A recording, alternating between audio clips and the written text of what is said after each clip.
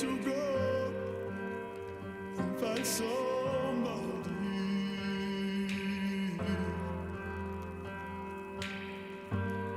somebody else who knows you better.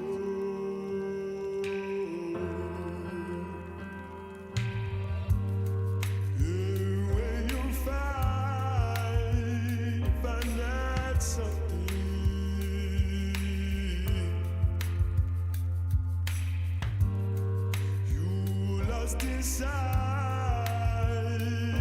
your soul,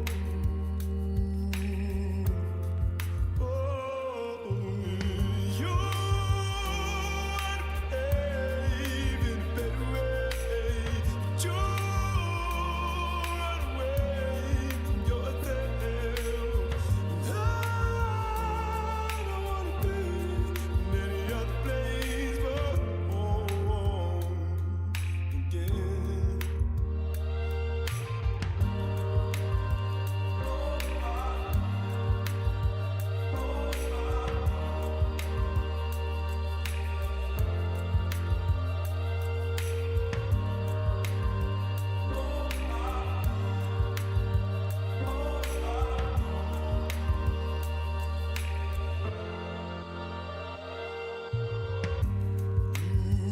Take the road away from heartache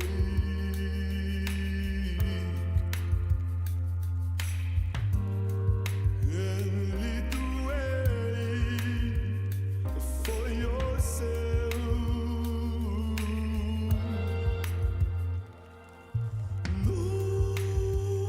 Nobody else can waste your time.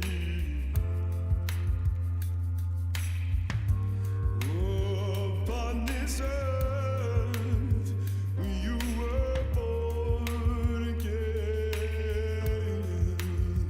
Yeah, you want to behave in a better way. You run away from yourself. I don't want to be in any other place but home again. Home again, yeah.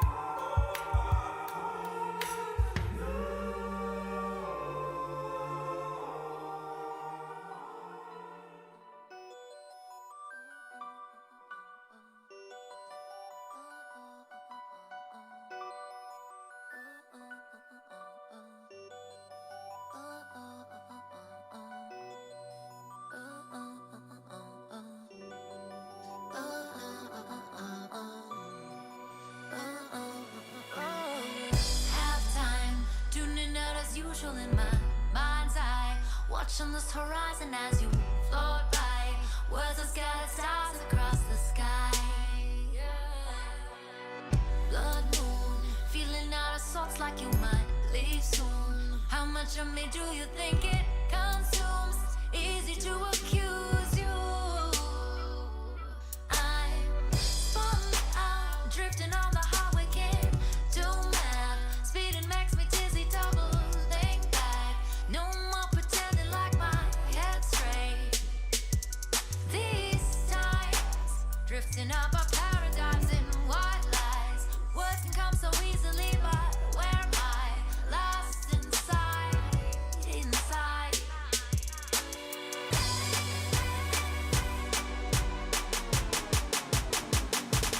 Tell me that we'll make it. Going all sideways, don't you know my ways? Scared this. It's all up to us, not all that we can.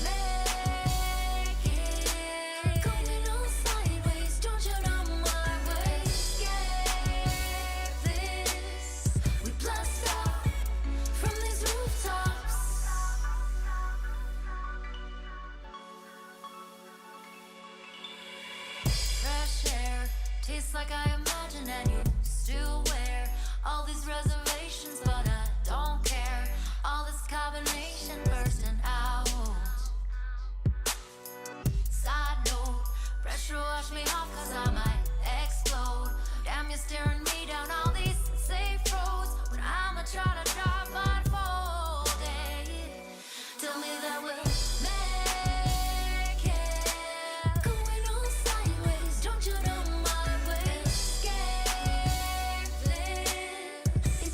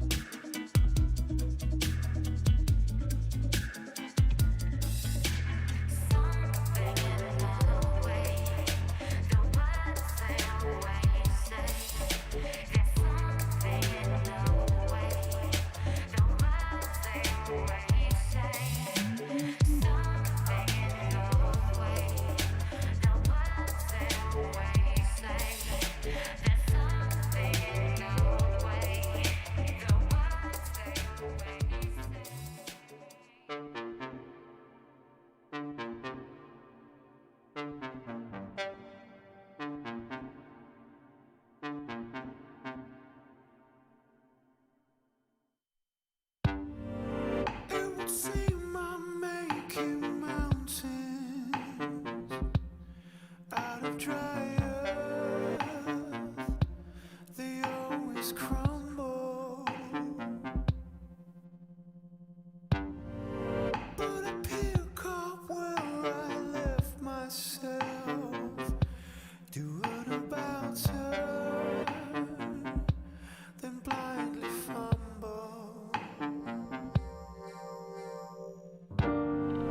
Give me strength, give me worth, give me gratitude for all that I have.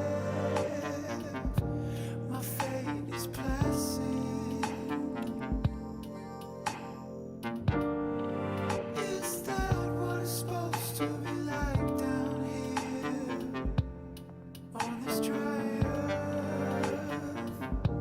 I'm gonna make a list of all the things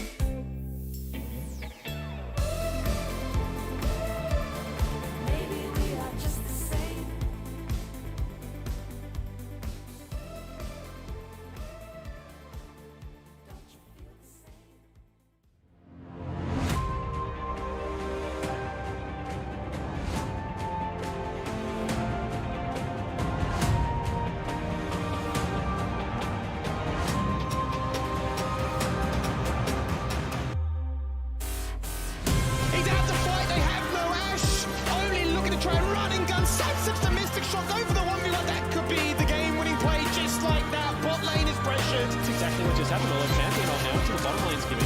There it is! As you have to stop, but John Dane's all gone. Harry with the culling, but it's just not enough damage. He needs to make a play right now. Oh, they're all low. They're all joined together. That's one, that's two. A double kill for him. A triple. Emperor's divide onto Johnny. Oh my god! Good afternoon, ladies and gentlemen. Welcome back to the LCO. Finally, deep into the source now, week 4. And of course, it is a Tuesday, which means it is the first day of the, I guess, gaming week, at least for us over here at the LCO. And look, we had some banger matchups last week, some of the best we've seen so far, and some really good upsets as well. So before we dip into today, let's have a quick look back at what happened last week. Yes, we are. Oh, Pixel perfect. He hits the paranoia as the Lancing goes out, goes for a roam from mid to bot, and then takes out Sybil. He tried to proc the lullaby. The lullaby gets cancelled. Animation went out, but it doesn't seem to matter. Featherstorm is there. He can't bring back the feathers. The recall is unsuccessful. 1 kill into 2. Snap back in. He needs to be here. Hecarim stunned. Hecarim looking for a flanking angle. Oh! Hits the slide steal. Oh no, Azus has done it. TP's in, finds a kill, deletes Vengeance now, looking to try and wipe as many members as possible. As exhaust, Maelstrom, damage, delete, can they find the killing blows clear? On the flank, it's a 1-for-1 so far. But the Direwolves, they're just too strong. They continue to hit skill shots, they continue to find angles, and they continue. And there you have it. We had a lot of action on that Friday, and we did have some extra talent there, of course, calling the plays, and we have some more talent today who hopefully will be calling the plays again. That's going to be Jubes and Skimmy today. Boys, how are we doing? Jubes, you're looking spectacular as always.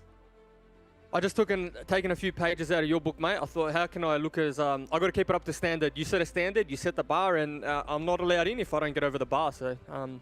Skimdog, you're looking pretty good too, mate. Look, I think we missed the memo, Jubes. He comes in with the pineapple shirt, he's feeling clean. He's like, we're starting off a competitive week. It's Tuesday. It's basically my weekend, and you and me are just like, yeah, cool. We're dressed up to impress, but definitely not to the max standard. But I'm excited for today. Yeah, very excited for today. Look, I'll give you a few tips once we're done here, and maybe we're off camera. I know you guys have to work the whole time during those games, but look, it's something. Speaking of games, we have a gamer overseas by the name of Destiny, and he's been doing pretty well. He's been making some waves, and fortunately, we have Nat, who's usually down on the sideline. She actually flew over and had a chat with Destiny, so let's see what he had to say. Hey everyone, I am so lucky to be joined by Destiny from Immortals. Destiny, how are you going? Oh, I'm going good. It's nice here in LA. Been scrimming a lot recently. It's the playoffs weekend, so kind of putting in like the final hours right now. What's the support been like from the org as a whole and all the other players? Well, the infrastructure here is quite insane. It's really set up a 5-minute walk to the office. We have 2 coaches, a manager. Our general manager's always there. We've always got a lot of support staff. I feel like I can just show up and play. For a lot of people in Oceania, they are looking up to people of the likes of you that have come from here. But is there anyone you look up to in the LCS in terms of supports? Well, okay, I have to say Core JJ, right? Because he's kind of like the king of LCS in terms of support. Like, he's like the main rival, the person that like everyone considers to be the best support in NA. It's pretty cringe to say, but like, yeah, he's like my rival, the guy I want to beat, right? How would you rate your supporting skills in comparison to all the other LCS? I don't want to be too humble and be like, I'm like a bottom support, but I don't want to be cocky and say that I'm so good, like I'm the next big thing. In some of my champions, I feel like I could get an edge. I kind of got a reputation for my Nautilus in Europe. It was like my most played by far. So I would comfortably say that I'm the best Nautilus. When you've got Core JJ, Sword Art, and Vulcan, I think the support talent in that regard is like really, really good. I wouldn't say I'm like top 3 or anything right now, but obviously that's a goal to like work towards. So you do talk about LCO a little bit, that you have been watching. What are your thoughts on the players and the team so far? It's quite interesting actually, LCO right now, because Direwolves they were kind of expected to do really well, and they've kind of had like a rough start. I would say Pentanet, they've kind of like surprised. They kind of clicked like straight away. I think they had a really good read on the meta with their drafts on the weekend. Like, the teams to watch would be Pentanet and Peace right now. I think Violet is definitely an upcoming talent in LCO, and yeah, I would actually say Pabu has actually kind of surprised me, like For a role swap jungle, he's looking like the best jungler right now. So Do you have a favorite team at all by chance? If you had to play favorites? okay, I have to admit I do have some bias, and I would say I'm biased because I'm an Aladoric fan. I'm a big Aladoric fan. I'd probably say Peace. I'm sorry, guys. Laning with Raze, because he's also from O. So what's that been like? Give us a little bit of an insight. Well, me and Raze, we got some history there. You know, like losing in 2018 was kind of blew, especially getting reverse swept. Like that's like a dark memory, you know.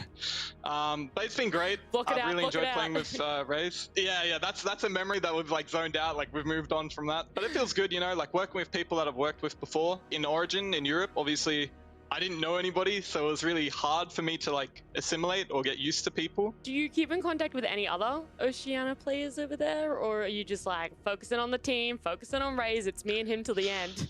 I still talk to some of the Oath Pals. I still talk to Fudge, C9 Fudge. For Academy, I still talk to like King and Babip, my old teammates from Mammoth. Swiper, I talk to sometimes.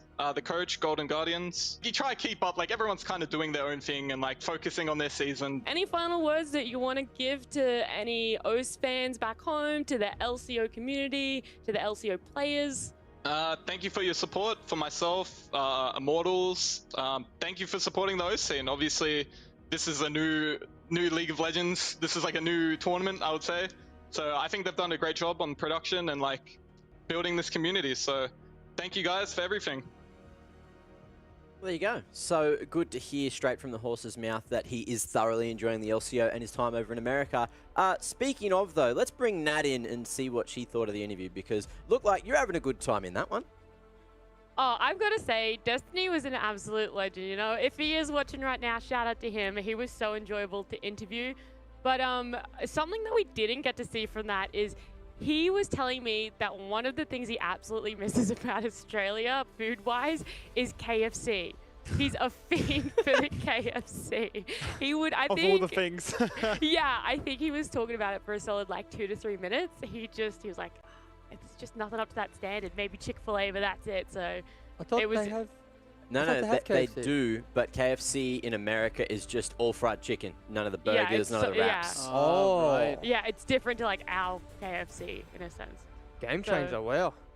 Yeah, but it was good. I mean, apart from the food stuff, to catch up with him and talk to him a little bit and find out how he's been. No, it was good. I've actually seen something's been leaked on Twitter, and it's that apparently your deal with the Rust Dog is going to be flipped if Amumu isn't picked. You will be getting the tattoo. So I just wanted to quickly ask your thoughts on that before we send you back to the sidelines to get ready for the pre-game interview. You know, look, I said to Rusty to not get too comfortable with the blank space on his arm. And we kind of turned this into, you know, a battle of wits and charm and who's really going to come out on top. And I guess maybe I got a little over-eager that potentially some of the players would... be playing a Mumu, and I'm not sure I'm 100% okay with what's happened now. Well, look, you've made your cake, and let's see if you have to eat it too, I guess. Anyway, we'll send you back down to the sidelines, and I guess we'll see you shortly with the pre-game interview. See you guys then. Toodle-oo to Nat. And that brings us one step closer to game day. But before we get there, let's have a quick look at the standings and where all the teams are currently sitting on the ladder. Of course, Pentanet still undefeated at the top. Peace copying another L, so now they're 6-2. Direwolves Chiefs still both tied for third at 5-3. And you've got Order on just 4-4 sitting in fifth, which leaves them open to maybe falling out of contention if Legacy continue their run. Gravitas and Mammoth as well down at the bottom on 1-7. So, Jube's going to throw this one to you. Anything that sort of pokes out to you from this ladder at the moment in terms of what could happen or where we might end up in the next coming weeks? Oh, it's just a scary ladder at the moment. I mean, as a player, you can't rest. You know, normally at this point in a season, you start to say, okay, we've got a little bit of breathing room. Maybe we can try a few things out, try different comps. But, you know, you slip up here, then all of a sudden Chiefs overtake Direwolves, vice versa. Especially if you're an Order fan, you know, sitting at 4-4, Legacy win one game, all of a sudden it's panic station. So I think it's just a really hotly contested ladder at the moment. And, you know, everywhere that we look, there's a potential for, you know, a shift, a change. And come playoff time, you know, you always want to be in the highest position possible because, let me tell you, it can become quite exhausting come playoffs. Look, it's going to be one of those scary situations because I think Legacy has one of the easier on paper games today as well. So that win can come, but you know, the same thing can be said for Order as well. If you have a look, they're going to be taking on Mammoth at 7 p.m. Of course, that Legacy game coming up at 6 p.m. initially. But with Gravitas playing in the form they are, if Legacy do drop the ball again, then we might see Gravitas jumping up to 2-7. 8 p.m, of course, you have Chiefs and Peace going head-to-head. And to round things off, what I feel like could be the best game of the day is at 9 p.m, Pentanet taking on Direwolves. And Direwolves, they're coming into form. Pentanet, they're looking very good, so that could be one of those bangers, Skimmy. Certainly could be. I mean, this is now Direwolves, 4 wins on the go. A team that took a bit of time to try and find their identity and wake up to the experience or expectations that fans and no doubt themselves had put on each other to reach that caliber. And I think second spot in the league right now doesn't feel too comfortable for Peace. I feel like there's definitely a storyline building where second spot is up for debate, as Juves touches on. The fact that fifth spot as well. A couple of unsung heroes could start to emerge from the likes of Legacy, Gravitas and Mammoth to really cause an upset here. So individual matches, I think you're looking at rivalries or jostling around those positions to upset the power rankings coming to week into day 2. Yeah, Wednesday, tomorrow. Yeah, speaking of unsung heroes, sometimes we disregard how much impact the top lane has on the game, or maybe we don't give it as much love as we should. And speaking of that, let's have a look at the key picks for top. So Nah, I feel like, has had a whole lot of influence in a lot of these games in terms of initiating a lot of the fights. And then you got Sion, Ornn, and Camille there as well, Jubes. Yeah, Ornn being a key pick is a bit of a funny one, because I think it's more like an O special than it is something that's being, quote-unquote broken. Obviously Sion being there so strong because the way that you can flex it in the mid lane, Korea in particular are a region that really do like the Sion mid, and Chovy almost just plays it. When Chovy plays it, it's like, is this champion a full tank? Does it do damage? I don't understand. And potentially we see that in OS now. We see a lot of Sion drafted, but we put it into the mid lane. And Camille, Nah, just two staples. Nah predominantly being the one that you blind.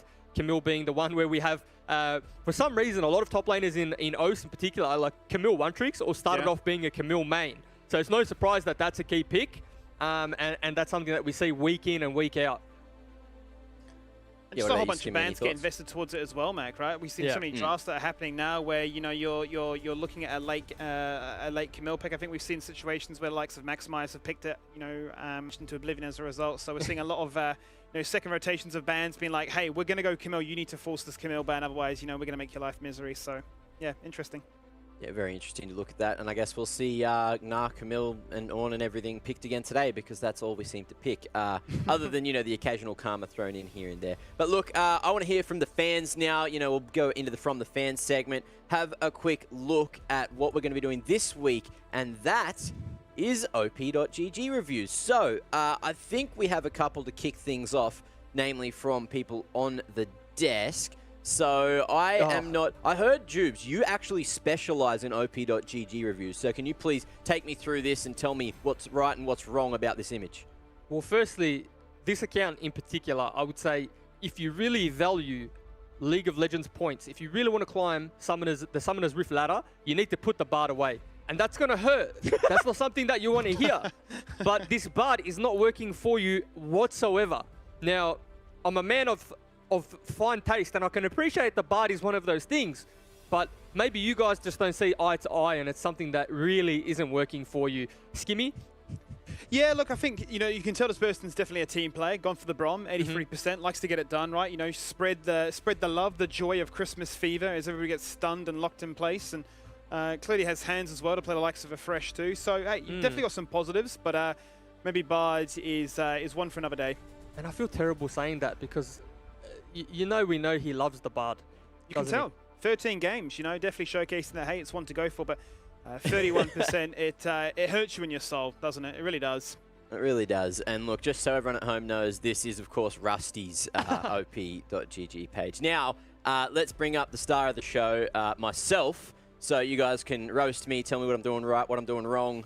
Look, I've been playing a lot of Graves. I was on a 7-win streak up until I had an inting Twitch running it down mid in that defeat there. But look, with that being, thrown to the side, whatever, tell me what's good and what's bad about this other than my terrible KDs. I think maybe easier to execute champions for you. Mac. I think, you know, the Shyvana, the Graves, sure, you know, you won, but they don't look like blinders if you ask me. 5, 10, 8, 3, 12, 21. You won, good job. But the other thing I wanted to touch on, Master Yi, I see in there, you don't respect the rules of the game. Gonna say, okay? You don't there's the respect League of disrespect. Legends in general. Okay? You have no respect for the game if you if that's in your most played. Okay? You need to stick to stuff like the Udia. It's not working for you right now, but we can do coaching later.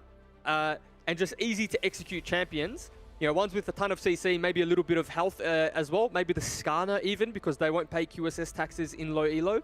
There's definitely things we can do to get you up there, Mac. Don't worry about that. Silver is incoming. You can definitely tell the Juice he respects the game in some way, right? Definitely the sky is the limit in terms of he's playing jungle. He's showcasing that he can really control this game, right? Like I can determine if we're going to go for a ban, go for a dragon. Are we going to win this game?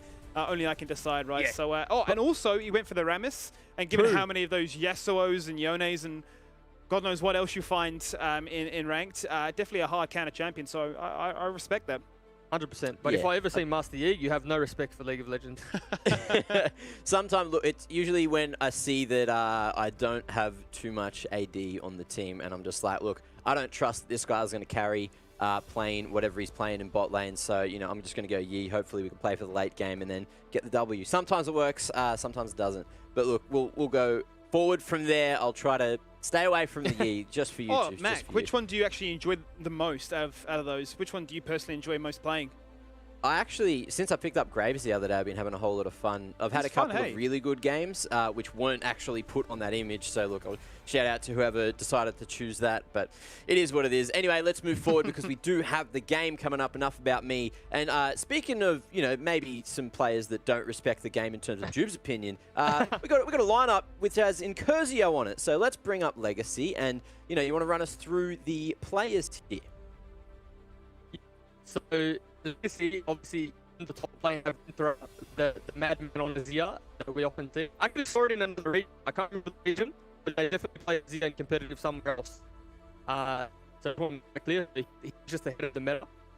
Jungle, mid lane Incursio, AD carry or bot lane in particular for Legacy, style. And so the one thing I want to touch on with this Legacy roster is week on week, you're getting better, aren't they? What about you, Skimmy? Any thoughts on Legacy before we move too much further in?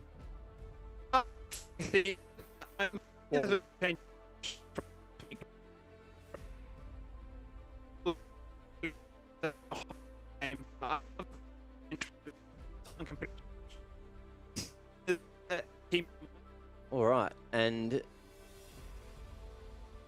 cool, no worries. The apparently we're having a couple of issues which we're working through, but look, Legacy, they're a great team. We love Legacy. We love to see the entertainment that Incursio brings to that mid lane.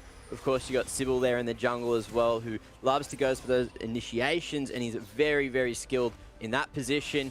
You know, the rest of the team as well. I think Winterer up at top. He's been a very dangerous player to go near, especially in that early game. Man's insane in the top lane. Oh, it's just been a whole damn time for Legacy, and unfortunately, maybe their skill isn't represented correctly by their score. I guess that's another talk once we do get the boys back. But down in that bottom lane as well, Styled and Emelg, or MLG, or Gleam backwards, however you want to say it. It's been a time. It's been a damn time. So, you know, after all this, the question is, who is going to win today? And of course, it is the battle of two sides. So we are going to have a quick chat about Gravitas as well. Gravitas, you love to see them. You want them to win, and you want them to get so damn close, which they have so many times. But unfortunately, they're still 1-7. And today could be one of those days where that could be changed. Now, running through the roster, we do have Safa, Azus, Kyose, Piglet, and Isaiah, who are hopefully going to be doing a very good job. I think that's the roster that we're running with today, so I'll double check that very shortly.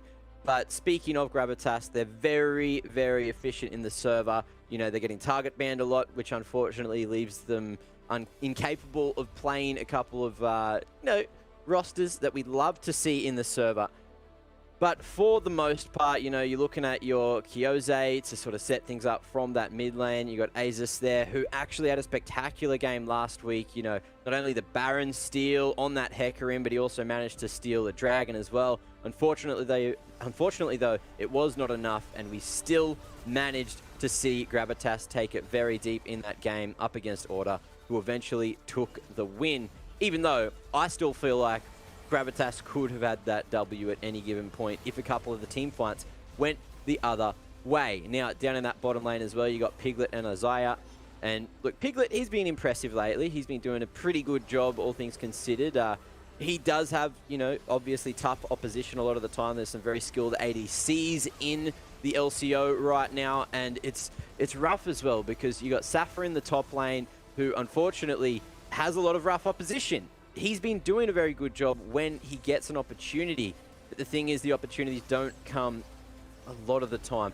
Gravitas, they're one of those teams that managed to get a very early lead, and unfortunately, it just doesn't turn into those wins. When they do get the early lead, it seems like they'll get a bit standoffish. It'll be a little bit awkward sometimes for them to try to get back in.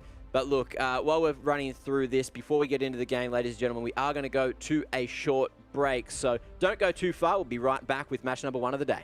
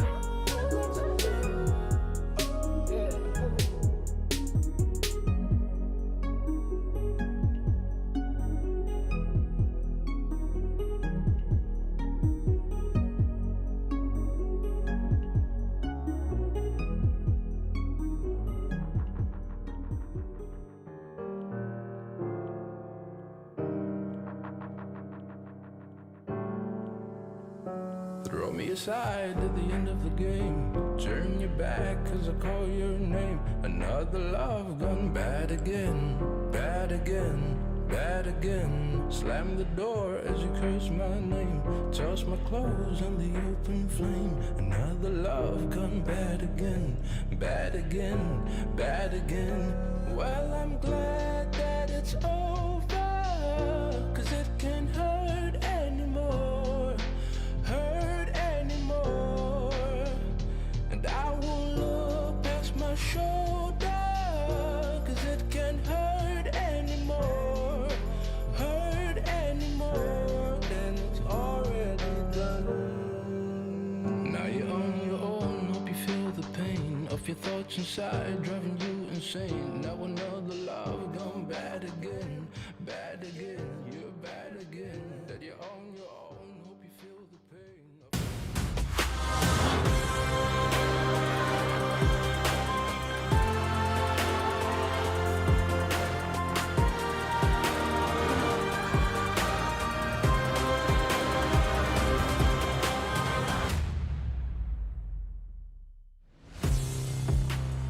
Ladies and gentlemen, welcome back. I have managed to find the casters. They ran away. They said, Mac, we hate ya.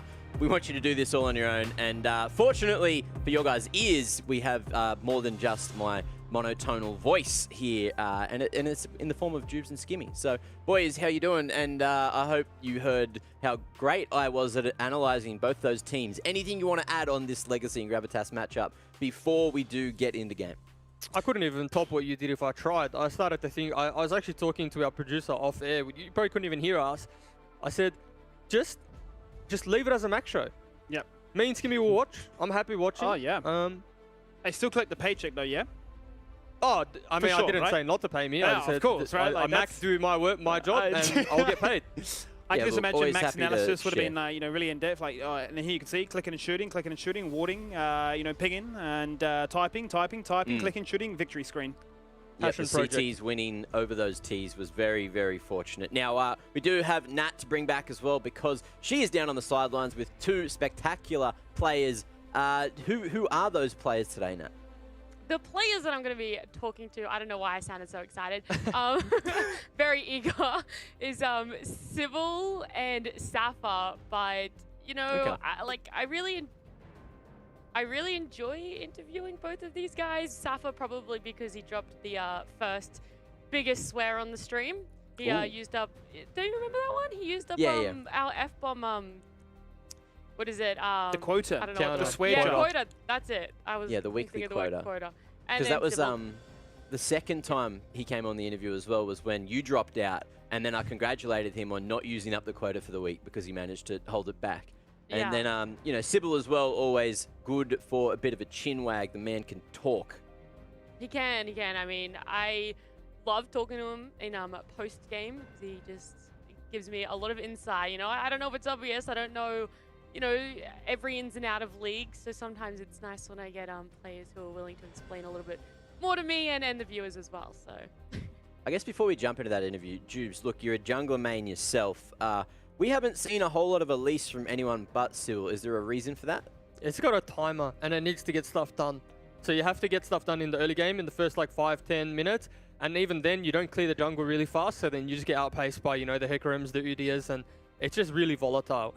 Okay. But kind of suits Sybil's playstyle, because Sybil is like the 100 or 0, 100, just straight to 100 player, and he likes to make those risky plays. So, alas, we have Sybil. And look, I'll take some bets as well quickly before we get into the interview. Do we think that Safa's going to be dropping any F-bombs, or is he just going to be dropping knowledge bombs? no, I reckon he'll definitely use that quota first game of the week. The only F-bomb I ridiculous. think he's going to drop is first blood. In Oh, that was good. That's clever. But I meant it in either direction. It's just going to happen in that vicinity of the map. It could be him getting first blood or giving first blood.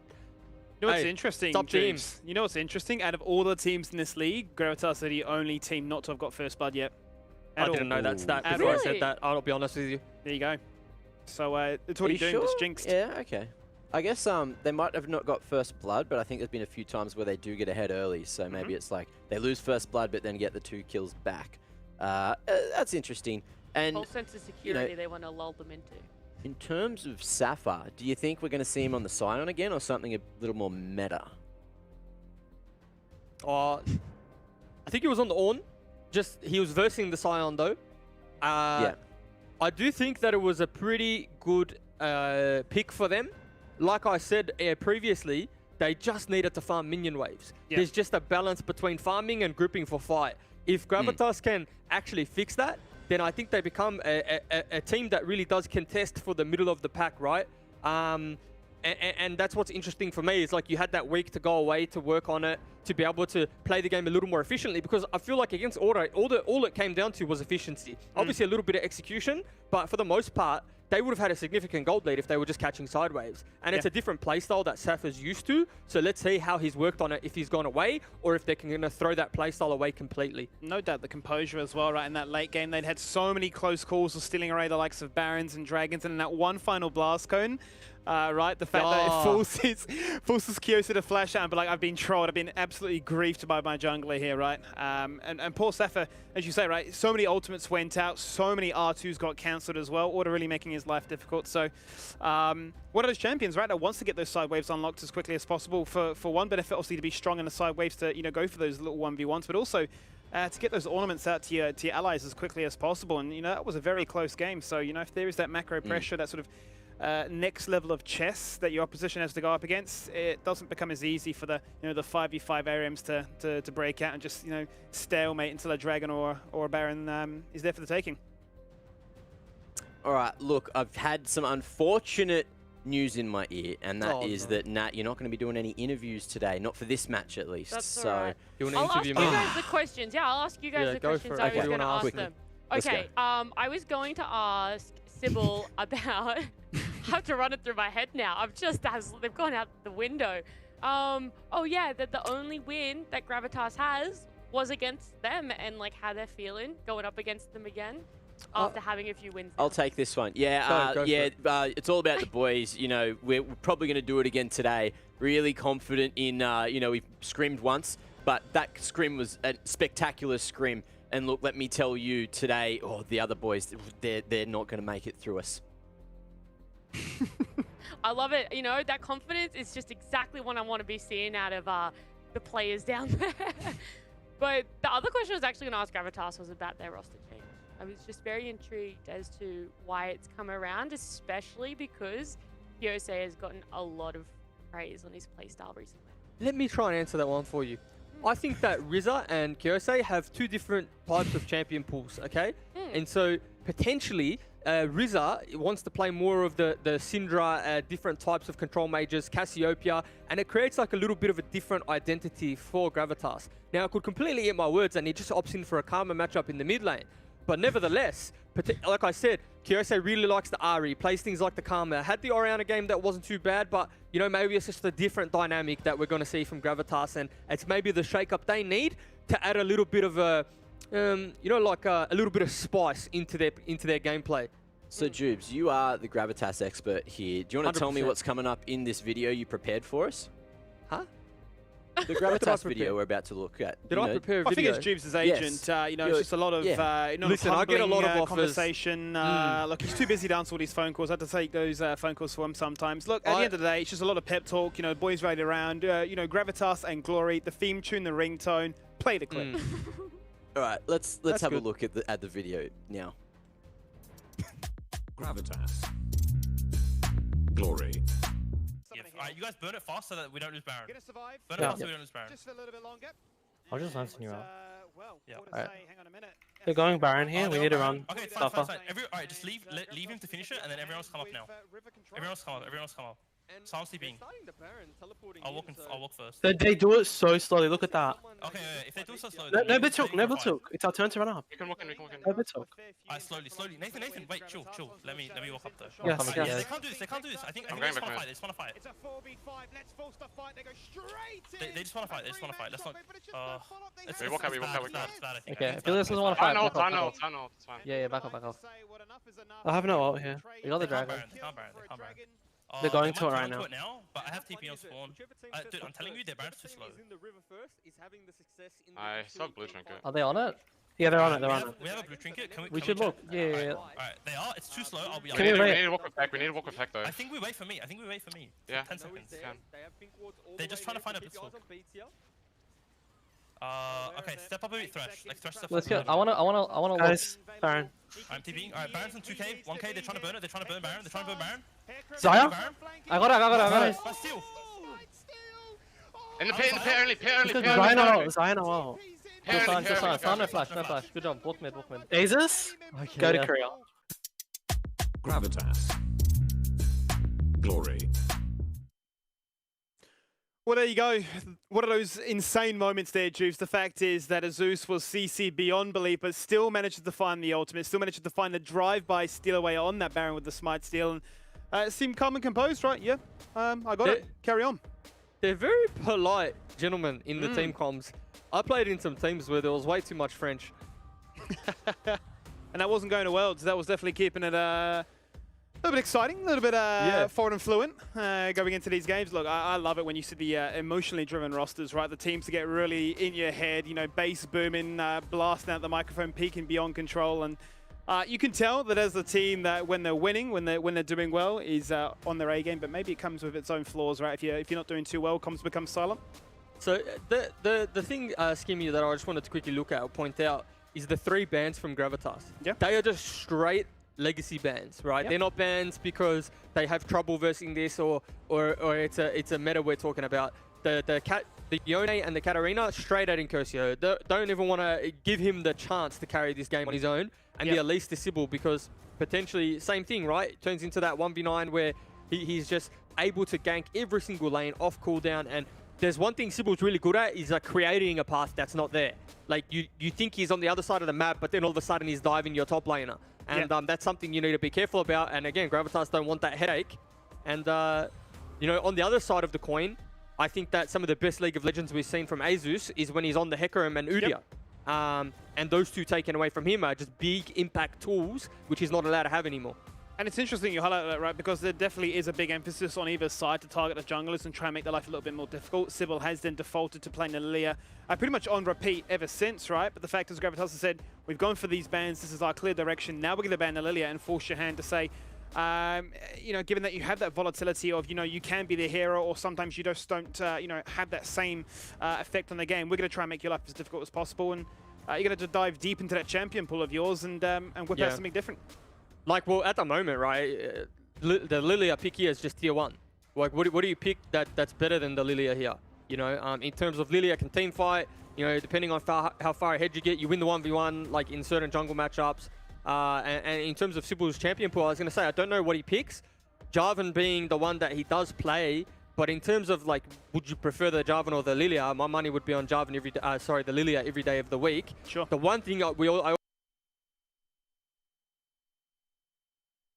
very encouraging for me to see when you look at Gravitas and how close they were to taking last week's game over the line against Order. They haven't used the loss as a you know, as a demotivation. They've said, you know what, it was close. We've got a few things to learn. Let's get back on the horse. And I'm super excited to see how they play this 5v5 composition out. I mean, what more can you ask for, right? The fact is, we've seen this team week by week strengthen. They've been able to fluidly, you know, swap in, you know, top laners, bottom laners, and sort of find out what their core starting 5-man roster is, and sort of trying to get themselves as match fit as possible. Obviously, Riz is starting here today, making his debut in the mid lane, and that might, you know, continue to be the go-to narrative here. Like, you know, you've got all these options, you've got this big roster to play around with. Add that extra level of depth, as you mentioned, with, you know, the creativity that they can play in these different roles. Cassiopeia being banned away. You mentioned that Riz might be one to pick that up. Piglet once again going for this Sivir. You know, 3 games so far on it. Has flexed between the likes of the Dark Harvest lethality as well as the lethal tempo for the big uptime 6-item 500 CS spike. So you know, there's comfort and there's continuity between what we've seen them pop off in the past and look to continue doing so on. And you know what, the one thing I want to see here, Skimmy, from Gravitas, I want to see them lock in Blitzcrank. Now, because Blitzcrank historically has a decent lane into Thresh, right? Because we touched on this last week, but you know, it is just a really good lane. But then you also want to pick Blitz into like immobile 80 carries, and the Aphelios being an immobile 80 carry. And so in essence, depending on your 80 carry, like this being the Sivir, you have 2 hook targets, and you can also just deny Lantern with a ward, and you have a lot of kill threat, right? You can also match Thresh on the roams, and it's just a matchup that really favors the Blitzcrank. Obviously, you know, it's not all doom and gloom. Like, we've seen ML have some blinders on this Thresh. But Bard, okay, there you go. Aim my words. Yeah, Don't even worry about the Blitz. Unfortunately for you, they've decided to go for the more in China route and guarantee themselves that mobility to not only go forward, but also find creative angles and utilizing terrain to try and find those moments to execute upon. And obviously the ultimate really can be that sort of reset switch with the Tempered Fate. So, interesting choice. Be a new one here for Isaiah. Hasn't played it just yet. And final pick will be Aurelia. Yeah, I don't mind that. I don't mind that at all. You know, we'll see how practice Rizza is on the champion, of course. But it's a volatile lane. Like the Aurelia really needs to get ahead, and you know, Silas needs to not die. Obviously, that's pretty basic knowledge, but in the sense that it has the potential to get out of control quite quickly. Now, the cute thing that Legacy could do here is they could put Incursio on the Renekton, or you follow the Renekton into the Aurelia. The Renekton Aurelia matchup is unplayable. The Renekton will beat the Aurelia no matter what, right? And so in that sense, if you're able to figure out what lane Aurelia is going to and you match it with the Renekton, then it's going to be a very rough night for Safa, especially when you pair that with the Jarvan. So it's going to be like a game of, you know, guess who, or a game of chess just to decide where this Aurelia is going, because the Legacy have the angle to completely shut down that pick.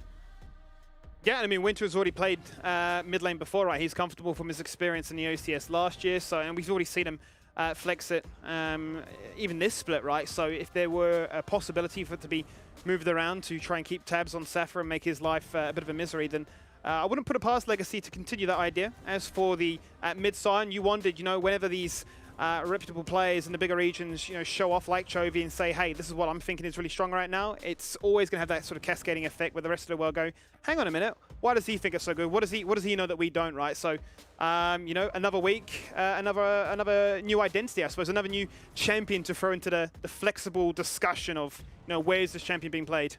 I think Rizza, it might be the first sign on mid in the LCO, right? If I'm not, you're the stat man. This so will be the first one, yeah. Yeah.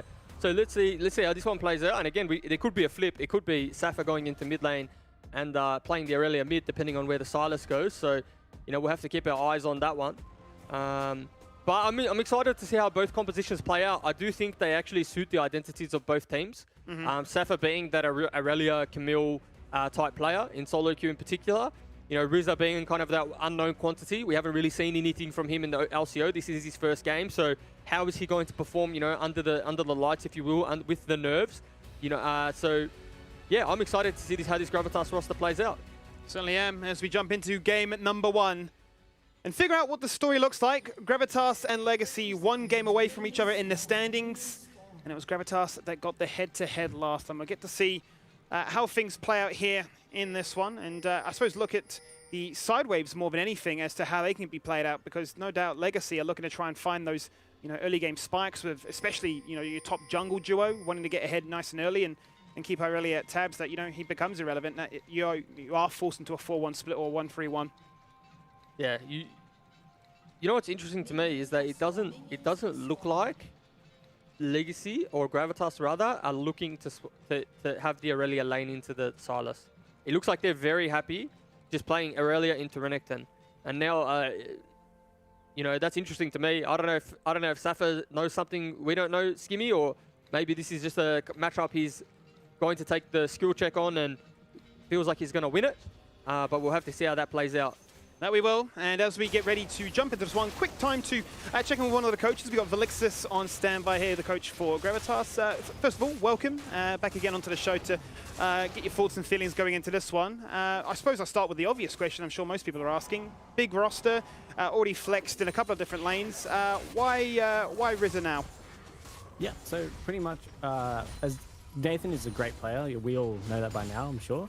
But Rizza has really been proving himself in scrims, and just the way that he synergizes with the team, it's a different type of style than Nathan. Nathan is obviously more of our control mage, Ari god, as you know his stream title did say. But yeah, Rizza is a different type of flavor that he can bring to our team. Hence why we're able to flex the Scion into his champion pool.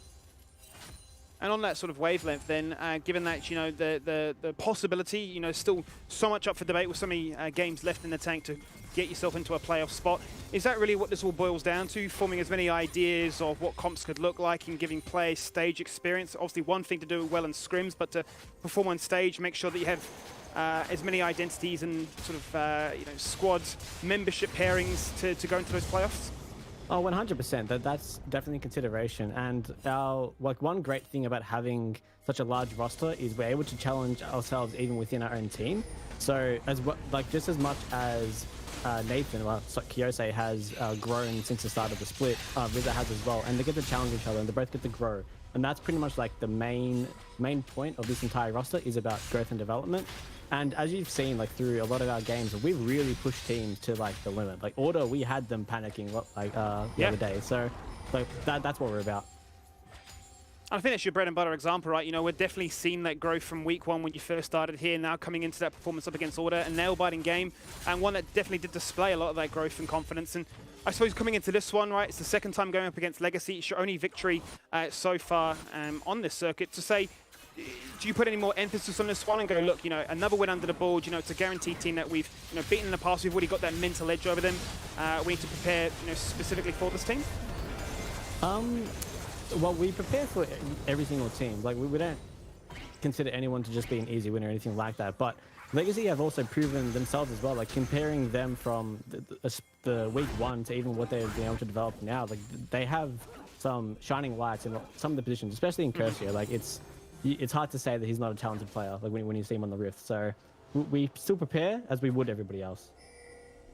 Yeah, we saw it from the bands there. Well, I welcome, well, I give you all the best, obviously, going into this situation. I welcome any craziness that we get to see in this game here, and very excited to see the mid-sign on performance for Riz's debut. Thank you for your time. Awesome. Thanks, Skinny. Well, Juice, I got to see a couple of kills go out. What do we miss there in the mid lane? I like that coach. I like him. He's I on like, to it. I like what he says. He's got his head on his shoulders, you know, and in terms of development and things of that nature. Also very respectful to the opposition, so I like that. Yeah, what did we miss? Okay, there was a few cheeky invades from Legacy at the blue buffs, managing to steal that one away from Azus very early on. There was a solo kill in the mid lane too that we missed. Incursia picking up the kill onto Rizza. Oh, hook lands. This could be a kill here. Yeah, that's a big hook, actually. They're going to chase on through, looking for one more auto attack. The empowered auto attack there from Emil, hunting for it. Ignite already being used, just out of range. That was a little bit smurf, to say the least, right? The hook then forcing the flash into the magical journey. We might not be done just yet, because there's a little bit of counter jungling going on here. And unironically, Skimmy, that play actually turns out to be, in terms of summoner spell advantage, more in the favor of of Gravitas than Legacy's. Because Piglet is just going to burn TP, get back to lane, be able to catch the minion wave. You know, obviously he's missed a few, right? We're going to put that down to just missing a few in lane, being down, you know, the CS that is down. But, you know, the Ignite's down on Emil. Double summoners on the 80 carry for no kill, so hashtag worth. Yeah, well, I mean, I fully get it, right? You can imagine that Styled was thinking, look, I can just flash into range, one more auto attack, maybe get a little bit of movement speed there with the heal, and suddenly you realize, well, I'm up in CS, but I haven't really gained too much from this one. Maybe the trades come back to haunt me, maybe a gank goes sideways, and I really wish that was working in my favor regardless. I really like what, sorry, Simi, I really like what Azus has done here. You know, he's the, hold that thought, he's the replay. So this is the solo kill that we saw minutes before in Cursia, and managing to pick that one up. But this is the problem when you verse a Bard. Bard just cheats and leaves lane pretty much any time he wants. And he's able to just influence another lane like that. And you know, the Scion passive doing a little bit of work there. I actually, you know the Scion one trick in EU? Solo Bolo? Yeah, Solo Bolo, the Bulse, what is it? Yeah. He, you can get Prowler's Claw on Scion, so the lethality item, and then when you're in Scion form, like the passive, when you're dead, you can Prowler's Claw onto a target. How insane is that? That's actually pretty broken, and this might be a link to Styled wishes he had double summoners now, just gets collapsed upon. And but that was my point from before, right, Juice? The fact that Bard really is everywhere. He's just gone from top to bot and everywhere in between. Absolutely just punishes the summoner being down on Styled, and this all stems from using it aggressively in lane. You know, they already won the trade a little earlier. They didn't need to flash, try and secure the kill, and that's all of a sudden been punished, Skimmy. So very good punish by Azaya. And, you know, probably something we don't touch on enough was that Azaya, I think his main champion last season, or at least, you know, the champion he's put some of the most time into is the Bard. I'm not going to call him a Bard one trick because he's had some blinders on other champions, but it is definitely one of the champions he feels most comfortable on, and something we haven't seen him pick much. So he feels very comfortable picking it into the Thresh, and we're already seeing the impact of his Bard. And I suppose that's the key word more than anything, right? That Bard has that impact. You know, the kit is built to do that, between the stuns, to the journeys, to the ultimates. That, you know, as much as they can definitely showcase and pop off and have utility, more so than just team fighting with, you know, denying structures. If you don't have the experience in the champion, they can definitely come back to grief you as well. So you're going to be really excited to see what Azaya can do on this champion. Justify the merit that's gone his way. As for and Legacy, look at him now. First Dragon. look at him now. Look where he's going. He's already heading towards the... Yeah. And I think this is... it's just going to be a little in here. Not happen. And I think this is why Piglet has adopted the type of build that he has. Because he knows a game plan is just to influence mid lane, influence top lane, try and save the Aurelia in this matchup, in which, to be honest, Saf is doing a very good job being upstairs in this matchup. And the Sivir is going to be down farm, but he's able to just boomerang farm from afar. Yeah. Right? And we're seeing they aren't able to dive the Sivir, because at this point with Spell Shield, with Sivir Ultimate, he's quite safe. You know, there is a lot of unreliable CC in the bot lane of Legacy. So, again, Azai is just able to influence the rest of the map like so. And I think you raised a lot of good points, right? The fact that, first of all, tier 2 boots in the bot so that he can roam with efficiency to combine with his E. The fact that, you know, Lilia isn't necessarily the strongest for taking these early objectives, so having that protection with a second member there also assisting. And then, yeah, finally, you know, with Piglet, the fact that he's gone for the Dark Harvest, that he can farm away from far with, you know, the boomerang for safety, that he can, you know, go for this 2v1. And sure, I mean, he's going to sacrifice some CS, you can see it from the scoreboard already, but doesn't feel at any risk of, you know, dying in this 1v2. As Incursio, a little bit of a cheeky brawl, sidesteps out that one, not going to get locked in place, and no harm, no foul, but he's definitely loving life in the mid lane, as he'll also find himself up by 20. Yeah, and this is the problem, Skimmy. This is what you need to weigh up when you're the side of Gravitas. What are you getting done on the other side of the map in exchange for Aphelios getting a free lane, getting a CS lead, as well as getting 3 turret plates? Because it can't be for nothing, and in this case, they were able to pick up the Rift Herald. So we'll need to keep our eyes on the Rift Herald play and how that influences the game, because, again, you don't want to be giving the free farm away. All in here, as Ultimate goes on out, Steph in a whole bunch of trouble right now, forced to flash away, he's already used that TP, out comes the TP here from Gravitas, looking to try and retreat and engage. Okay, well, Rizza pops it, at least he zones away any kind of threat that Sybil may have been possessing. He had Flash, had Cataclysm, but decides not to go for the all-in. They're going to be quite content there, burning double summoners and double globals at that, because there's a huge summoner advantage, given that they have 3 TPs to 2. So really taking the idea of, we're going to play these side waves, we're going to play the macro, and that's going to be our big takeaway from this game against Legacy tonight. Yeah, for sure. But, you know, it's probably... no, I'm not going to say panic. Maybe nerves, rather.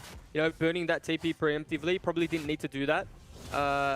Better safe than sorry. And I think Safa's being a little bit greedy here. No flash up. Thresh roam to the top side, and we might see Safa go down here. In a whole bunch of trouble right now, and Kirsty's on the hunt. There's a 3-man stun, goes on cross, ults to safety. Blade switching back to the minion wave as well, buying a whole bunch of time for a rotation to come on through, but there is no TP, you called it! The cavalry will not be coming here, and Legacy pick him up underneath the TP bot side. Incursio. Okay. Now goes the boomerang, Piglet in trouble and goes, hang on a minute, why on earth is he here? Gonna pop the ultimate as he steals it away, gets exhausted straight away, not gonna get stunned, but I can't find it, but then he goes!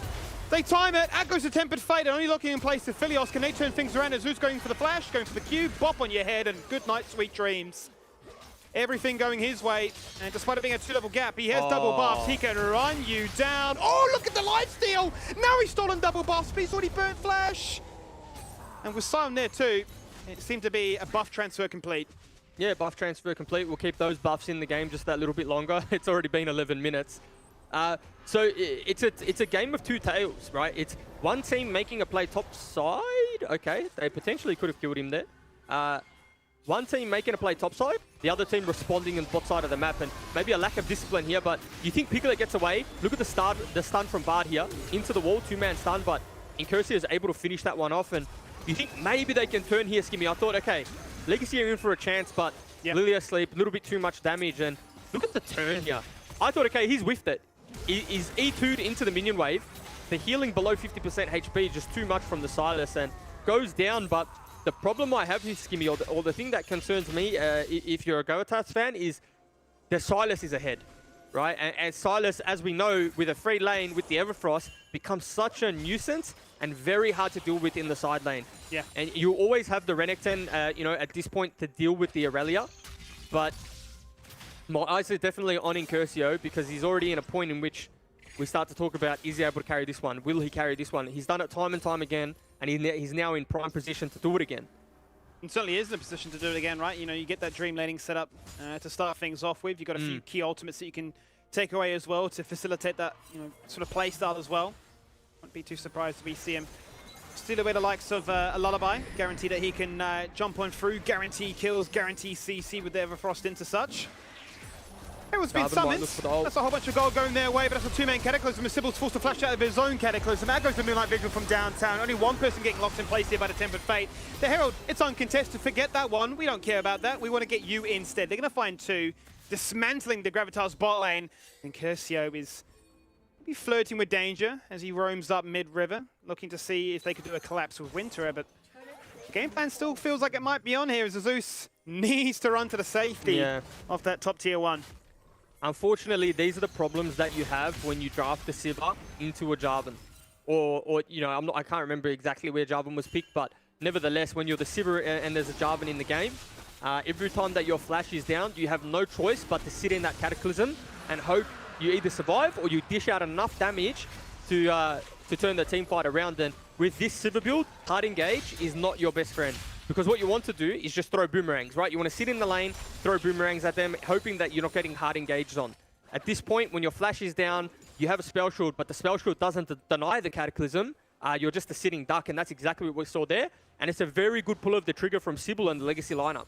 Certainly was, and one that found great success. He's able to live to tell the tale. Burns his flash in the process, but he won't mind because all funds the greater good, and that is what they're finding themselves at here at 15 minutes into this game. Up by roughly 1,500 gold.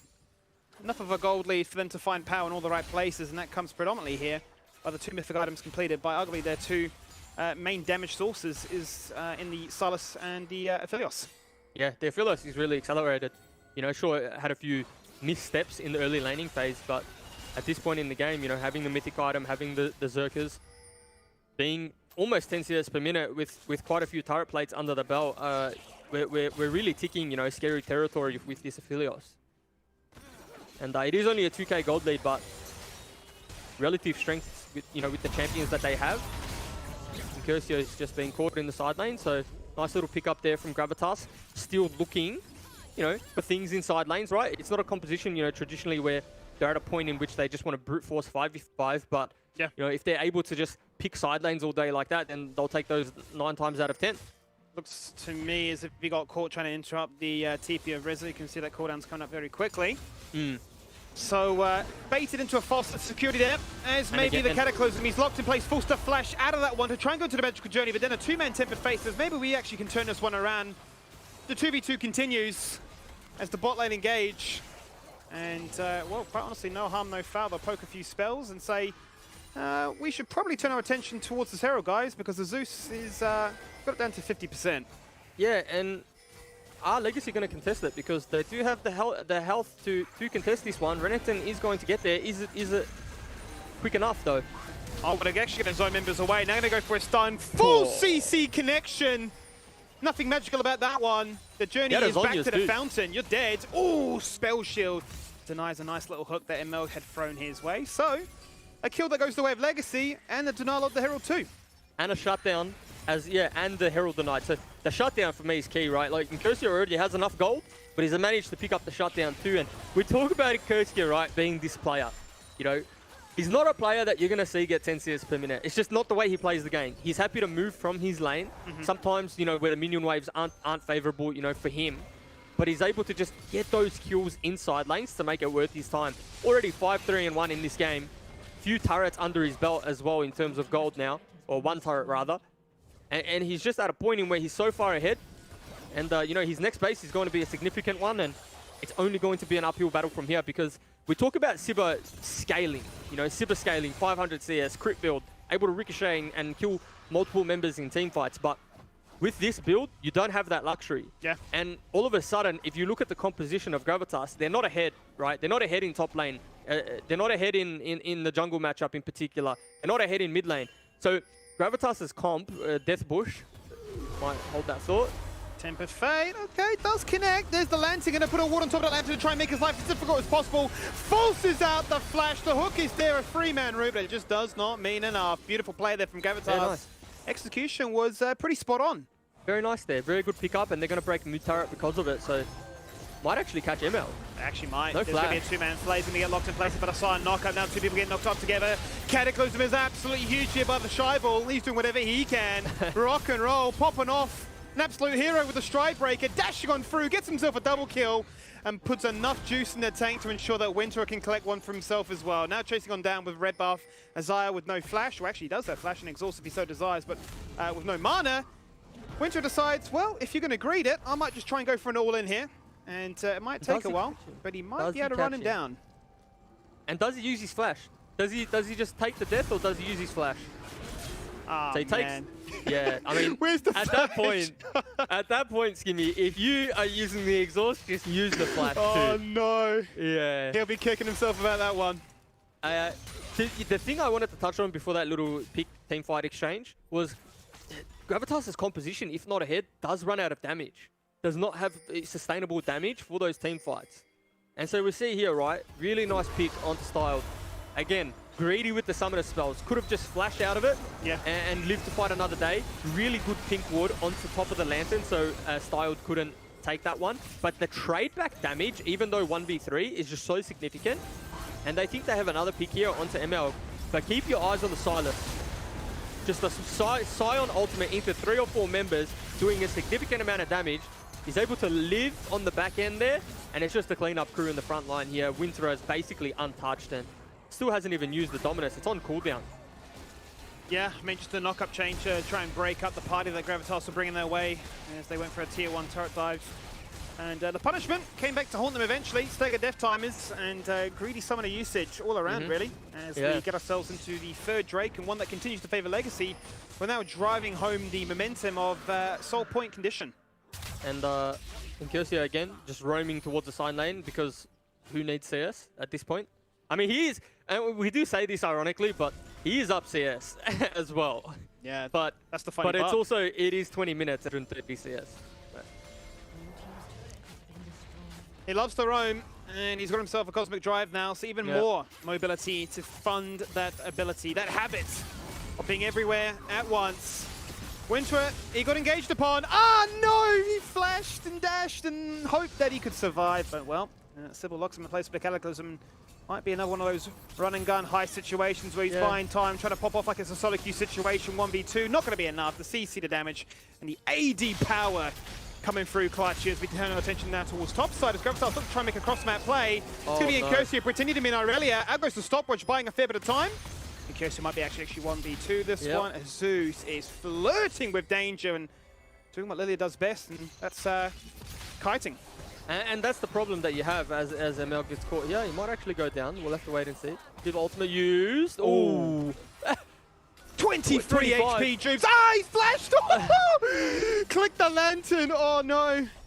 It was clean. Yeah, we'll take that.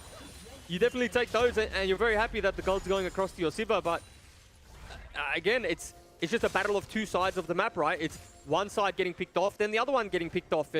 And I think it speaks to both of these teams and the inexperience that they have, in the sense that they aren't able to accept a win on one side of the map without playing safe on the other. And this is something that we see, you know, the top teams in the league do, like Pentanet, Peace, Direwolves. They're able to, you know, get a pick, get themselves a kind of a stable footing back into the game, and just use that time to farm or get vision. But it's just bloodbaths on both sides of the map. And, you know, for the viewing experience, it's nice to watch, right? You always want to watch fighting and outplays and kills, but you know, it's probably something we want to look at and see, okay, this is growth. This is what growth looks like. It's definitely a chance of, well, if nothing is working that side, if we are getting punched on in the weekend of this map, then we're going to try and make our own play. And, you know, that is definitely a positive sign to look forward to right now. You know, in terms of kills, it has been one that's been full of kills per minute to match the minutes into this game, 22 minutes into this one. But you've got that growing concern that Legacy have managed to find fights at the right time. They've got themselves in a situation where 2.5 minutes and Soul Point is there for the taking. And, you know, Gravitas won't have that luxury of being able to avoid anymore. They'll have to make a decision. Do we go for Baron, or do we, you know, want to fight and contest this? In terms of Soul Point, though, it is definitely the one that you want to lose if you had to choose one to lose. So, you know, potentially they're talking amongst themselves and they're happy to give away Soul Point and just fight the Elder Drake, because Elder Drake is just the ultimate equalizer, right? And it always just comes down to the one team fight, that one setup, that one pick, and the game isn't in a state at this point where Gravitas can't win a team fight, right? It's not a gold lead that's insurmountable. So if you're Gravitas, it's the conversation you've got to be having right now. Do we want to contest? Do we want to give it in? You know, Skimmy, at this point, maybe you want to consider giving it, because if you do lose the soul as well as the team fight, you ultimately lose the Baron, and then that swings into like, you know, 10,000 gold lead before you know it. Might see a pick here though. That's what happens when you have vision like this. You know that something could happen, but no, you're totally right. I mean, if you look at the soul point benefit that you know, Legacy would acquire, not to the strongest ultimate impact in terms of reduction. You definitely favour it more so for a Gravitas roster to acquire those stacking up. But the movement speed will be quite nice. You know, we've seen that they've been quite willing to sacrifice CS and force those rotations, so having an extra movement speed to fund that habit is not going to go unmissed. Yeah, and the boomerangs are just doing a little bit of work in the mid lane here. I guess this is the one thing that this type of build does offer. If you want priority, you get the priority. Safa might get into a fight here bot lane against Incursio. You're going to trim that wave, make sure that that bottom turret does not fall on down. Put back Safa for the meantime. Level 13 is where he's at right now, but the highest in the game at this stage is Winter at level 15. An absolute powerhouse on this Crocodile. Out goes the skirmish, the Dragon spawning in 30 seconds. Zhonya's has already been burnt. Down goes the box, he's forced to flash away. Already used the loading lullaby, and now you have no jungler contest this one. This is exactly what Legacy want. Picking them apart one by one, not a fight they really set up for accordingly. And Legacy very happy to engage in a situation like that, because forget the Dragon and run straight to Baron. Yeah, it's just a false sense of security there coming out of Asus. I think he thought, you know, this was his side of the map. He had Isaiah next to him, and that was his Gromp to take. But unfortunately, Legacy are just, you know, they're not giving anything. They're not giving an inch. You know, some teams will be okay to give away the Gromp there, give away the turret. Legacy has said, you know what, we're going to fight for absolutely everything. We're in the point in the game where we don't need to give anything, and that's what we saw there. So really good, you know, heads up play from ML. Going for a 2v2, however, and this is not one that I would say would favour you, because especially with these two Bruiser boys getting all up in your face, it's only going to spell one thing, and that's disaster. Baron's been taken on one end of the map, Dragon's been acquired for the soul point on the other, and these stagger death timers are starting to balloon that gold lead that you mentioned, Juice, that you started to fear. Dude, the hilarious thing about this was we said, maybe they shouldn't contest this Dragon. Just let it get to Elder, keep the gold deficit at 3,000, and we'll live to fight another day. But they lose the soul anyway, and then they lose the Baron, and now it's looking pretty grim. The replay here again, they caught Asus just on that Gromp. Were able to just burn him down really quickly, using the Lilia ultimate on I think one member, and that's just unacceptable at this point in the game. And that just swings into a Baron, into a soul, and into a 7,000 gold lead. Fortunately for him, caught on the wrong side of the map at such a late moment into this game where big impactful buffs were up for the taking, and well, Legacy, you had to imagine they would be sniffing out that part of the map too to not only get some vision, but some presence and priority to look to map their assault, so punished accordingly. But 26 minutes into this one, and that's ballooned the gold lead, as well as the kill count in their favour, and with all these buffs in their back pocket to play around with for the next couple of minutes, it'll be interesting to see how they decide to play around with it. They've already done a fair bit of damage to some of these turrets, to lanes that have been focused on, and primarily those side waves, as you'd imagine, given that Incursio has been the main benefactor of all these kills. But Winter are very keen to sit for that side lane too, and that's why we find ourselves in a 1-3-1. Yeah, and something significant that we haven't really touched on, Skimmy, is the fact that Winter was up 3 levels. Aurelia just hit level 14, and hard engage here. Out goes the hook, and Milk might be the sacrificial lamb as the bot lane split apart. Left and right they go. Sybil sitting there in mid-turret thinking, well, how do I play this one out? And Gravitas pop everything between Tempered Fate and On the Run. They really try to run and gun and chase you down, but Legacy split like wildfire and say, well, we'll just continue doing side waves. Yeah, and it's just unreliable engage tools, right? A Bard ulti is not reliable, Sion ulti is not reliable, and Incursio might be caught here, misses the Aurelia ultimate. But he's okay. I just wanted to touch on the level discrepancies before they engaged. It was a 2 to 3 level lead in the top lane. Yeah. It's a 2 to 3 level lead in the mid lane. Safa might fall down here again. He's looking to try and punch on right now, looking for that first reset. Finds a shot down, takes that Sybil down for 45 seconds right now. And that's what they're looking for, and that's what they were trying to do in the mid lane before. Remove as many of these Baron buffs as possible, stem the bleeding, prevent the push and the collapse from all 3 lanes, because that's what you're seeing from Legacy. Every single wave pushed in their favor, utilizing the Baron buff to its extent. Max range on the chains as Incursio bought more than he can chew. He steals away the Sivir ult and uses it to run out of dodge. Manages to hang on to his flash and might say, catch me if you can.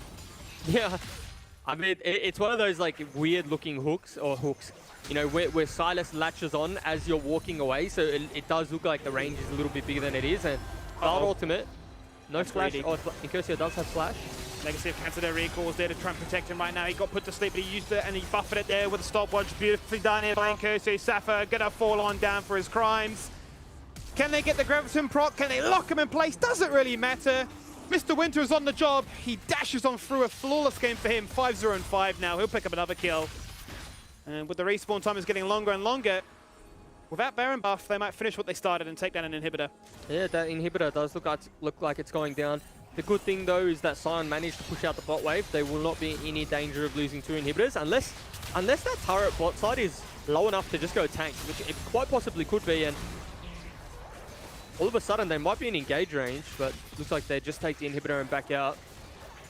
Oh no, there it is. One final shot will do it. It's a minion of all things that will secure that inhib in their favor. 29 minutes into this one, and Sean, there is a massive gold lead now favoring Legacy. It is what you feared, Juves. 10k gold lead now for Legacy as a result.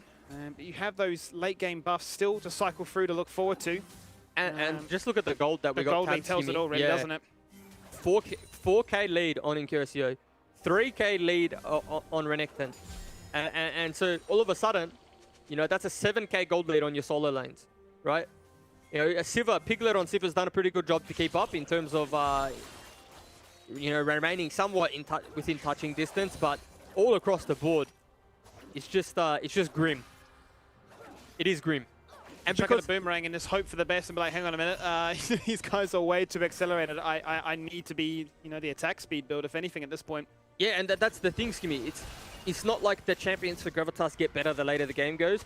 You could make that argument if you had, you know, something like the on-hit Sivir or something that scales with crit, because crit does scale really well in League of Legends, of course. But, you know, in this sense, it's still that kind of poke build, Dark Harvest proc reliant, and these team fights or the setup to Siege won't go long enough because Legacy will just pull the trigger and you won't have enough relevant damage to burn through who you need to get through.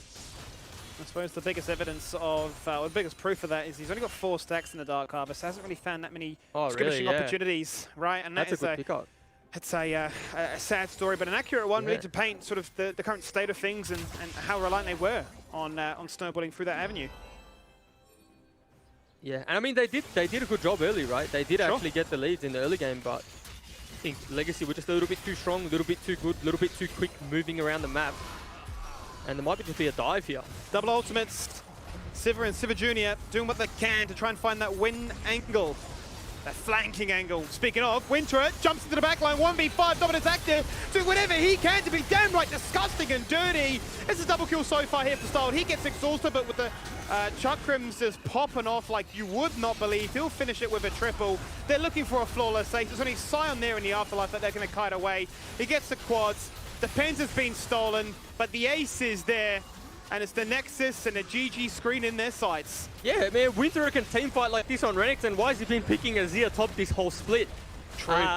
You know, very, very good game from the Legacy lineup. Incursio, Winter in particular, playing 2 extremely solid games. And Sybil just being that enabler. And this seems to be the Legacy identity, right? It seems to be the champions in which they perform their best. Something where Sybil's able to put his foot down, get his name on the game early, get some assists, get some kills, and just set up Incursio and Winter to roam and just, you know, leave their lanes, if you will, and influence others. It was a bloodbath, Juice. There's probably no other way to describe it. But in the end, you know, that one play around objectives, that one late game condition to play for the composure aspect, Legacy had that down under wraps. And, well, Mac, you look at that game, you think, hang on a minute, how did it get so chaotic so quickly? And how are we looking at a situation here where Renekton can just 1v9? Well, it's really comes off the back of that situation you guys were pointing out as well, where you're like, oh, maybe Gravitas doesn't contest the Dragon here at that 24-minute fight.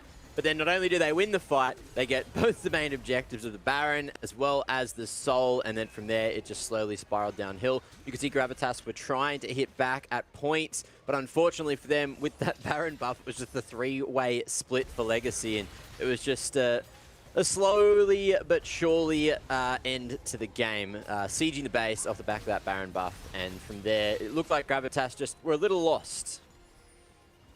Yeah, and I mean, you play Legacy's game in those situations that we see here. Legacy's game is chaotic. We'll call it what it is. It's chaotic, it's skirmish heavy, and they take fights. And in all of their fights, they're basically trying to skill check you, right? Incursio's going for the skill check, Winter going for the skill check, and it works for them in times, right? Evidently with their 3 wins now that they've got on the board, and it obviously is quite a volatile playstyle, but we see here, right? This is a fight they're taking at a numbers disadvantage. Yes, Gravitas are the ones that are diving, but this is just, you know, it plays true to the identity that Legacy have built for themselves as the exhaust goes down there that we laughed about.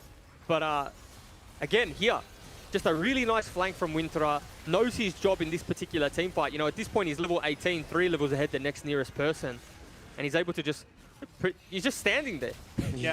He's half health. He's full health almost still at the end of this team fight.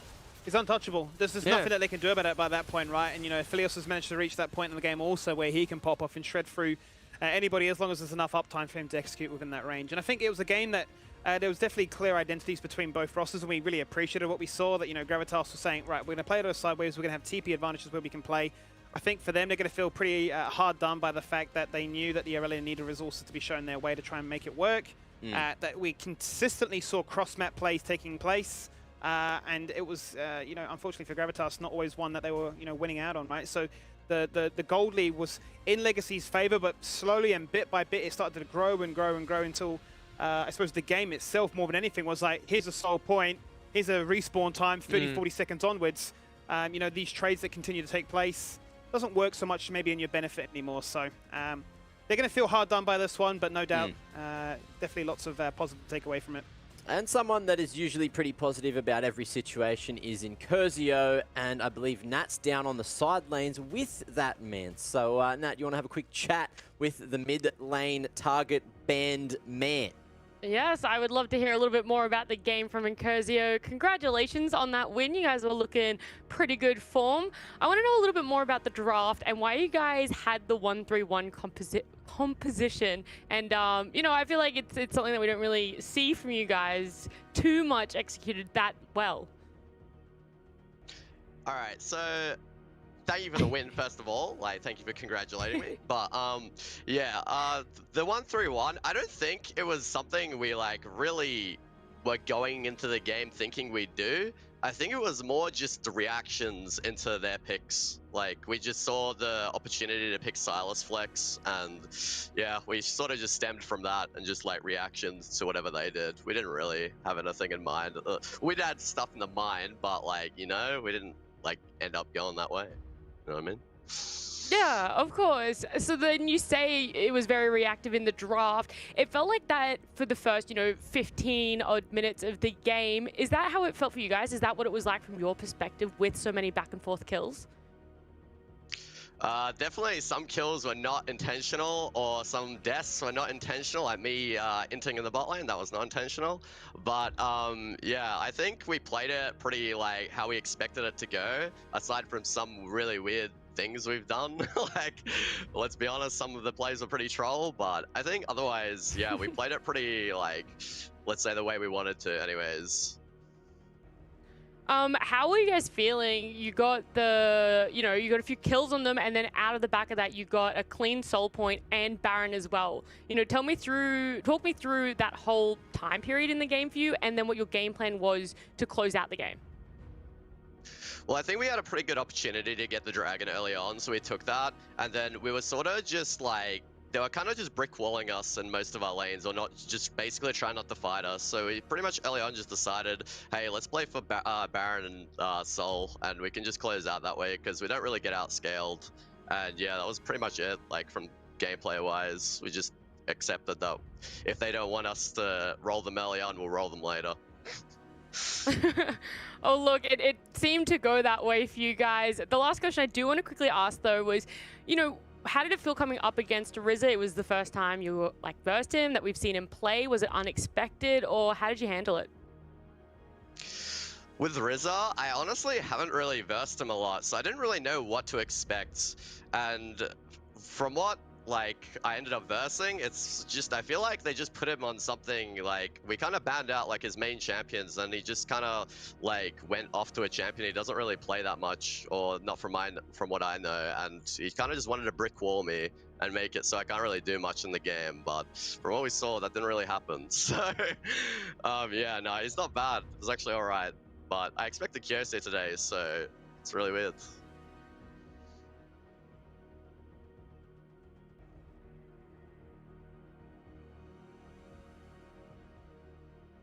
Yep, I've realized. All right, thanks. Catch you guys. There you have it. So that is the first time I've ever really heard the term non-intentional inting. Can someone please break that one down for me?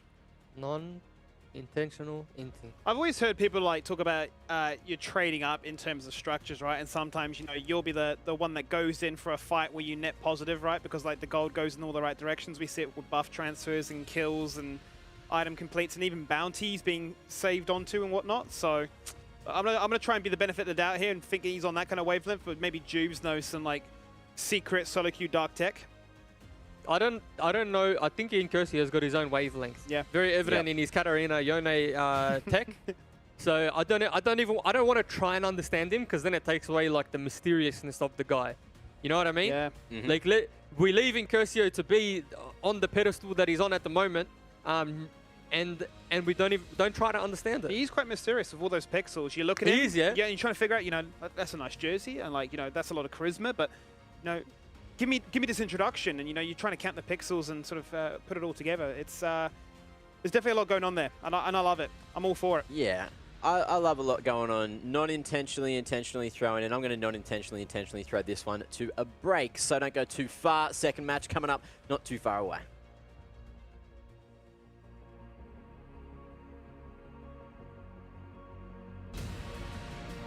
Forces out the flash. The hook is there, a three-man room, but it just does not mean enough. Beautiful play there from Gavitas. Yeah, nice.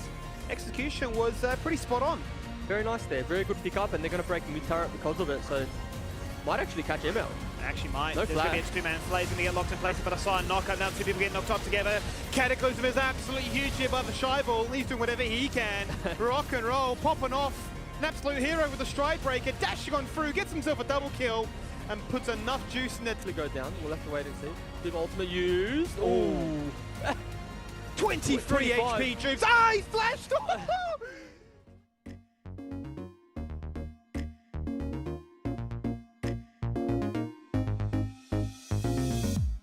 New writings on the wall, but nobody knows. We've got to get away. I thought I'd try to call, but nobody's on. Must have been a bad day. You know I'm the guy that can make it work. This is what you like. You know what the word is. We got to live life. No, we can't. Can't think twice.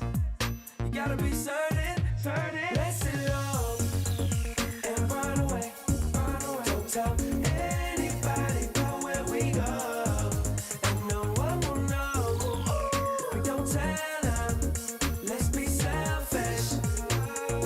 Let's just in love.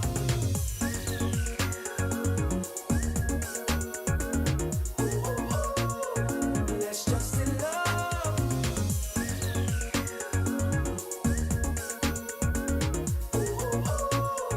Let's just in love. Baby, we could catch a flight, go around the world, leave our troubles at the gate. We should have a life with some twists and turns, 'cause it keeps you wide awake.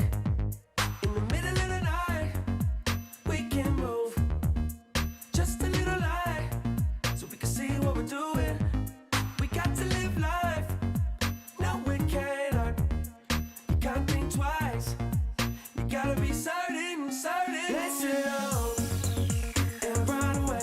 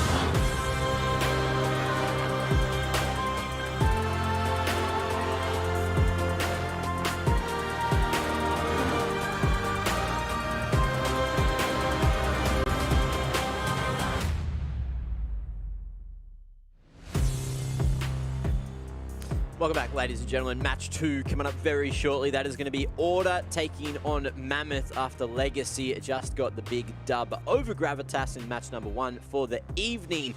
Now, let's set our sights on this Order and Mammoth match. Boys, I need you to tell me who's going to win today and why. And Jubes, I'm going to ask you first. Why are you always going to put it on me first? I don't want to be the bad guy first. I'll take for it once. first, mate. Yeah, Skim. You don't have to be a bad guy. Look, Skimmy, you jump in. No, because I can't. I don't have a filter. I got to say what I'm thinking. That's a good thing. That's why we have you here, mate. It's not all about That's your what good I looks. want. You know, the way that I usually do it is, you know, there's me, and then there's Jubes, and then there's Skimmy. So I think it just made sense to go that way. You're right. So you're always in the middle, and that's why you have to be the bad cop first. Ah, for sure. Nah, well, I'm going to let Skim Dog go. We're going to break this up. We'll start things up, mate. All right, so we'll do something a little bit different. I think for me, you look at the Mammoth roster and a little bit of disruption in the bottom lane with them swapping out the support between likes of Shinky and Kanade. I think Shyfrit has struggled to really establish himself in the laning phase up against some of these other AD carries, and I think Puma is one that has such a unique champion pool, the biggest champion pool, I think, if memory serves me well, what he's busted out so far in the LCO. And one that I'd imagine is quite hard to really read and sort of get a grasp on. That that when paired alongside what Beats, I think gives them a really, really strong bot lane. But it doesn't get any better from there, because you look at the top side of things, and Maximize has been quite keen to pop off and have carry potential and showcase that, hey, I can play tanks as well too. And there's been plenty of games where he's been able to showcase his mechanics on that. So I think when you look at a sort of a raw mechanic v mechanic matchup, I think Order should wipe the floor with them. Maybe a run of poor form, but managed to go back on the horse, got a victory up against Gravitas, and no doubt be coming into week 4 here. Looking to continue that momentum. Well, speaking of men with good mechanics, Jubes, I heard you've got some pretty good mechanics. So let's have a quick look, or deeper look, at Mammoth's roster, and you take me through and rate each of these players 0 to 10 in terms of their mechanics. We will not be doing that. Okay. We will not be doing that, okay? We could, Nectar though. in the top lane, Buggy in the jungle, Way mid lane, Shyfrit and Shinky in the bot lane. You know, this is a roster that I just want to see work towards something in game, right? Let's work towards, you know, whether that be neutral objective control, whether that be a solid laning phase. There's all these like little markers as a team you can work towards that'll then set you up for success.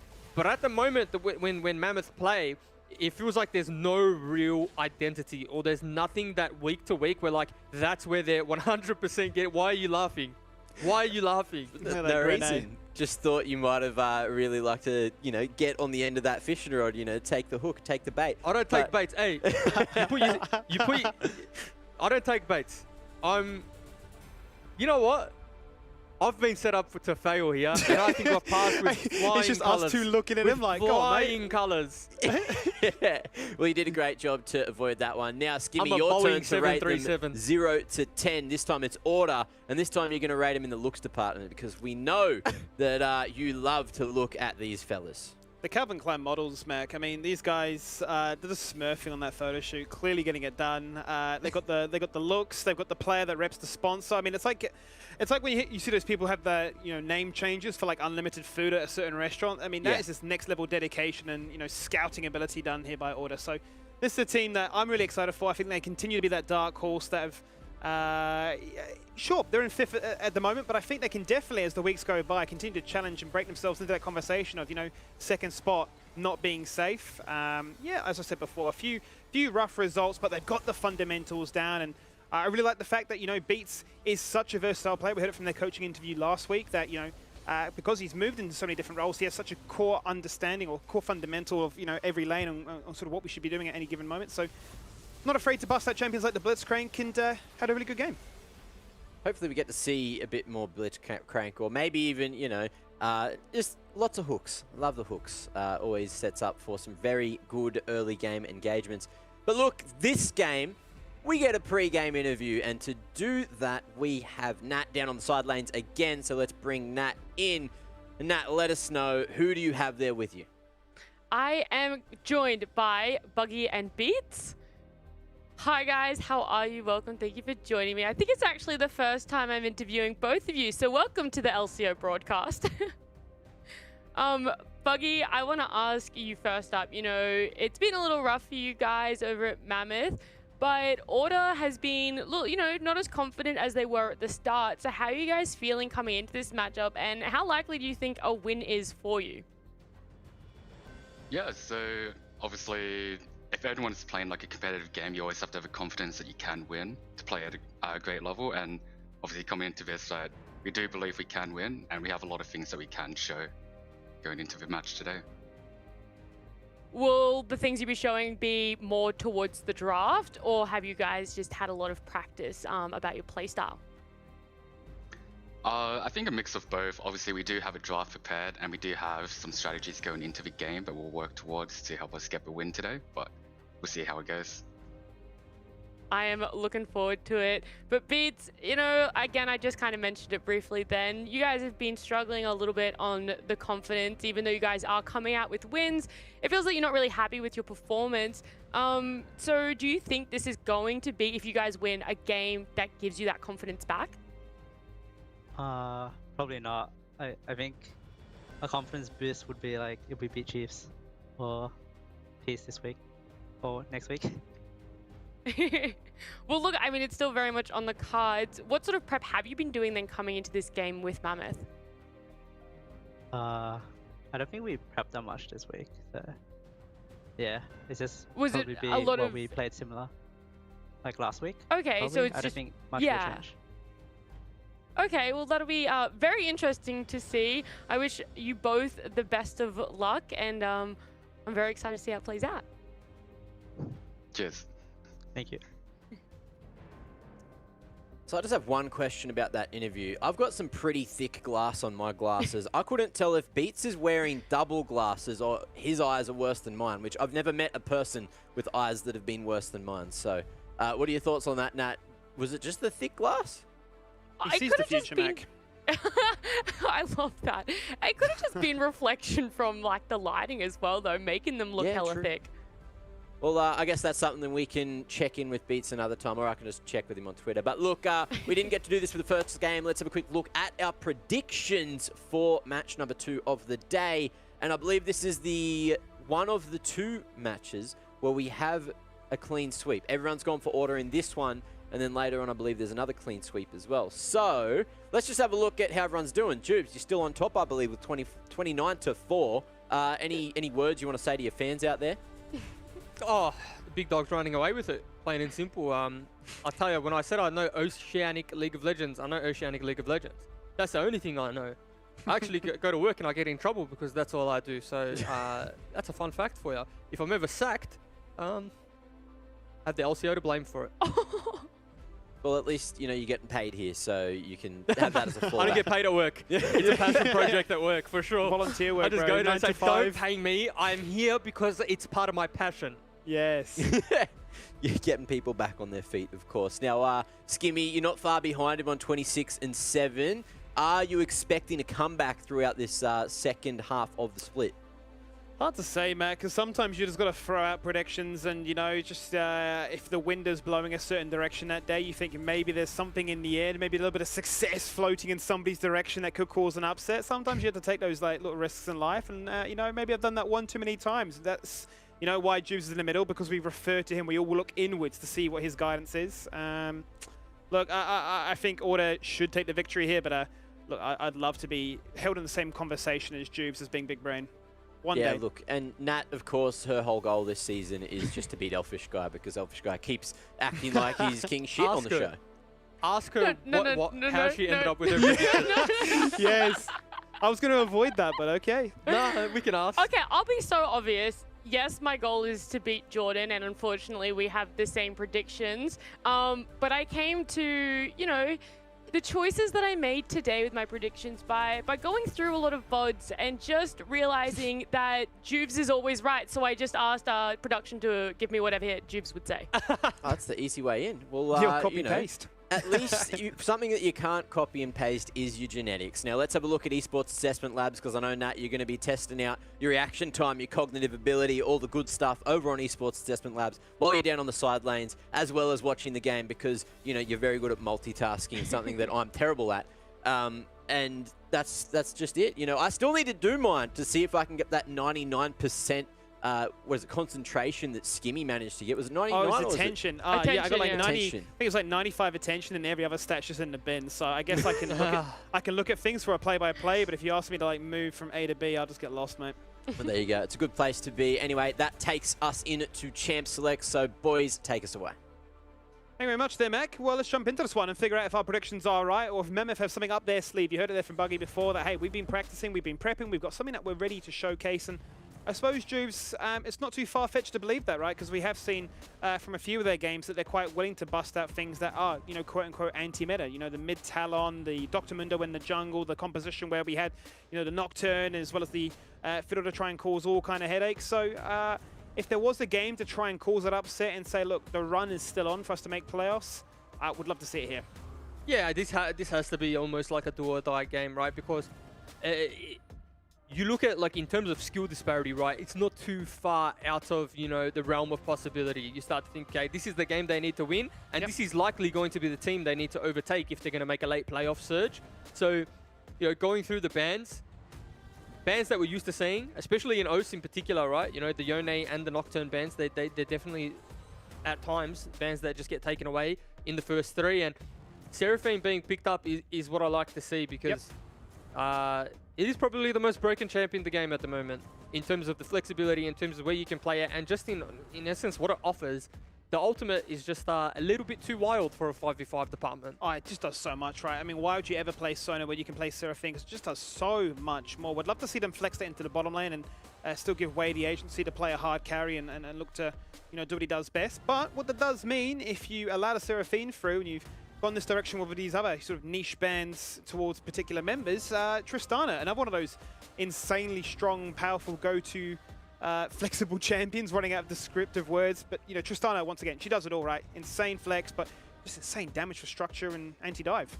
Well, the way I look at drafts is, like, obviously there's going to be power picks, and there's going to be champions that you just need to take because they're so strong and they go in one role in particular. But when they're not on the board, or when you're not, there's no threat of that, or you're not worried about something that they can pick, the next best thing to do is just pick flexes, because ultimately you're giving another problem for the enemy team to think about. Yeah. And so in this case, it's where's the Seraphine going? Obviously, when you go and lock Thresh in the second phase like that, it starts to, you know, take away the possibility of it being a flex, although we have seen it put in the 80 carry position. But the same with the Tristana and the Gragas, right? Tristana particularly can go mid lane, can go 80 carry. Gragas can go top lane, can go jungle, can go support as well. So if you're already looking at Order's draft, whilst we do think the Seraphine being a very big power pick, Order's draft is the biggest curveball, because you know, there's just too many possibilities so far. And it's just really hard to draft against something like that, because it really limits the champions you can put mid lane, because Tristana is quite, you know, a bully in terms of the early laning phase, but then scales so well as well. Yeah, and unfortunately, just has how the draft works, right? You're just going to have to make a blind pick at some stage here, and they've decided to go for what is essentially a stable pick in the Scion. We've seen that it can now be flexed into the mid lane, so whether or not Wei decides to be the person that does deploy that in that lane, we'll get to find out in not too long. But the Carthus, don't see too many Carthus games. For a lot of these teams, it was banned away. Azus, one of the connoisseurs of the Carthus, but it has been banned a fair bit. Yeah, and Carthus is one thing that I wanted to bring up. I think we don't see it at all, really, in many regions. But I think Carthus is in a position now where he is quite strong. And I think that it does take a lot of games to get used to the playstyle and how to play Carthus. And particularly in a competitive setting, you are sometimes resource starved as a jungler. But if you manage to get away with it, and Order is that team where they do have a heavy emphasis on their jungler, Vengeance is a player who does get a lot of the resources, then I think Carthus is a very good pick. And you know, they've banned away the Mundo, they've banned away the Lilia, they've banned away the Hecarim. And so what does Buggy opt in for now? Because there's really no bad Carthus matchup up.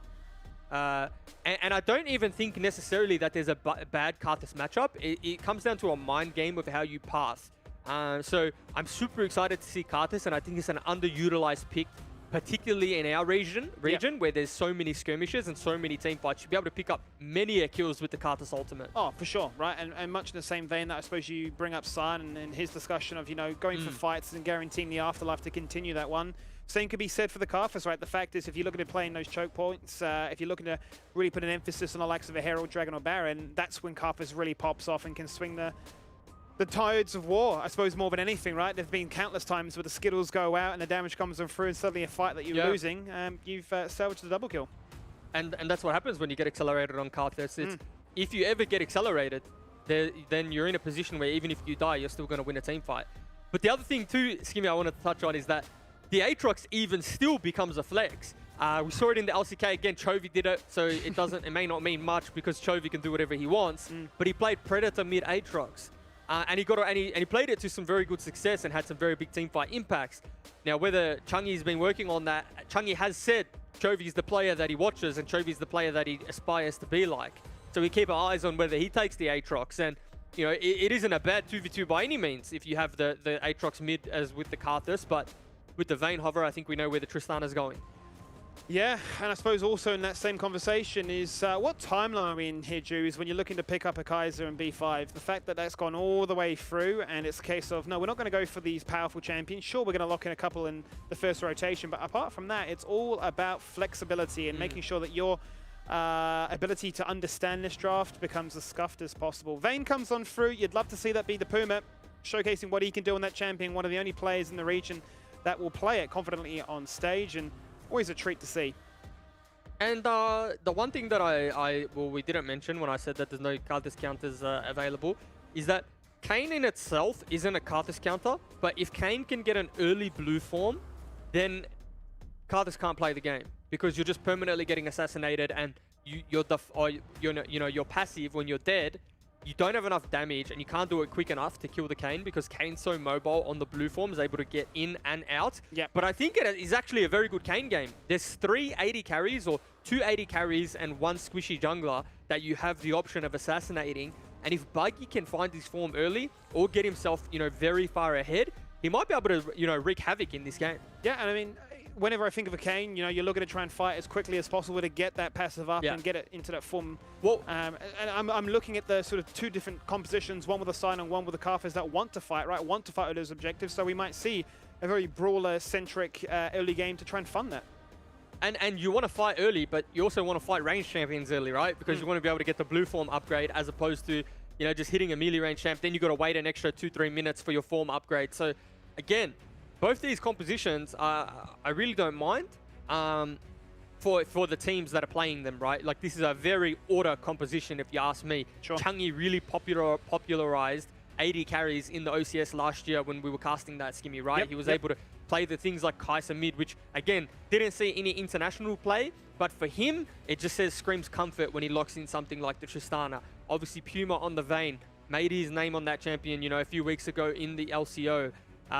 Beats playing whatever he really wants to play. That's how flexible he is. And this top side of order is just screams comfort too. But the one kind of curveball that I see in this whole draft and all these compositions, Skimmy, is way on the Seraphine, because Seraphine isn't a 1v9 champion in terms of damage, but can have such a significant impact in the game through utility and CC. I'm really keen to see how they can actually try and unlock Way and how they can sort of get this Seraphine roaming the map to cause all kind of headaches and turn fights in their favor. But as we load into the Rift, we load into a coaching interviews. We get to check in with Mammoth's Sally, and welcome, Sally, as we jump into this one. I was really keen to hear your thoughts and feelings coming into this one. Obviously, a lot of curveballs thrown by Order of all the flexible champions. From a more general abstract point of view, how difficult is it in this current meta when there are that many options to draft up against it? It can be difficult, but a lot of it's based on picking our comfort, and we know where their champs can go, right? So we just need to think about our matchups a little bit more in depth. And talk to me a little bit about those matchups, right? We're seeing the fact that Way now switching from the hard carries and going onto the Seraphine, a champion that we know is, I suppose you can almost date your mind back to the likes of Karma mid, plenty of utility, plenty of ability to pop off and accelerate the rest of the lane. Is that a conscious decision of, look, we're going to try and change things around here? We've also got the double jungle flex that we can between Jungleman and Buggy. Let's try something different and make it a very much a do-or-die situation if we're still looking to make playoffs. Well, it's just that Seraphine's a really good champ, and if we are picking at 1P, it has to be able to go in several places, right? So in this draft, it looked the best going mid, so that's why it's mid, Yeah, no, I'm excited to see that, and no doubt we'll get to see how it goes up into this Tristana. And talk to me a little bit about some of the off-meta picks. I mean, we talk about the fact that some of these players have unique champions, the likes of Puma on his Vayne. Is there any extra practice that has to go into it, knowing that maybe in scrims you're versing the same champions, whatever is strong, top 3 in each role? Are there any additional steps that go into practice for a particular team to say, hey, if they throw us this curveball, we need to instantly know how to pivot? It comes down to adaptation on the day, actually. We don't see a lot of Vayne in scrims, but we know how the matchup's meant to go bot lane, so it's just on us to execute it. And I wish you the best of luck in that one as well. But my final question would be, coming into this one, 1 win on the board so far. What would success look like here in this match tonight? We really want Arcane to be able to accelerate and carry this game. I think he's got all the tools to do it, so it's really on Buggy. And I have trust that Buggy can do it. It's going to be a mammoth win. I believe. And Jules, anything on your end? No, well, I actually was just going to echo the sentiment that I agree. They have set up Buggy for success, but if you will, Sally, what have you guys been working on? Obviously, don't go into intricacies, but are you saying is it a confidence thing to just say, okay, we just need to win some games, or have you set parameters in this game that that then becomes a success even if you don't get the result?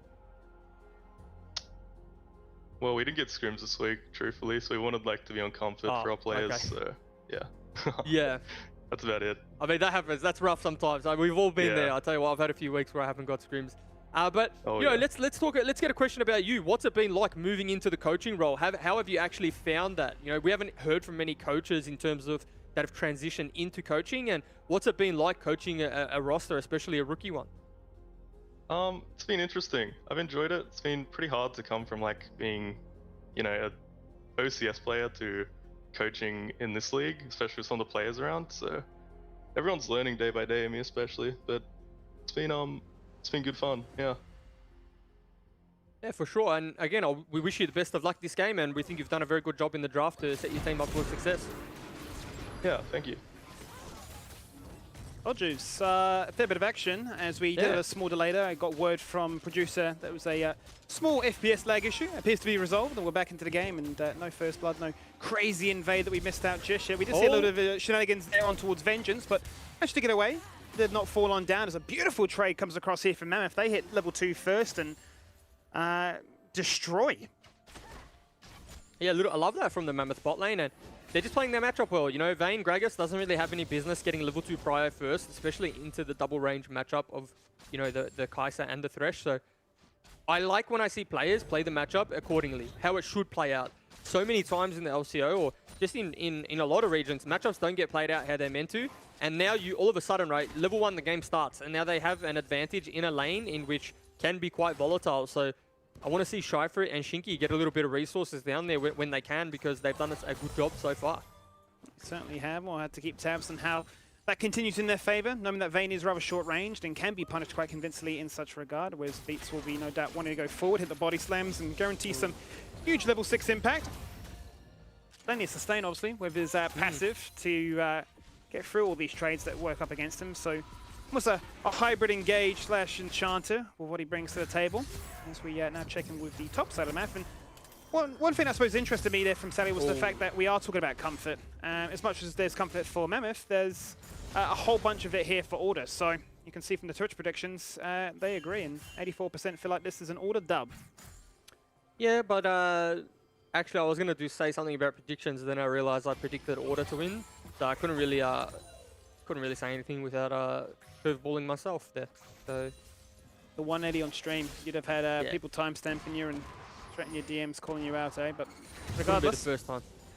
Regardless, there is the first crab gets picked up here in the bottom side as there's a bit of pressure from Shinky to try and make Vengeance life a little bit more difficult. Top crab still uncontested and nobody poking their head in just yet as Buggy decides, well, we're not going to win the bottom half of this map, so it's time for me to investigate. And I suppose that is really what we're keeping our eyes on, at least for this early portion of the match, right? Where does Buggy go and how quickly can he level up? Well, the thing about Kane is Kane actually does clear jungle really fast. And Kane won't really have a problem necessarily matching farm with the Karthus It's just that while Kane doesn't have form, Kane's going to be far less useful in skirmishes and 2v2s. How Kane wants to pilot the game in the early game is really just avoid the 2v2s. You want to be going for the 2v1s, and even if you're not able to get a kill, if it's just the summoner burn, those trades are worth because you're going to be getting that much closer to your form. So Kane does have a different type of playstyle, if you will. You know, as opposed to, you know, the Karthus at this point in the game isn't going to be really mind running into the Kane. And we might actually see something here, Aaron. He may have just caught him there. Yeah. As there will be vision. Buggy dropped a ward before he departed from that part of the map, so we'll have a bit of an idea as to how Order are playing around the top half of this map. As you can see, Chungy, having pushed that wave on out, was considering maybe poking his head into top river, but no need at this stage of the game. It's all about keeping to your heart's content, and I think that's really going to be what we're going to see here, especially now that both bot laners have picked up the Cold Blade, just looking to get as much fun under their belt, hit that 1-0 power spike, and then say, all right, time to come online. Yeah, and interestingly, the Kane is actually ahead tempo and ahead jungle camps on the Karthus. So again, this is what we talk about being such a fast clearer.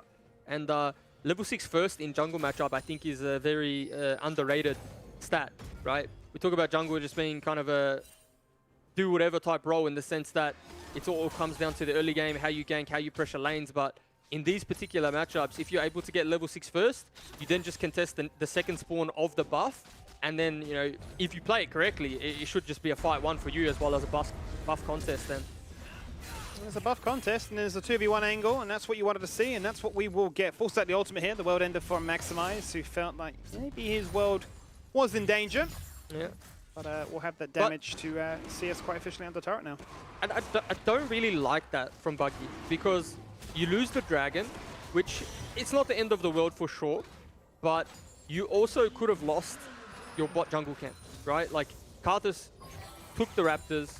Karthus, now for going back into bot side camps, he's going to be well and truly on the way to level 6 because of the dragon EXP as well. And if Vengeance had a better idea, which he should have, of where Kane was, he could have taken away the red buff too with the priority that he has in mid lane, right? You see Tristana just dipping his head into there. So that could be a buff and 2 camps taken, but I think Vengeance is a little bit maybe lazy with his jungle path. A little bit lazy, maybe a little bit apprehensive, not wanting to take any unnecessary risks at this stage of the game. And, well, you know, at the end of the day, we'll go for the safe play. Nets themselves a dragon because of the vision from Kane having revealed himself top side. But small margins at this stage of the game. Let's separate these two teams. Small CS leads found in the top half as well as in the AD carry position. And it continues his narrative as to where does Buggy go, how many of these 2v1s can he find, and what will we see as a result? First blood, it's just too easy. Puma finds it, condemned against the wall, and condemned to be their first kill. You gotta wonder how that happens there, right? Shouldn't be standing against that wall, obviously, in hindsight, against the Vayne, but they had the lane in such a position where they were in control. You know, they had summoner spell advantage for a majority of the early laning phase, and to just get caught like that, it's just a lot of good work that's just been undone. And Vayne's the one that picks up that kill on a Cullen. Oh, no. Oh, He's just gone in and phase checked and hit him with a double kill and said, have this, why not? Out comes the Karthus ult, and, well, Requiem just gets grief. Vengeance thinking, why on earth did I pop that one? But yeah, Puma, I mean, miscommunication. He went for the recall and then got gifted a second. Yeah, I don't know. I don't have words for that. I'll be honest with you. That was very questionable. It's worth noting also that he's running the exhaust as opposed to the heal, so double aggressive traits here, making it very easy for him to look for those 1v1 duels later on into this life. But let's see how things start off, right? So the fact is, Shinky that steps on up, a Condemn comes out, just a little bit too aggressive for that trade. Flash, body stand, that'll do it. Yeah, I mean, that's very good communication from Beats and Puma, but I mean, it's a good punish, but it's also, yeah, it's a good punish. We'll leave it at that. We will leave it at that before you get tilted beyond the lead. Nah, I mean, it's like ego stepping in lane, right? Like your wave's nearly on the tower, you're farming, and your ego stepping up in lane, trying to dictate and create like pressure through your movements. But there's no pressure to be had in that scenario, right? Like you have a full minion wave. I'm gonna cut myself off here because there's definitely going to be a contest. Looking to be the case. Explosive Cask is there. Going to zone them out very early on as the Herald's down to 600. Smite's already gone and out. Encore into 2, looking to knock them up. This is Mammoth looking to try and find a fight that they may win. It's a 3v4. They'll find one, but they trade it across to Chuggy, who picks up a kill. Might look to try and find a second kill as well. Forget the Herald. We want blood. We'll find bloods. Maybe, just maybe, going for the Scion is a little bit too much. I bet your Cards wishes he had ultimate here in this scenario. So opportunity goes begging. Mammoth did pick up the Rift Herald, so that is a net positive if you're trying to find one in that scenario. It was a 1-for-1 plus the Rift Herald goes down, and it is definitely an early one to be placed too. Valuing the gold onto Shifrit as opposed to, you know, holding it for a scenario in which they'll be able to break turret. So it'd be quite great a few if they plates go chased down off. there. Yeah.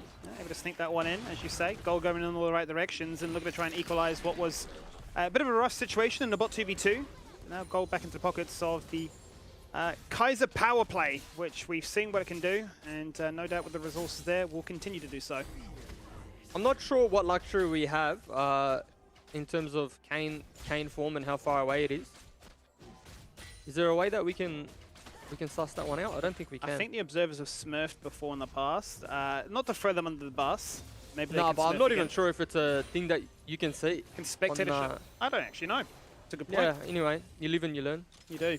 Learning on stream. Here we go. Yep. Educational stream, by the way. Educational, we learn together, Bob Ross style. A few strokes here and there on the paintbrush. That's the way. Nice relaxing voice, use some colors. A masterpiece. Yep. And the masterpiece is, at the moment, that of Order, with how they're playing this early game out. Certainly is. 11 minutes into this one, they find themselves up 1,500. Quite happy with how this laning phase has been going. And the initial fact that they were able to pick up that dragon, quite honestly, sneak it in with vision and confidence based on the reveal that Buggy had made to maybe get a little bit too over-eager for those 1v2s to find that form. But regardless, they'll take that. I wanted to touch on, before, you know, all the chaos kind of transpired, that Wei's doing a pretty good job to remain even in this matchup in terms of CS, right? You know, we do find Seraphines fall down slightly in CS because in most of the matchups that Seraphine's given, she gets outranged. Like, it's normally responded to with an Azir or things of that nature.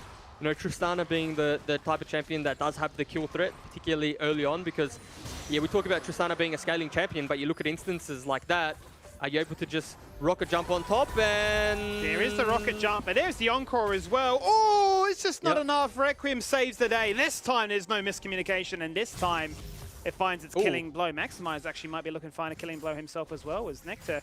It feels like every time we popped our head into top lane, he's always flirting with danger, very low. And Maximize, if you can't get the kill, at least he'll zone him away. Yeah, and I mean, sometimes that's basically a kill in terms of plates and minion waves that he's going to lose. And that's the trap a lot of inexperienced players or players that really want to make a name for themselves fall into. They often get the lead, the HP advantage, the reset advantage, and they'll try and push tower dive or go for the kill, go for the turret plates, and ultimately that will be their demise. But Maximize did a very good job there, letting him reset, picking up turret plates, denying minion waves, and all of a sudden the CS lead that he has is a kill anyway. Certainly is. I'm looking at Deja Vu, flash, body slam, hit the This condemn. time- The carving is so damn beautiful. Exhausted doesn't matter, he was in one auto attack range. Depleted or not, it would have been enough. That goes to Killer Instinct, and Nella is just looking to flirt with their food. They find the shutdown. Kaiser finding retribution for the shenanigans of yesteryear. And a Void Seeker, he's just there to remind him, don't come back bot lane again. I mean, that's a huge shutdown onto Kaiser, if you're being completely honest. So you have to say that is worth it. But in the same side of the coin, Wei TP's in, maybe it wasn't needed, well, definitely wasn't needed in that instance. And when you leave lane versus a Tristana, and hold that thought because there's a teleport bot lane. Well, here comes the has no Tristana. mana. Jumps in his head with a fully stacked explosive charge and says, good night, sweet dreams. I love the Tristana double jump. It just looks so troll when you're doing 2 jumps on someone's head, no? Feels like Kazak's PTSD all over again, right? Getting resets and just leapfrogging around. I don't have that because I was the Kha'Zix player, so. That's true. Yeah, but You're enjoying. The one thing I wanted to say was when Wei left lane is when you're making that decision to roam as Wei in that teleport, you have to make sure it's a gain because you will lose at minimum 2 turret plates versus a Tristana. Tristana, one of the quickest turret takers in the game, And we see that there. Look at the turret. That's from 1 PP. And goes in here. So he does go in. Whether or not he wants to go in is another decision, because as soon as he jumps on out from that invulnerability status, casts into Puma's range, and one final ultimate shot will guarantee that he falls on down. Yeah, I mean, it just feels like a little bit of a reach play that was a little unnecessary. Sometimes you're forced into those plays though, right? Yeah. You're feeling the pressure of the game, and it feels like an impending doom. You look at the scaling on the side of order, you know, the Tristana, the Vayne, the Karthus, and whilst you still have the Kai'Sa and the Seraphine, you really do feel like you're on a timer, and But that the kind game's of felt getting like away from you. Yeah, and that kind of felt like the play Buggy made there. So, thought Shy Fruit was going to stay for the turret. Wouldn't surprise me. They've definitely spent a fair bit of time in this mid-wave trying to stabilize and equalize more than anything what Chang'i's Tristana's able to output. And I suppose if we bring it back to that same point again, right? You know, if you are going to make that conscious trade, you've got to always be aware that, hey, well, this is my laning partner, and if we don't find a kill, we're just going to lose so much from this one, and it goes from bad to worse. But regardless, first target of the game will go in favor of Order. Both quite crippled. Eventually at 10%, it will fall on down.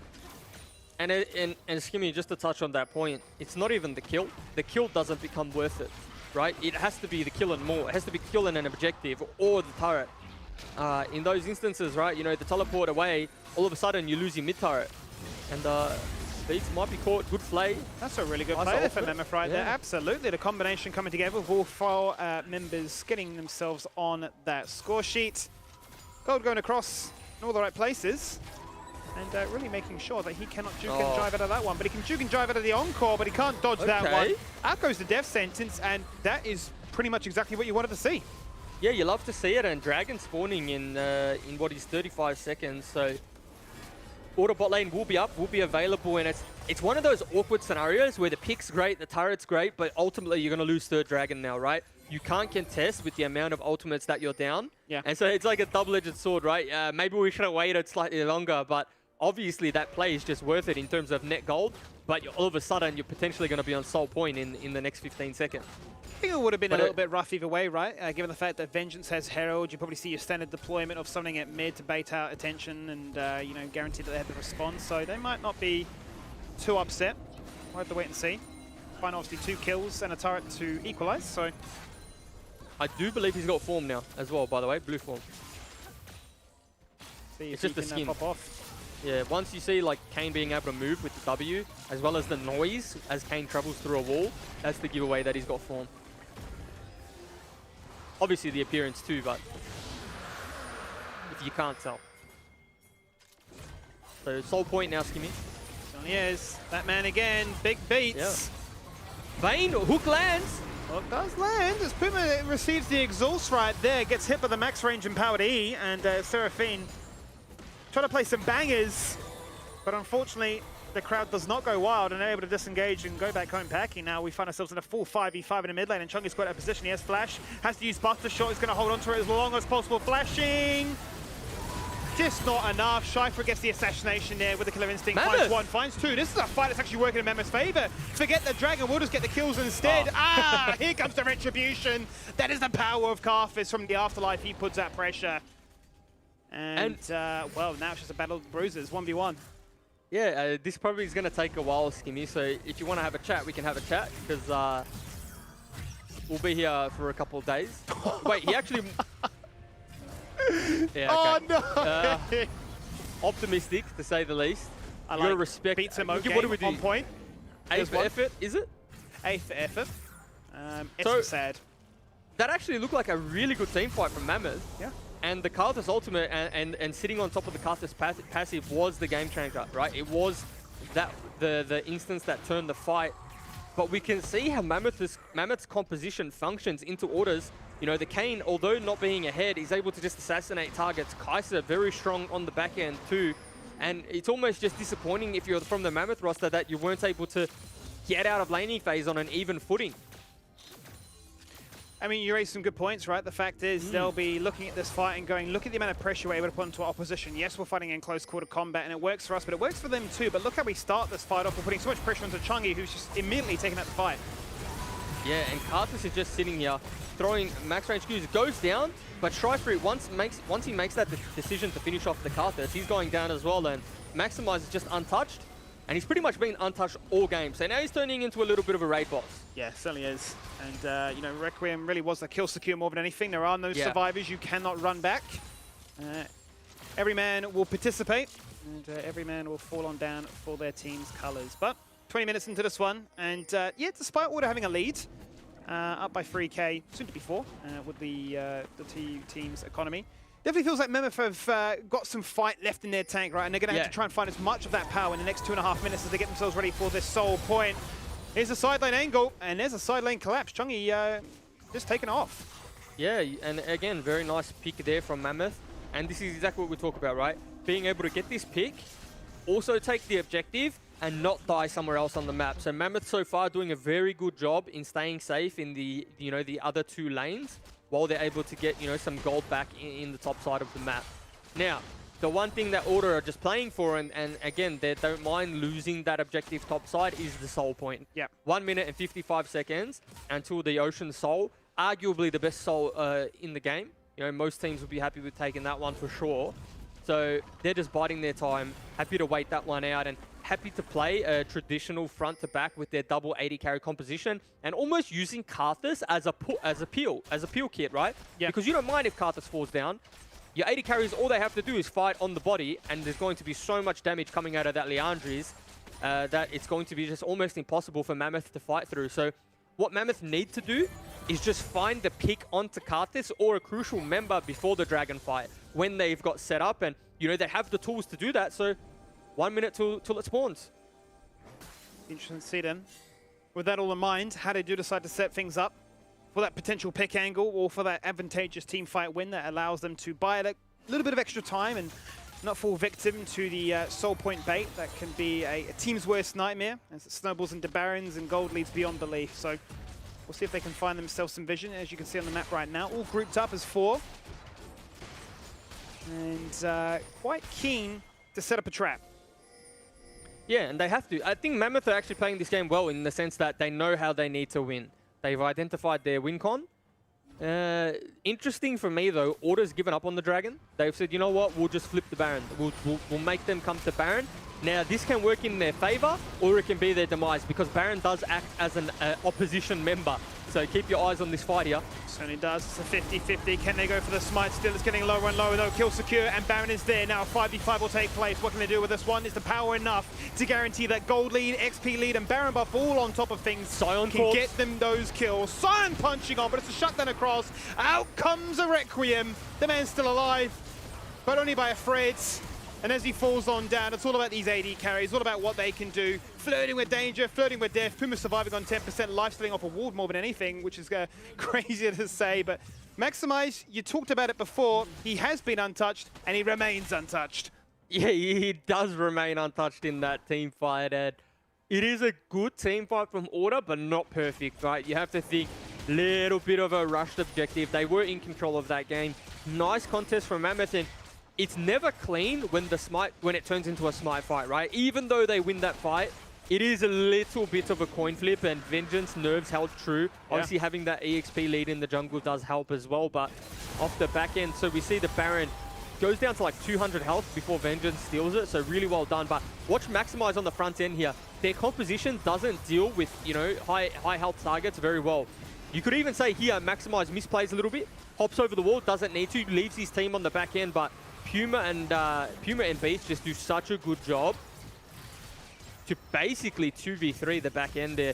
Once Kaiser goes down, Wei's, you know, stuck in no man's land, doesn't have the build to pump out that much damage. More of the utility route for the Seraphine, of course. So once Cypher goes down, the damage is not there.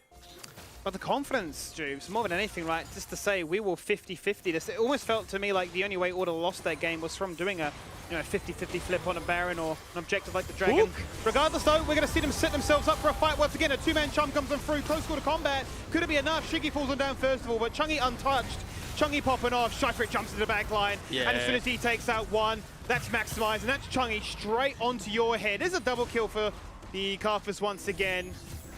But the Andrew's putting in a ton of work right now, and how do you stop this Aatrox?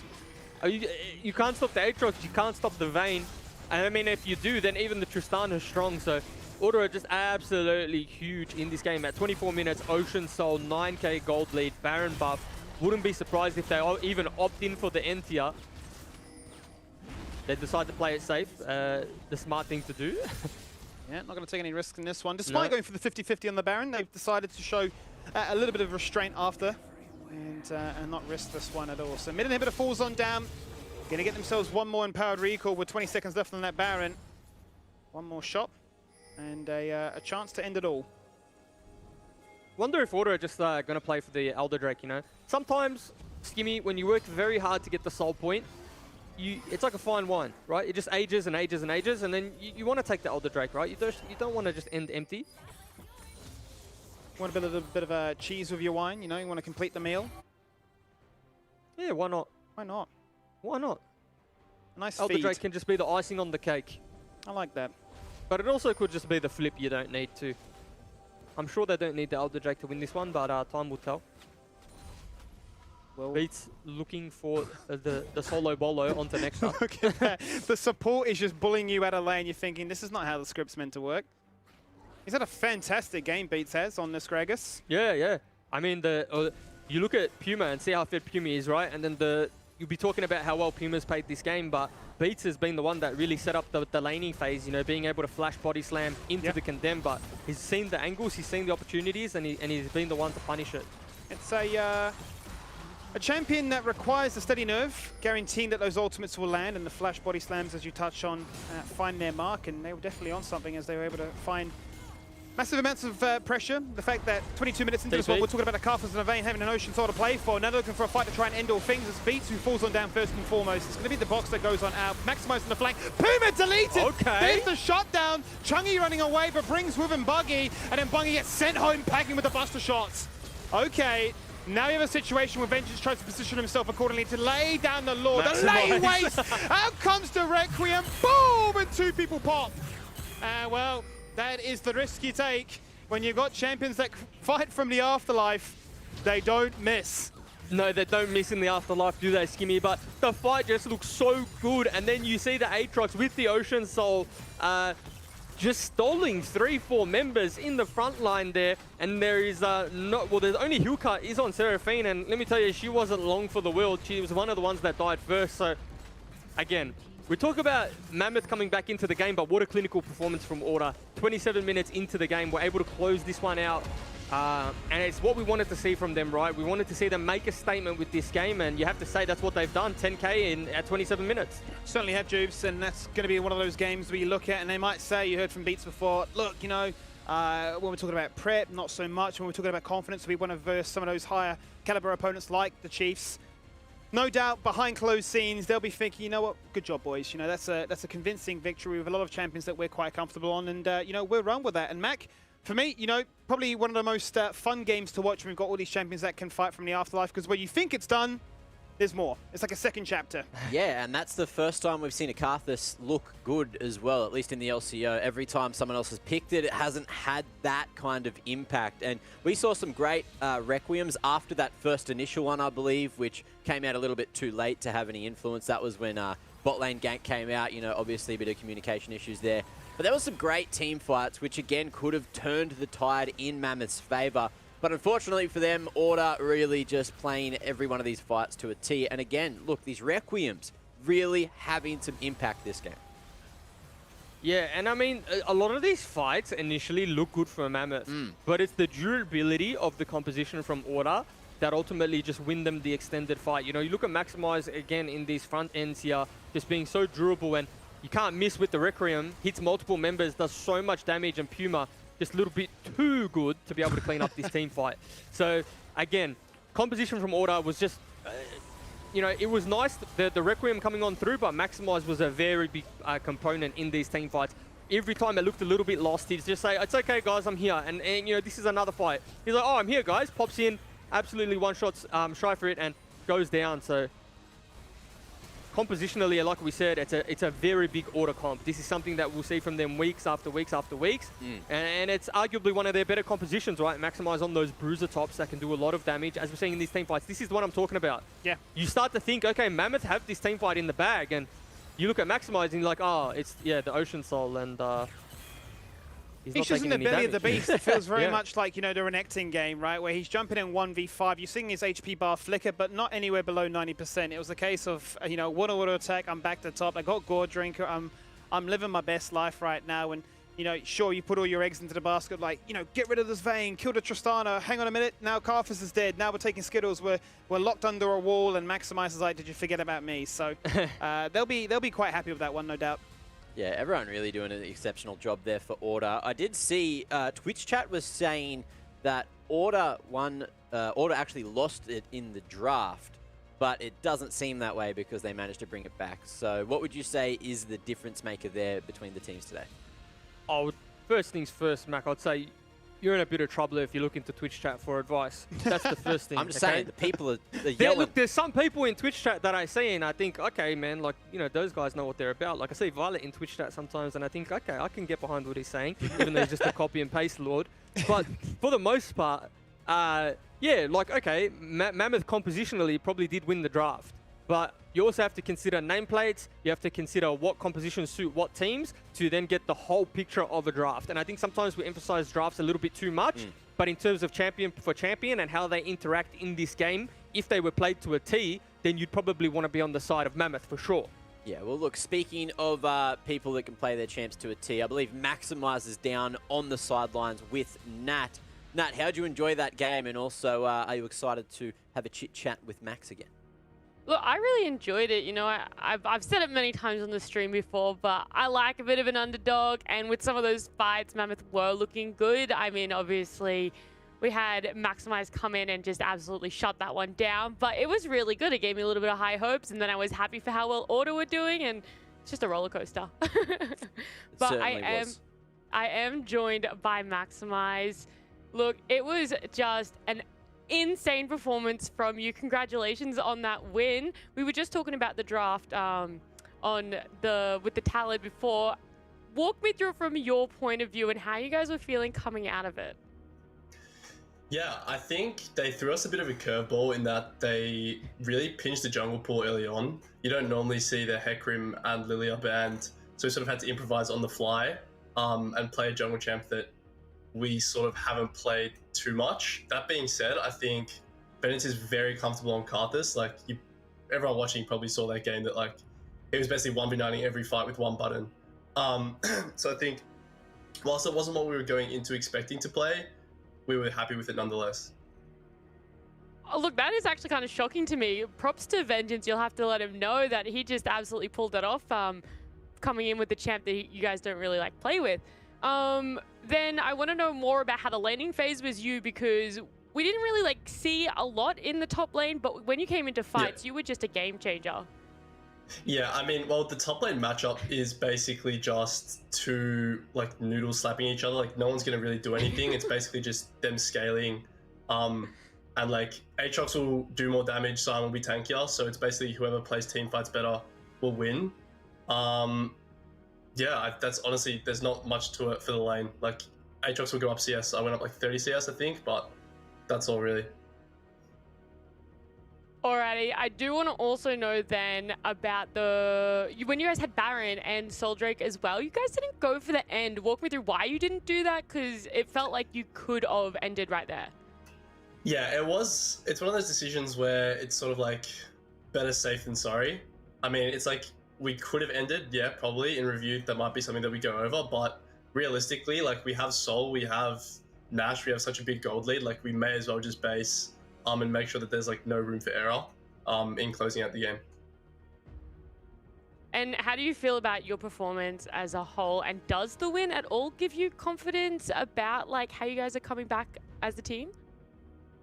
No, I mean, like, if you don't win to Mammoth, like, what are you doing? So it's sort of just like you rock up and play. Honestly, like, even though I went deathless and my KDA was pretty good, I don't think I did that much this game, to be honest. Like, I think it was honestly just my team, and then I'm coming in here as Aatrox, like, 3 items, Ocean Soul. I'm like literally unkillable. It's harder for me to die than it is for me to not die. So I think that like everyone's playing pretty well. I think tomorrow will be the real test against Chiefs. So this was sort of just like an expected dub. Alrighty, well, I'll let you go and I'll let you guys get ready for your game tomorrow with Chiefs. Good luck with that one and congratulations again. Thank you very much. Relatively humble as always there, Maximise. So, you know, yeah, just another win. We expected this one. And If you don't we win got that one, then what are you doing? It's really what it came down to. But look, speaking of things that it comes down to, we got another game. And to get there, we need to go to a break. So it is going to be Pete taking on Chiefs after this one. Don't go too far because it's going to be a banger.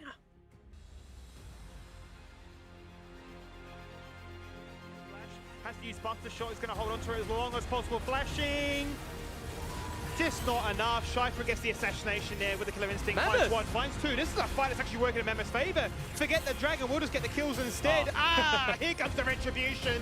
That is the no kill secure, and Baron is there. Now 5v5 will take place. What can they do with this one? Is the power enough to guarantee that gold lead, XP lead, and Baron buff all on top of things? Sion can get them those kills. Sion punching on, but it's a shutdown across. Out comes a Requiem. The man's still alive, but only by a thread. And as he falls on down, it's all about these AD carries, all about what they can do. Flirting with danger, flirting with death. Puma surviving.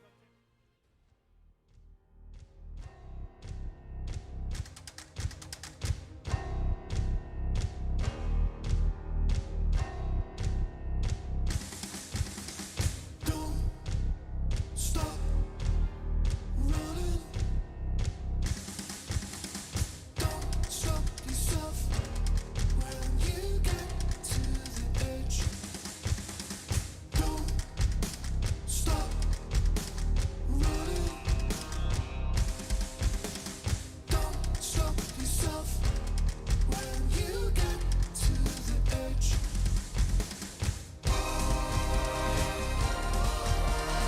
Stay on your feet, don't you stop. Stop looking down, don't give it up.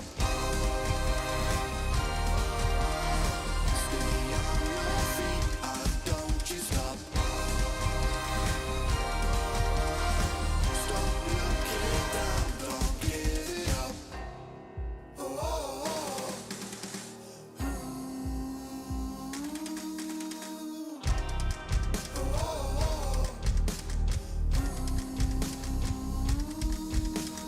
Don't stop running.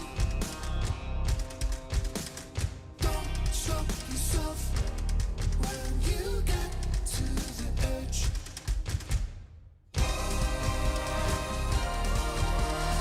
Stay on your feet, don't you stop. Stop looking down, don't give it up. Stay on your feet, don't you stop. Stop looking down, don't give it up.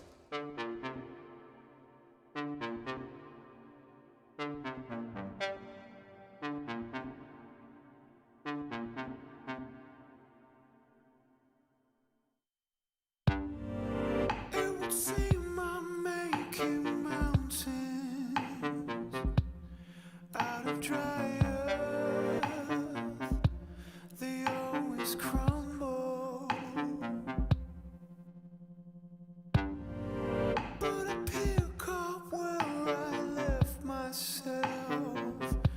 Do an about turn, then blindly fumble. Give me strength, give me worth, give me gratitude for all that I have. My fate is placid. Is that what it's supposed to be like down here on this dry earth? I'm gonna make it.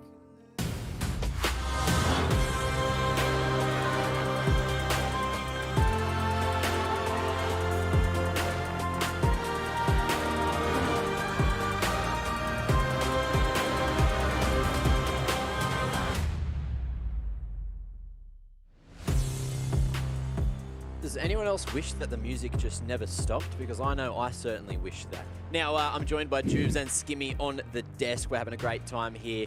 And it is going to be Peace taking on Chiefs for match number Trace for the day. I'm going to do tre. Tre in my native tongue, tre.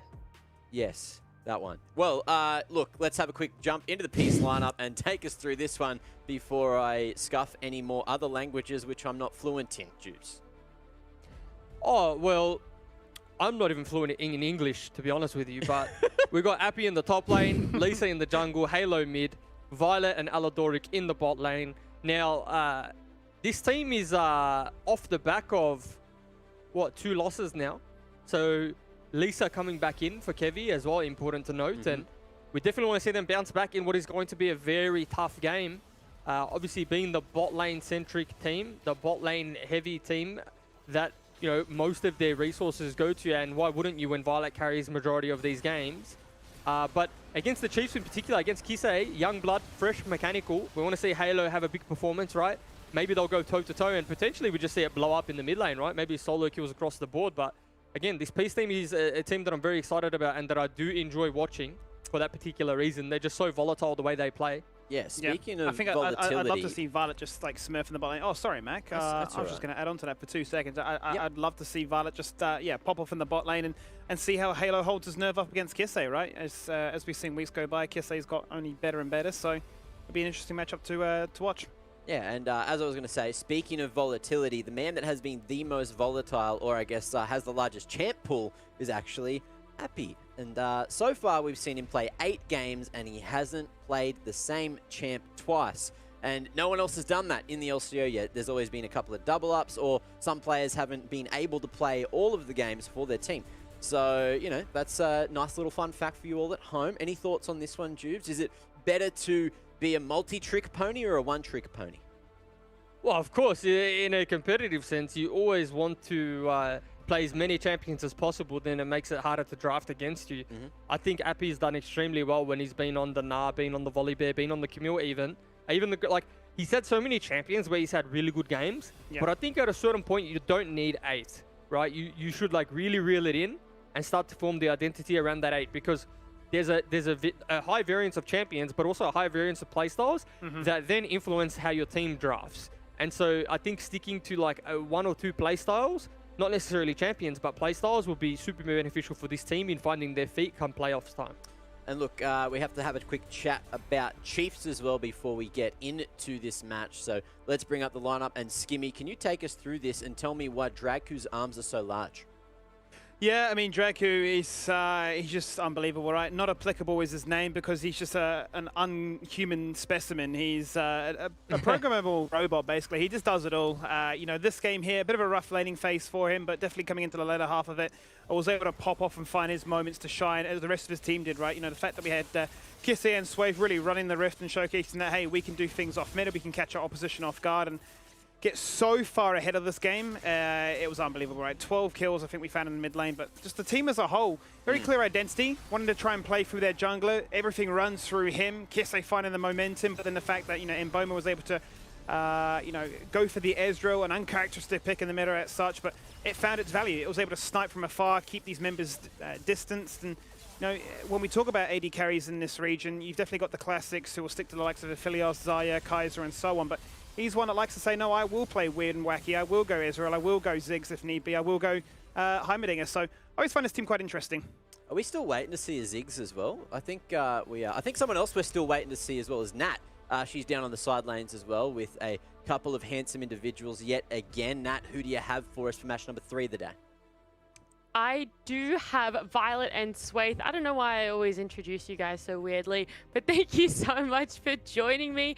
Violet, I'm going to ask you first. You know, we just heard the desk talking about the fact that Appy has not yet played the same champ in LCO. So it begs the question, is the champ pool, you know, that broad and wide with a lot of people on Peace? Yeah, I'd say everyone on our team can actually play like most champions, and like we're always willing to like learn whatever's good for the meta anyways. So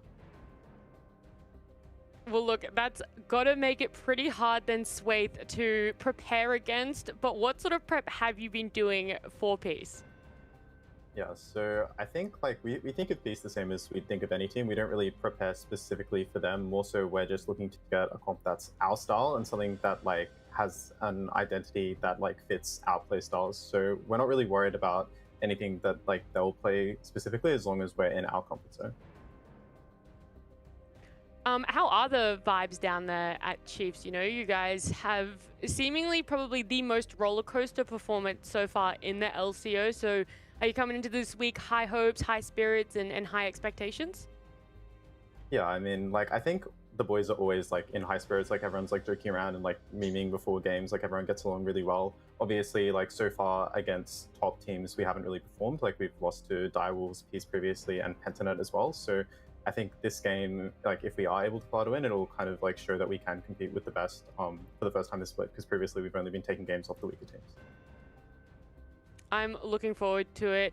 I do want to ask, how about you guys over at Peace Violet? How are you guys feeling having now two losses, sorry? We're still always very excited to play on game days because it's what we always work towards, but taking 2 losses, we've had like a lot to discuss over like the weekend and work on, so we're just going to continue to focus on improving as the split progresses. I am looking forward to see what both of your teams have worked on and improved on, and I'm looking forward to the game. Good luck. Thank you. Thanks. Did he just throw toilet paper in the background? I was about to make a comment about it, and I thought maybe not. Can we get a slow motion replay of that, please, production, at some point? But look, before then, let's have a quick look at our predictions for this matchup as well. I can go grab a roll and start to throw it around, especially on Skimmy's prediction, because I don't like that. He's not aligned with us at all. Look, mate, this is what I think about, right? The fact that you have an android known as not applicable playing the support role for Chiefs, he will get it done. You know, I put my faith in Dragku. We get the copy-paste rolling in chat. I just believe that, you know, if they're on something like they were against Legacy, I feel like if they have something prepared quite nicely into Peace, then it should be a close game. I mean, we look back at their matchup into them. What was it, week 1? It was a 42-minute banger. It was definitely a game that came down to nerves in the late game and who could make the least amount of mistakes. I know that Draco and Aladoric exchanged a lot of words after that one. So if there's anything to go off by that, I feel like this game should be a lot closer than it's made out to be. Can I ask, Nat, why did we pick Peace? Let me just go through my little clip notes. No, we went through this. I know we did. I've already forgot Tubes. I'm sorry, I can't find it in time. Me and Nat decided that we would Joined go for together. Peace. Yeah, we had the discussion. Obviously, we don't come to the conclusion without the discussion. We decided that the inexperience from Kisei would be punished by Peace. A little bit too aggressive at times. Halo likes to match that aggression, but I think this is where Lisa really comes in and plays well around his mid laner. Appy is a little bit too stable on his champion pools and how he plays top lane, and I think they'll just find an avenue through mid lane to win this one. Look, that's actually, you just took the words out of my mouth. That's almost what I was going to say, Jubes. There you have it. 100%. I knew you were, and it sometimes just takes someone to bring the best out of you, and I think we've brought it out now. That's it. This is my A game. This is the peak performance I'll ever have. Absolute. This is peak natty. Peak natty.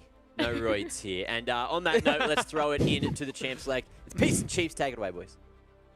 Well, on that transition, who knows where we go from here, Jude? How do you top it? How do you top that transition? You don't. You just pack up Champ Select, let them play whatever they want.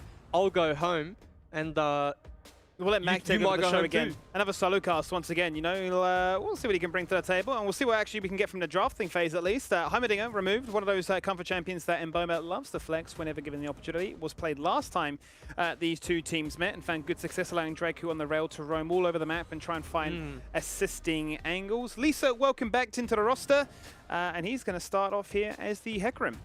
I feel like Peace get a lot of their inspiration from draft and how they play the game from the LPL. So it's no surprise seeing Hecarim just snap lock there instantly. It's like in every LPL game, it's just Hecarim being perma-picked, chem tank build, and just running rampant. And to be completely honest, I think if you had to mimic a playstyle, sometimes with how chaotic OS games get, LPL drafts and LPL team compositions often find a lot of success. There's also at times, you know, teams we try to draft very LCK-centric with the Scion mid and things like that, but it doesn't really have as great a success as those volatile kind of skirmish-heavy compositions. Yeah, not a bad way to go, right? Given the fact that sometimes we're seeing multiple things happen at once, and it's not usually the most beautiful or the elegant game, as some people may put it, the macro monster that we see coming out of the LCK. Regardless, though, Karma's being picked up here. Obviously a strong pick in its own right, but definitely feels like a two-sided pick in that it can deny the power that Peace may have presented it when combined with the Hecarim. Obviously the Graves as well, a strong AD jungler with fast tempo and clear that can do quite well into all of the picks that Peace have thrown their way so far. I'm actually not entirely sure how Peace have ended up with all these picks. Yeah. They've ended up with some power picks in every role. You know, Thresh being banned, meaning Rel has a much easier laning phase. Obviously, Dracu might opt in for the Alistar here because he won't want that to get banned away. And even then, they haven't opted in for that. So, like, Dracu might have a plan. Something that he likes playing into the Rel, but if they opt in for 2 support bans here, it could spell a little bit of trouble in the bot lane. So I'm interested to see what they do here.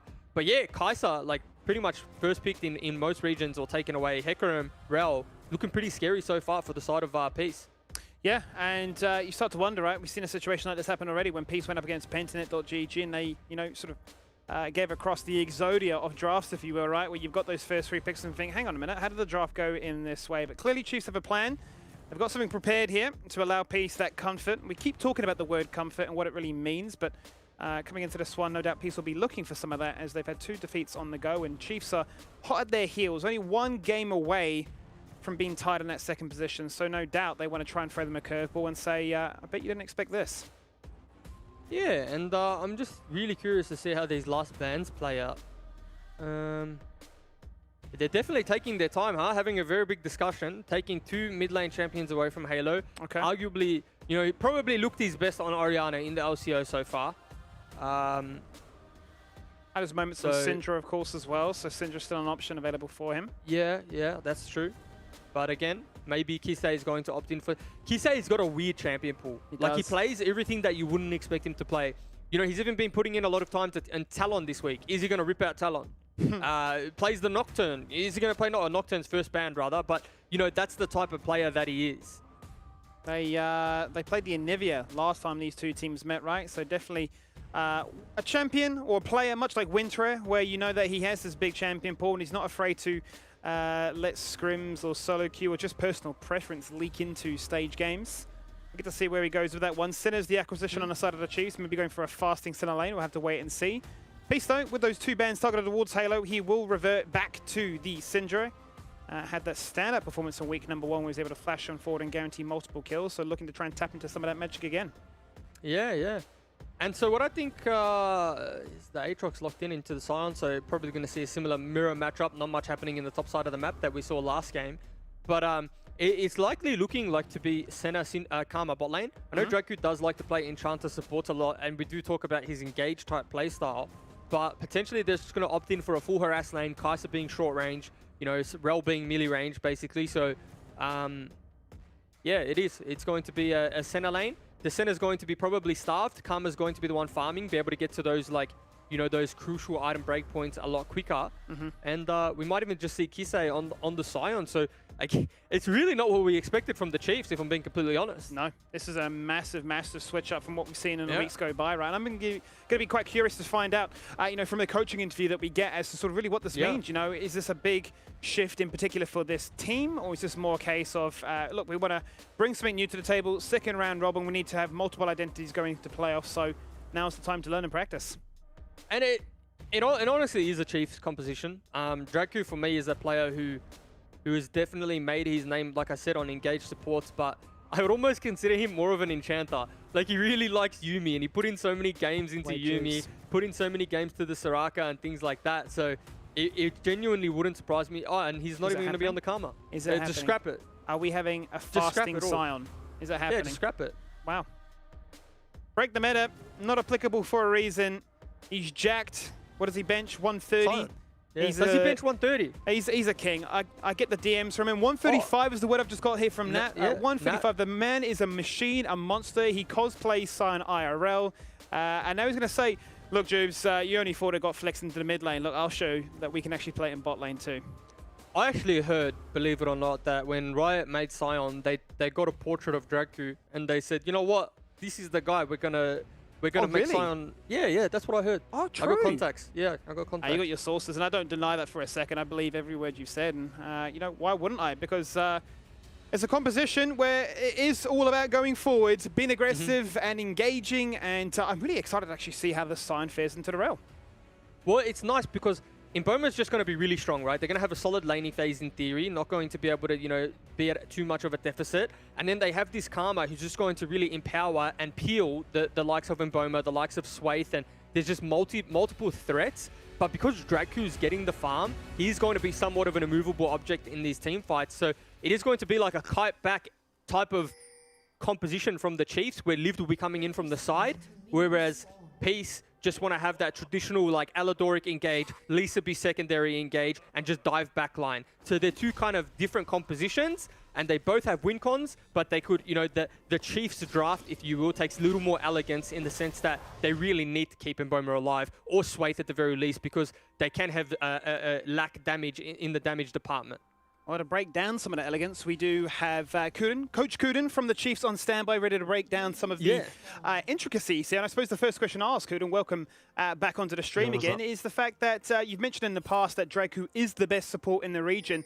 Tell me a little bit about the Sion support. This is some interesting tech. Not only is he the best support, but before that, he was also the best top laner in the region, you know? I hadn't realized that I just forgot that he used to be the best top lane, and I realized we should be making him play top lanes, in the bot lane instead. You know what I mean? Is this maybe a little bit more personal because he's going up against former teammates where he actually played top lane for us? Is this like the double whammy in your head mind games? Yep, exactly. The only reason why they won any games because they had Draku top. Now, Mike, can I jump in here and just say I've heard rumors on the street, and this is why I'm participating in this interview, that you are the best person to interview in the league. Can you confirm or deny that? Always have been. Always have been. Always have been. I've never been You've always been the bubbly, out there personality. I know. So talk to me, Kuden. Talk to me about this game, about this draft. It's definitely something we're not used to seeing in the LCO. Talk to us about how you see this game playing out and what you really want from the guys in the early to mid game. What I want is every lane to be gapping their lane. Graves will be up 100 CS. Everyone's up 100 CS in every lane. That's what I want to see. And I want to see Cloud Soul, Elder Dragon, Baron, 3 inhibs, everything. And I don't want to Yeah, but Mike, I want to see Peaks fly too, but sometimes it doesn't happen. Yeah, they can try, but we need to talk about. They can try. Yeah, they should have. Of course. They should have put Kevin if they wanted to do that. Mike, last question. Mike, last question from me, okay? And we're going to make this one about you. How has the transition been to being a coach? Because you do come off as sort of a shy guy, one that doesn't talk particularly too much. But what's it like being coaching a team and having some rookies on the roster like Kisei and really helping him develop into the player that he's become? Talk to me what that experience has been like. It's been, I feel like, because I used to be a pro, it's not, and I know, I think it's been real good. It's been not that hard. I feel I can connect. I feel like I'm more of an interpersonal. I'm like, I don't really talk to people outside, but these guys are like my family now. So I feel easy to connect. And I like that. I think that's what my job should be. No, yeah, and Mike, we like you too, and number one, yeah. And we like you too, and we're going to have to let you go here, okay? Because there's a lot of action taking place, and we thank you for your time, and good luck. Maybe. It's all yours. Go for it, mate. We got a #1 victory for you. We got a #1 victory for you. Well, there you go. You heard it here first. We'll see you later, Mike. The best coach in the league. I don't even know what he said. I'll be honest with you. Can you tell me what he said, Skinny? I think it was a little voodoo chant to get into the heads and the minds of Peace to ensure that they're going to win this game. Because so far, I've seen a few little punch-ons, a few brawls, a few junglers popping their head in, saying hello. And I'm actually really enjoying the Sun support. I unironically love the Kuden interviews, by the way. They're a fan favorite. They're a fan favorite. You always are going to have some enjoyment with them. He just speaks facts. He says a lot with a little bit. You know what I mean? He says a lot with a little bit. I love it so much because, you know, if you poke the bear, there's a yarn ready to go. He's ready to spit hot fire. Like, okay, and might be a gank in the top lane. Level 3 Graves. Down to level 3 Graves just indeed. 6-4. Yeah. Swape looking for that first blood right now. Lived out of mana. Forcing out the flash. He flashes to follow, says hello, gets first blood. And, well, a cross-map play takes place. Says now they collapse on Kisso, who burnt flash, but he will die in the mid lane too. But wasn't this exactly what we said before the game, right? This is what I thought would be the determining factor in this game. Kisei, a little too aggressive, a little bit too inexperienced. Lisa's too smart to punish that. Nice stun coming out of Halo. And whilst it's first blood in the top lane, you have to say the Syndra Hecarim type matchup is going to be far more volatile than the Aatrox, you know, being slightly behind. Well, first to spanner in the works of things. 2 plays happening at once. Both junglers 100% participation, able to get their team on the board and find the areas of the map that they want to get online as quickly as possible. Make sure that the Camilla's strong. Make sure that a 2-item spike comes as quickly as possible. But also make sure that if Halo's being targeted, and he has been in many of these games in the LCO so far, that he has the agency, that he has gold and resources, that he can be that playmaker and flash forward creator. Yeah. And so we're seeing a pretty stable bot lane player at the moment, to be honest, but Chiefs, or Draku rather, having no flash, they aren't able to get this wave in, and this is very dangerous territory. So we're seeing Lisa pass towards the bot side, but at this point, and we're seeing the all-in here. And we certainly are right now. Draku in a hole, what a trouble. He's going to look to try and disengage away, but he's already burnt that flash into the afterlife. And here to punch on. Going to do as much damage as he can into Lisa. As Swaif is in the vicinity, he has no ultimate, so the ultimate impact would not have been there to guarantee that kill. And you can already start to get a bit of a sense of how scrappy some of these fights may be. But that was my concern with the center Sion lane. It's that for Rel to be, you know, Rel to be useless, I thought we might see all-in in the mid lane, so I kind of just stuttered on my words there. But for Rel to have a rough laning phase, you need something to deny the engage. And it's quite straightforward, like she just jumps up in front of you, you're able to either flay it, pulverize it, you know, Gragas body slam even. But Sion has to channel Q, so it doesn't really have a reliable means to stop the engage from Rel. And, you know, ultimately Lisa gets the kill, but that's just basically a 2v2 kill, right? Like, I don't think Draku's living in that situation, and it does seem like a fairly rough lane, and it's almost going to be down to, like, damage control and how can they get out of this lane without, you know, that significant gold deficit.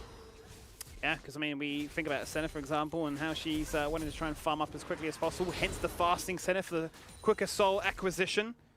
Always catches people off guard when you see, hang on a minute, why on earth is the support farming that gold? But maybe a bit of insight into this game is the fact that, you know, last time it was such a closely heated late game bonanza that, you know, they feel quite comfortable to say, in Boma, if we're going to leave you to your own, that we want to give you as many of those souls as possible. We want to transition into those 30-minute fights and say that, hey, we can go toe-to-toe with what Kaiser's bringing to the table here. Unfortunately, Skimmy, Senna's not the AD carry that you can leave to her lonesome. She will be punished, especially into the Rel Kaiser as well as the Hecarim. But a little bit of an invade here.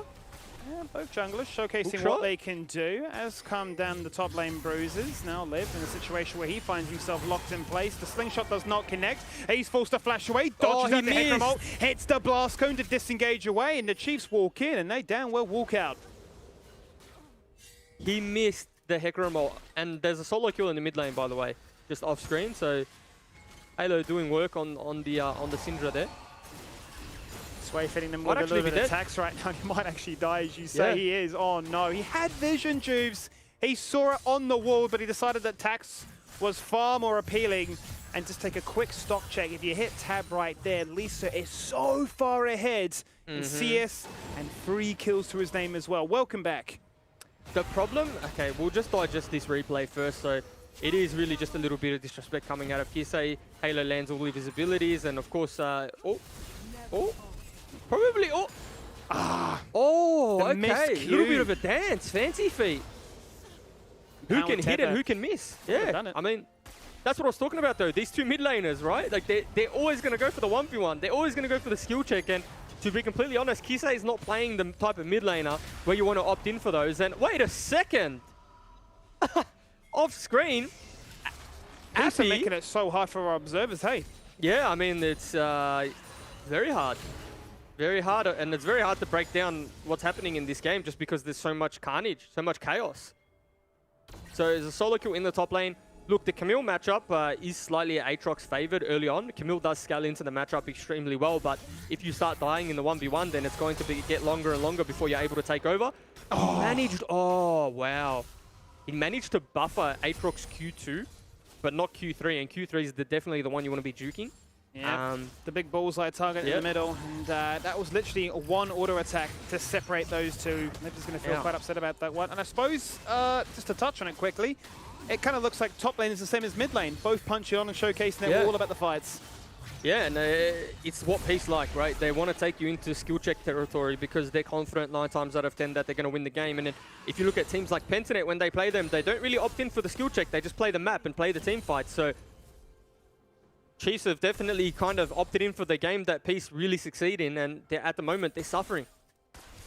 Certainly are. And obviously it comes down to draft too, right? In the sense that you're drafting the Karma, you're drafting these lanes that don't necessarily want to opt in for solo kills. You want to be able to farm, get out of lane, and then really show them what you're about. I mean, and without a doubt too, right? You know, the fact is you're looking at a Camille that wants to hit those item spikes to come out of lane. You've got a Senna also wanting to do the same, and a Karma that wants to free rotate to buff up the team, right? Looking to go for that more supportive build is what we're seeing here, as opposed to a full AP build. You get to see how Chiefs can look to navigate this mid game now, because finding himself 2k, only 11 minutes into this one, it feels like a bit of a situation where jungle camps, or even just objectives as a whole, there is no emphasis for Swave to even look at that now. Yeah, I mean, at this point in the game, the Graves ship has sailed. And but the Peace ship is here to play as they jump on through there. The Horse Club, they come together, they gallop into battle, and between the Magnet Storm and the Onslaught of Shadows, they get it done. I'll tell you what, mate, Lisa's having a blind day, isn't he?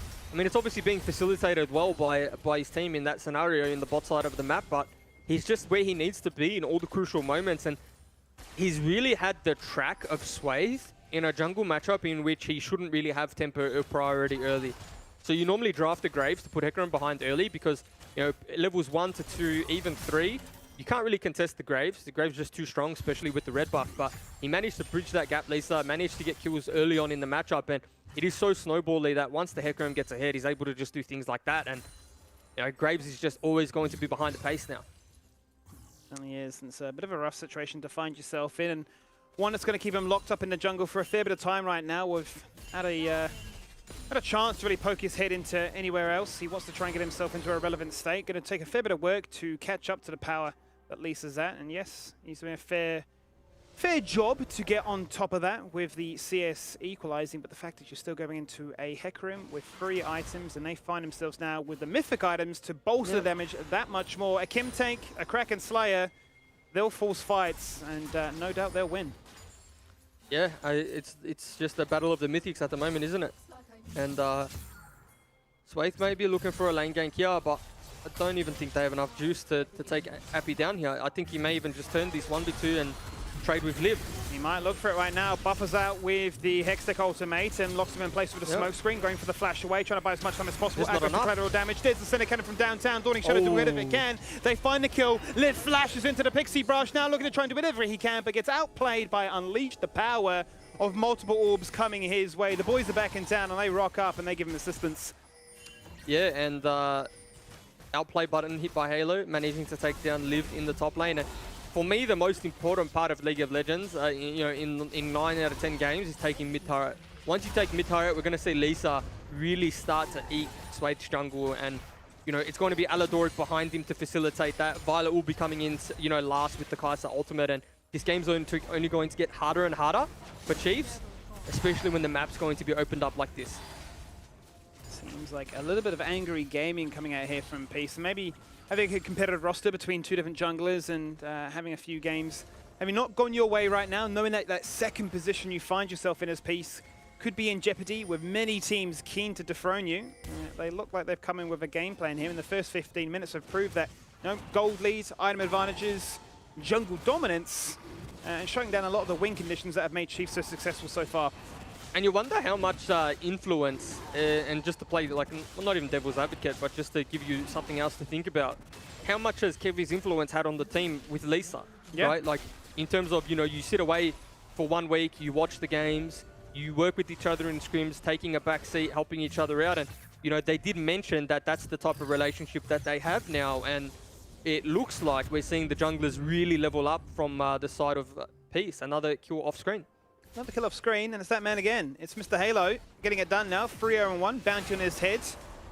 Living his best life as this Syndra. Luden's Tempest is there, and that really is the power spike of all power spikes for a Syndra to start executing and spamming orbs just to give you a world of pain. And Aatrox Appy again might be in trouble. This time he probably does fall down to 3 members. It's going to be Kisei that soaks up the turret first and foremost. He's going to go for the empowered Tether. He fell on down and he burnt the flash too. Jubes, it's a disaster. It's a 1-for-1 trade, but Appy takes that. Knowing that he removed the support really more than anything in Kisei, and they can defend this top turret. Yeah, it's a 1-for-1 in a situation in which you can't afford to have that, because if you look opposite side of the map, Halo is taking turret. He's proxying at that point, but he's also just denying minions, eating waves, CS lead building. This is the solo kill we saw off screen. Don't think Draku really expected the damage coming out of Swayze, because in the games where Draku's playing Sion, he's probably like, oh, I'm a tank, I'm tank Sion, and I really think that just caught him by surprise. He's like, okay then. 40% thinking, we're chilling. We're just gonna farm that wave, eat that up, prevent this side lane or side wave being blown out of proportion, and oh wait a minute, I have been unleashed. 40% and you're gone. Afterlife will do whatever it can to trim that wave, but just to return to that top lane play before, I like the idea that Kisei was bringing there, right? Go for the turret dive, go for the empowered Tether, get your life back, but the fact is the damage output that was coming on through, there wasn't enough time to wait for that Tether to complete. You just got to flash early. I mean, that's ultimately what it was. He just took one too many Aatrox Qs under turret to be able to survive that one. The right idea, but just mis-execution. And honestly, it just seems like it's a game of mis-execution for the Chiefs side. But then I think when you word it like that, it belittles a little bit what Peace have done in this game. And, they've just played perfect almost to a T. For sure. For sure. And once again, it's that man on your screen and Appy. The fact that, he's played pretty much anything asked of him. I feel like he's really breaking into the category right now as a top 2 contender for, best top laner in the region. We talk about Biopanther maybe holding that crown, arguably. Another player that pretty much will play anything. And I think when you have a player like that on your roster, if they can play these champions at that caliber ready for stage games, I mean, you're living in paradise. Yeah. It's funny that we talk about him as he's 2-3-1. Probably, he has the worst score on his team, but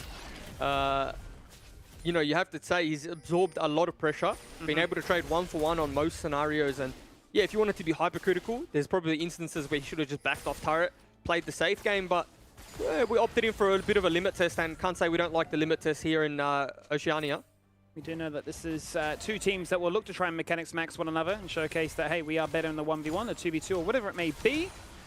But so far, it's Peace that find themselves 18 minutes into this one. So we have the bit of mechanics. We're up by 5k gold. We've got ourselves all these objectives to play for. 2 dragons to our name so far, and we got the power in all the right places. We talk about it sometimes being the Violet show, where he has this big burden of execution to pop off and show up and rival the likes of Praedif and other AD carries in the region to show, he is in that top 2 position conversation as well. But no, a lot of that has been alleviated. This time, Halo is not the one that gets camped. He's in a place of power, and Lisa's reintroduction has shown that, hey, 6 kills flawlessly between the 2 of us.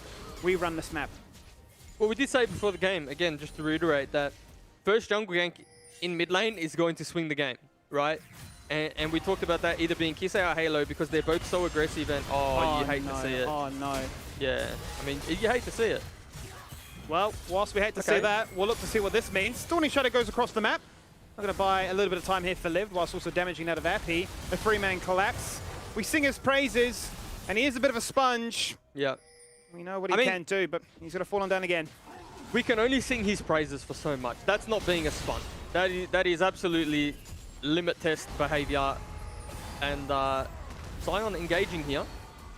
Certainly is. And that might be all he does as he realizes that might not be the fight I'm looking for. Dragon up in 20. That would put Peace on Soul Point and an Infernal Soul at that. So given the fact that Hecarim and Syndra are this strong already, that extra burn is going to work wonders. Yeah, and it does look like the way that Chiefs are vying for mid lane priority, it looks like they want to contest. They don't want to go down to Soul Point, and I think now they've decided, you know what, this is the one to give. See the recalls coming out from Draco, coming out from Sion, not having the ultimate on the Senna, on the Sion. It's just really a no contest, and it does give them 5 minutes more of farming, 5 minutes more of Senna souls, so I'm sure they'll take that and be happy with it. But, you know, next Dragon, it's definitely going to have to be a contest, and Swathe might be caught again. It will have to be a contest. As Swathe gonna have to be quite content here, sitting on that Gale Force, work his way towards that LDR, but that still seems like a bit of a distant afterthought. Scrappy skirmishes, Aladora going for the all-in, jumps on through, pops the Magnet Sword preemptively. Now Dracu taking up the world and more, 1v3, hits the knockup, blocks and plates Aladora, who's soaking up the damage and manages to live to tell the tale. How on earth, I'll never know. In the end though, it is Swathe that falls on down in a prolonged fight. He looked like the one that was caught, and in the end, was. Just a TP gap there. You know, it's a decent fight, or contest rather, coming out of Chiefs, but not taking stock of the teleport advantage. And if there's one thing Appy will do, if there's one thing you can bet your dollar on, he's going to teleport first. It doesn't matter if it's for 1 kill, if it's for half a kill, if it's for no kill. Appy will be there, and he'll be there to support his team. So, teleports in, loses some waves top, also loses the turret. So if you're a Chiefs fan, it's not all doom and gloom in that teleport play. He's able to pick up a turret. And no doubt Liv now will be looking to try and get himself that Ravenous Hydra as quickly as possible. But talking about Armor Spikes, let's talk about fights that actually happen on the map right now. Halo in trouble. Here he is. Lived with the Trinity Force, gets a shutdown, takes out Syndra, and Nada looking for more, looking to try and bully their way into the top side of this map. And Piece of scrambling, they'll hit a blast cone and they'll disengage away to the top tier 2. But even they look like they were caught a little bit off guard by that. And that was 1k pretty much. I think it was like 700 gold or 1k in the pocket of Camille there. And this is definitely not what they want to be doing. Senna is notoriously one of the slowest Baron takers in the game. Halo has teleport. And about this one, Chief, but they're going to be looking no doubt for a Senna route. They can look to try and start this fight off in their favor, then collapse upon it. There is no Hex to ultimate him, but there is a flash available for the Camille. The Baron bait, the Baron dance, it's all there. They all pile drive on through. Looking to try and take out Appy. He's just so tanky. What on earth are we watching right now? He soaks at the damage. He is the Sion reincarnate, but it is the Quadra kill, and it is the scumbag pin to denial. Oh no. Violent with the Quadra. He saw the stars align, but is denied again. Is that unacceptable? Is that unacceptable behavior? It's reportable behavior. I think it is unacceptable. But Violet will have a chat with him after the game, that's for sure, whether win, lose, or draw. Can't draw in League of Legends, actually, so we'll just say win or lose. Violet, again, and you know what's funny, Skimmy? We talked about Violet being quiet this game. Yeah. And that's a good sign for the Chiefs, right? But Halo was obviously stepping up big time in this game, in this transition. And the problem when you have a player like Violet on your roster is that you keep him quiet all game, and uninterrupted, he can just do this to you in a team fight. Just picks up a quadruple, gets to the back end to clean up, and you think the Penta's here, but again, just taken away. And it felt a little bit forced from the Chiefs, you know? Why did they think they needed to make that play? It's a little bit of the classic syndrome where you get to a certain point in the game, you make some picks, hold that thought, Skimmy again. Yeah, but it's not allowed to talk right now. It might be Dracu that's the sacrificial lamb. He'll fall on down. It's going to be Violet now. Picks up his 5th kill in this match. They'll dash, they'll crash, but Violet comes across with you. It's the mechanic show, and he'll start up with another double kill, and will force Chiefs to back away. And I mean, we just returned to that point once again. The Chiefs felt like they needed to do something. Maybe now looking back at it, they really didn't. Yeah, and that's what I mean. Like, they got a, 1,000 gold bounty onto the side of Camille. They picked up another kill as well, burn a few summoner spells. You'd have to be, you have to be happy with that, right? Camille all of a sudden becomes your win condition, can start to win the side lane, or with the Karma can be very useful in the group. And they just tried to take the Baron with such a slow Baron taking team, and that was their ultimate demise. And demise that has costed them dearly, as they will find themselves 11k gold down juice at the 24-minute mark. They'll bleed some structures. 6 turrets to 1. That's the mid inhibitor. And they don't seem to be done just yet. They want to try and end this game early. They're going to go for the face check. Out goes the sweep. Oh, sweep! Gone before you can even say goodbye. Blink and you'll miss it. And 2 members of Chiefs just get evaporated. I wanted to give a shout out before they went for the bush check there or whatever. I wanted to give a shout out to the little counter we got in the top left-hand side with the Baron buff duration. 50 seconds left. Absolutely smurfing there from our production team. And that might be game skimmy. Certainly might be. You could understand exactly what they were trying to put on the table, and it paid off beautifully. There he goes again, jumping into the back line without a fear in the world. And it's good signs when Peace have power all across the board. It isn't necessarily just the Violet show. He can pop off, he's shown you here again, but the rest of the team have come together from start to finish, and it's 25 minutes on the clock. 25 minutes in, what a statement game. You know, we asked them, how are you guys responding to having those 2 losses? And, well, is that a response, Skimmy? Without a doubt. Without a doubt. I suppose it goes back to that original question, right, of having that competitive jungling position. Are they looking to really set aside rivalries or game time between one another and say, how do we get ourselves back on the horse? How do we get ourselves back into the mix of, remember why people thought we were a top 2 or a challenging team to win the LCO? And Mac, I mean, you look at that and you think, hang on a minute, that is completely different to the piece we saw last week.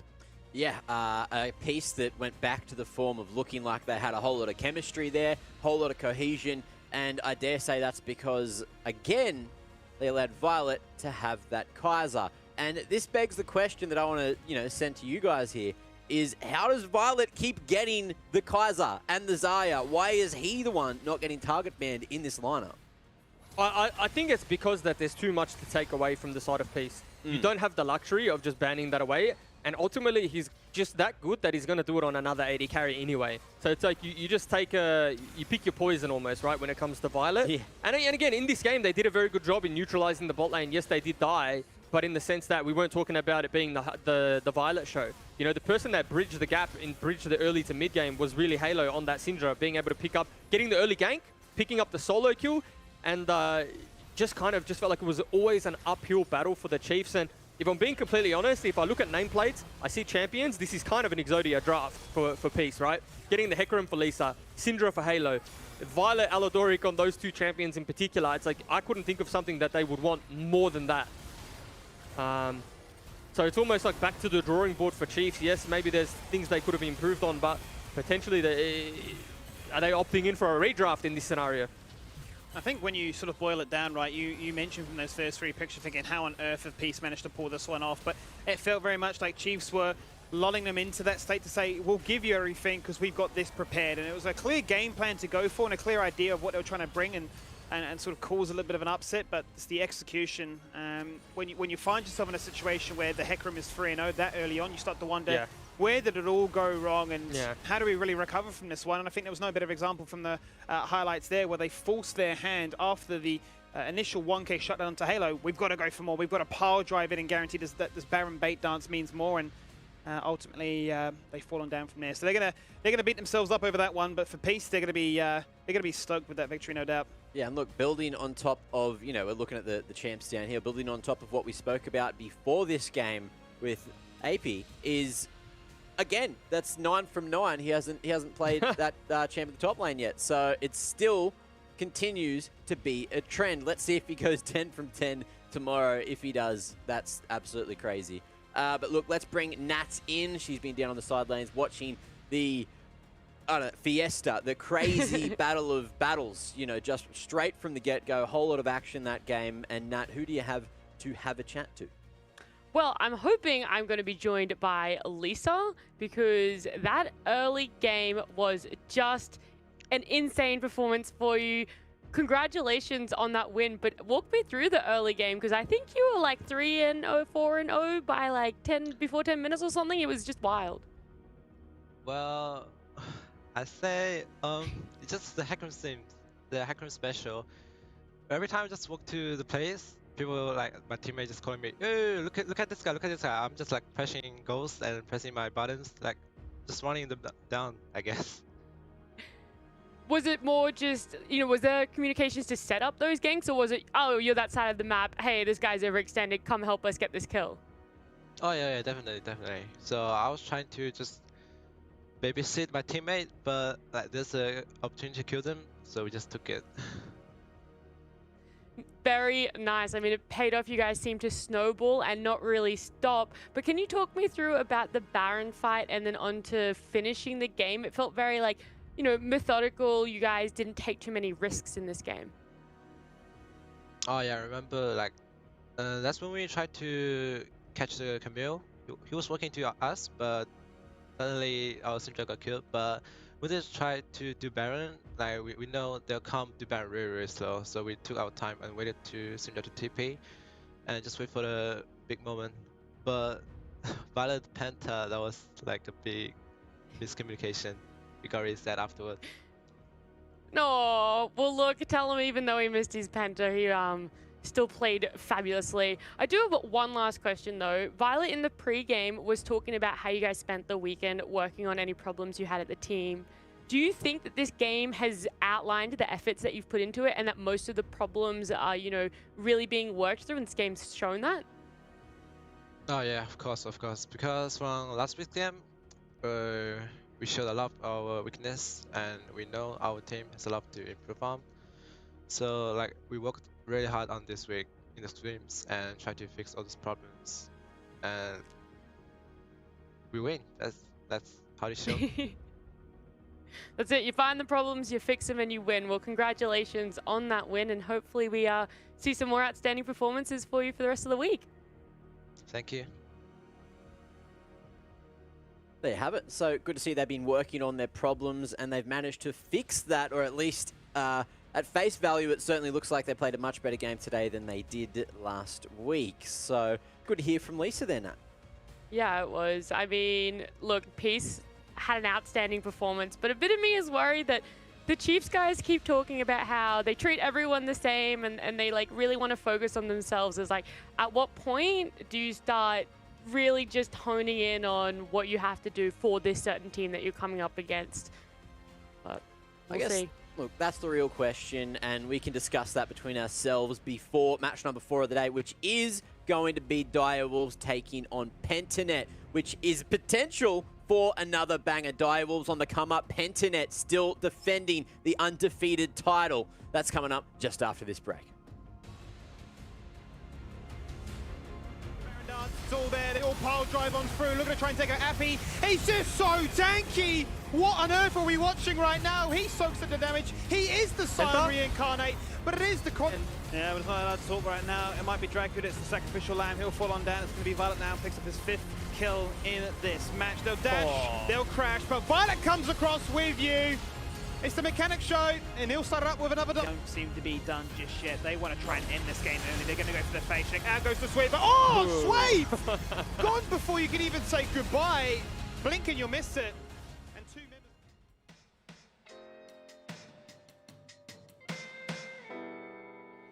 Oh, it's never too much, never quite enough, never been this close, but still so hard to love. If I take this step, will it be far enough? Will it come crashing down, crashing down, crashing all the way down?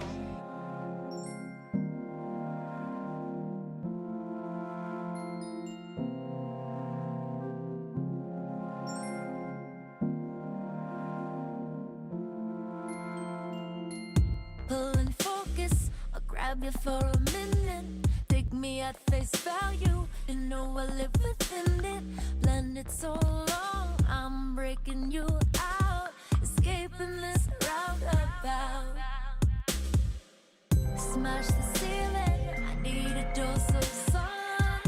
Feeling loaded, about time to get things done. This velvet space is moving slowly, up and up. Check out that list and start the show. I'll savor this in stereo. Don't wanna miss the most high. We blasting through these skylights. Check out that list and start the show. I'll savor this in stereo. Tomorrow brings a new vibe, beaming out there like skylights, shining through these skylights, these skylights, these skylights, shining through these skylights, these skylights, these skylights, shining through these skylights, these skylights, these skylights, shining through these skylights, these skylights, these skylights. Kiss the morning, breathing in the dawn, finding a way into this great beyond. Feel so abstract, we're floating this calm. Cloud covers all gone. Rising slowly, just going with the heat. This restraint is building me complete. Ready to fly, we've got all awareness open up. Shining through these skylights, these skylights, these skylights. Shining through these skylights, these skylights, these skylights. Shining through these skylights, these skylights, these skylights.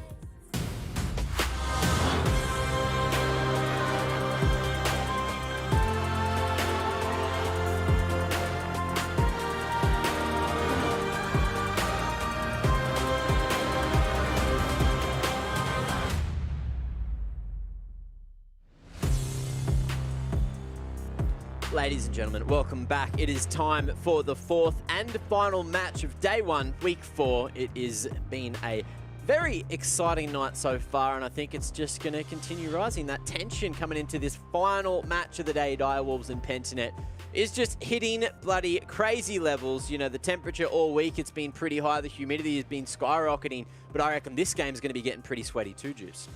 I mean, I don't know where you live. It's not been quite that where I live or where I'm from, but I'll take your word for it. You are in Hawaiian shirts, so potentially you are in Hawaii. We don't actually know. True. Because your backdrop is in fact the LCO. So send me a picture later. Will do. But no, this game's our absolute banger. I thought maybe game of the night, but we've had two good games in a row now. I mean, all the games have been good, but in terms of standings, these ones have been very impactful. So excited to see how this one plays out. Right, well, let's talk Direwolves first for the matchup. Of course, Direwolves, we've seen them make a late resurgence in terms of getting those wins on the board, and they're really hunting to try to get towards, you know, not just the top 5, but the top 3, top 2 maybe, if they keep this trend continuing. Yeah, and I mean, it's a team that we expected to be there. I mean, if anything, I would have expected them to be the undefeated ones with Pentanet. Obviously, someone has to lose when they play each other, but you know, they had a very slow start to the split, and I think all of their players are really ramping up at the right time. I think Shock's been uncontested in the mid lane. We've known that for a wee bit of time right now, but the biggest positive for me is the evolution of Claire, right? We touched on it on Friday, the fact that, you know, he's gone through the induction of becoming a new top laner, right? He's gone through the trials and the tribulations, the highs and the lows, and all in between. But the fact is that he had such a good performance on this Gnar. Exactly knew where to be to zone out Violet. We saw what Violet literally just did in that game before on Kaiser. We made sure that Violet had no impact. I mean, look at every single replay. Keep an eye on where Claire is every single time. Okay, where's Violet? I'm instantly pouncing upon him and zoning him out of the fight. So really excited to see that, you know, he's starting to, you know, make the role his own. And I think if we're looking at any team to potentially challenge Pentanet in the current form, it could be this one. Yeah. I think, what I think is important too, though, is that Claire actually does back it up with another good performance, because it's all well and good to say, you know, he's here, but it is only one game, and I think that's important to. We'll keep our eye on him, but he's obviously. I think he's actually more crucial to this team's success than we initially thought. I think that's what the surprise was. Claire as a player is more crucial than we thought. We thought maybe, yeah, leave him on an island, isolated, he'll win lane, lose lane, and it'll be fine. But I think he's actually pivotal for their success. Yeah, he's been doing a very, very good job. Now let's turn the conversation towards Pentanet. I heard they've got 8 wins on the board right now, and yeah, Pentanet, they about to get down. And Skimmy, you were telling me that Chaz actually planted that song into your head. He stole it. It was Pabu. They're just the kings, honestly, in terms of performance, not only in the game, but on social media as well, right? We already knew that their tweets per minute were just, you know, these were metrics. Their TPM was through the roof. These guys were just doing so much. But then the content per minute, the fact that we've now breeded this brand new meme that everybody else has jumped on the bandwagon for. So they are the innovators. They've got a really solid read on the meta across multiple different categories. And I'm really excited to see what they do in this one, right? You know, they're looking for the perfect split. They've had some very perfect performances. Here's another beautiful one here where Decoy's trading up efficiently. Maybe the positive inting that we used earlier on, right? Drops the box, ensures the rest of his team can turn around. Another pentakill gets stolen, cut the tape, but definitely a lot of players in their own rights that are best in class for their particular roles. So there's no surprise that we find them in first position. I think I want to talk about where we see the jungle going again, because, you know, going up against Direwolves, it's going to be Pabu up against Only, and Only's been pretty good and has been putting in a very good performance since he's come out of retirement. But Pabu, look, we had a chat about him earlier. Even, I think Destiny gave him that shout out in the interview, saying he has been one of the key pieces of the puzzle for Pentanet role swapping into jungle. I think if you asked me last year who was better, Pabu or Only in the jungle, I'd say definitely Only. But I think now Pabu's actually eclipsed him in terms of just how he makes correct decisions around information. And I know it sounds quite simple, but you know, a lot of the time, players in particular will just play for themselves, and they'll often just go for the pathing route and then look for a play. Whereas Pabu's always thinking, always trying to create, always be innovative with his team and create things that aren't necessarily there. And I think it's always exciting watching Pabu play, because you don't even know what he's going to do next. And I said sometimes he doesn't know what he's going to do next because his top lane brain kicks in when he was a top laner, but then he needs to kick it back out of gear and then find his footing again. Well, he's been doing a very good job of that. And someone else that does a very good job every single day we work on the LCO is Nat. So let's bring Nat back to the conversation. And Nat, who do you have down on the side lanes for the final match of the night? Thank you so much for that, by the way. But joining me, I have Only and BioPanther. Thank you both so much for joining me. Only, I want to start with you, and I want to ask, you know, you guys have a bit of a slow start, but now you're number 3 team.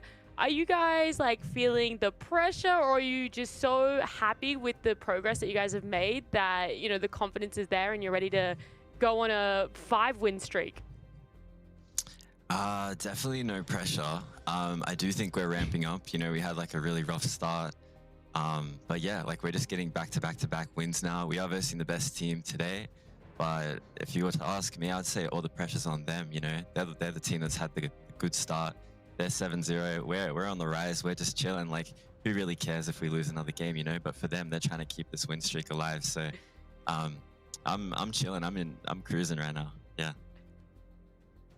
I see that little cheeky smile from you over there, BioPanther. How does it feel knowing you guys are undefeated and, you know, Direwolves are on the rise and they could potentially be your toughest opponent you end up facing at this point? Yeah, I see Direwolves as probably the top tier team, like comparing maybe with like Order or Chiefs, like personally. But I feel like Direwolves have quite the champion pool problem, and I can't wait until Claire locks in Null 1-2 in every draft. And yeah, I don't know. It's just going to be very easy to like predict what they do. And I'm pretty sure we're still going to be undefeated after tonight as well. Is that, you know, a big factor that the prep hasn't been that difficult for you guys, or what has that prep been? It's more the fact that most teams haven't had their identity, like they haven't chosen what they want to do. So they're kind of all over the place. They just want to be carries, or they don't want to like, they just want to play for lanes. They're not playing like as a cohesive unit. So I think that's our like biggest strength against most of these other teams that are fumbling and losing games for sure. Okay, I mean, that's a lot to digest, but it is true, you know, a lot of teams have been struggling at the start there, but Only, you know, what about you guys for your prep against Pentanet? I know you're saying it's pretty relaxed on the side of Direwolves, but surely there's been a lot of prep going into this matchup. It's not I wouldn't say it's relaxed, but like I don't really feel the pressure today. Like Bio said, he mentioned my team has champion pool issues. Honestly, one of many issues that we have, to be honest, but we're working on fixing all of these issues. And from my experience over the years, no one remembers the team, the came first in the regular split. People only care about the team that won in the playoffs. So whether it's today, next week, or Gauntlet, I'm just like, my job is to make sure that we're going to get the win when it matters most. If that's not today, fair play, but playoff is when it's really game time. So I hope that you know, your team, who historically don't have a good history in Gauntlet, I hope your team steps up when it really matters, because mine always does. Well, Well, I can't look, wait. you know, it was something that when I interviewed Direwolves at the start, you guys said that you treated it like a marathon and not a sprint. You guys definitely are on the up. So, Pentanet, I guess the pressure's on, and this is going to be a very, very interesting matchup, and I cannot wait to see who I see on the other side. Thank you both so much for joining me. Thank you so much. Cheers. Can I just say, only has the voice of an angel. I could yes, listen for right? hours, hey. Honestly, Yeah. I was buying whatever he was selling. I just wanted to I wanted to hear him just constantly talk that spiel, you know, saying, Pentanet, please stay humble because you got to put your money where your mouth is when we reach playoffs.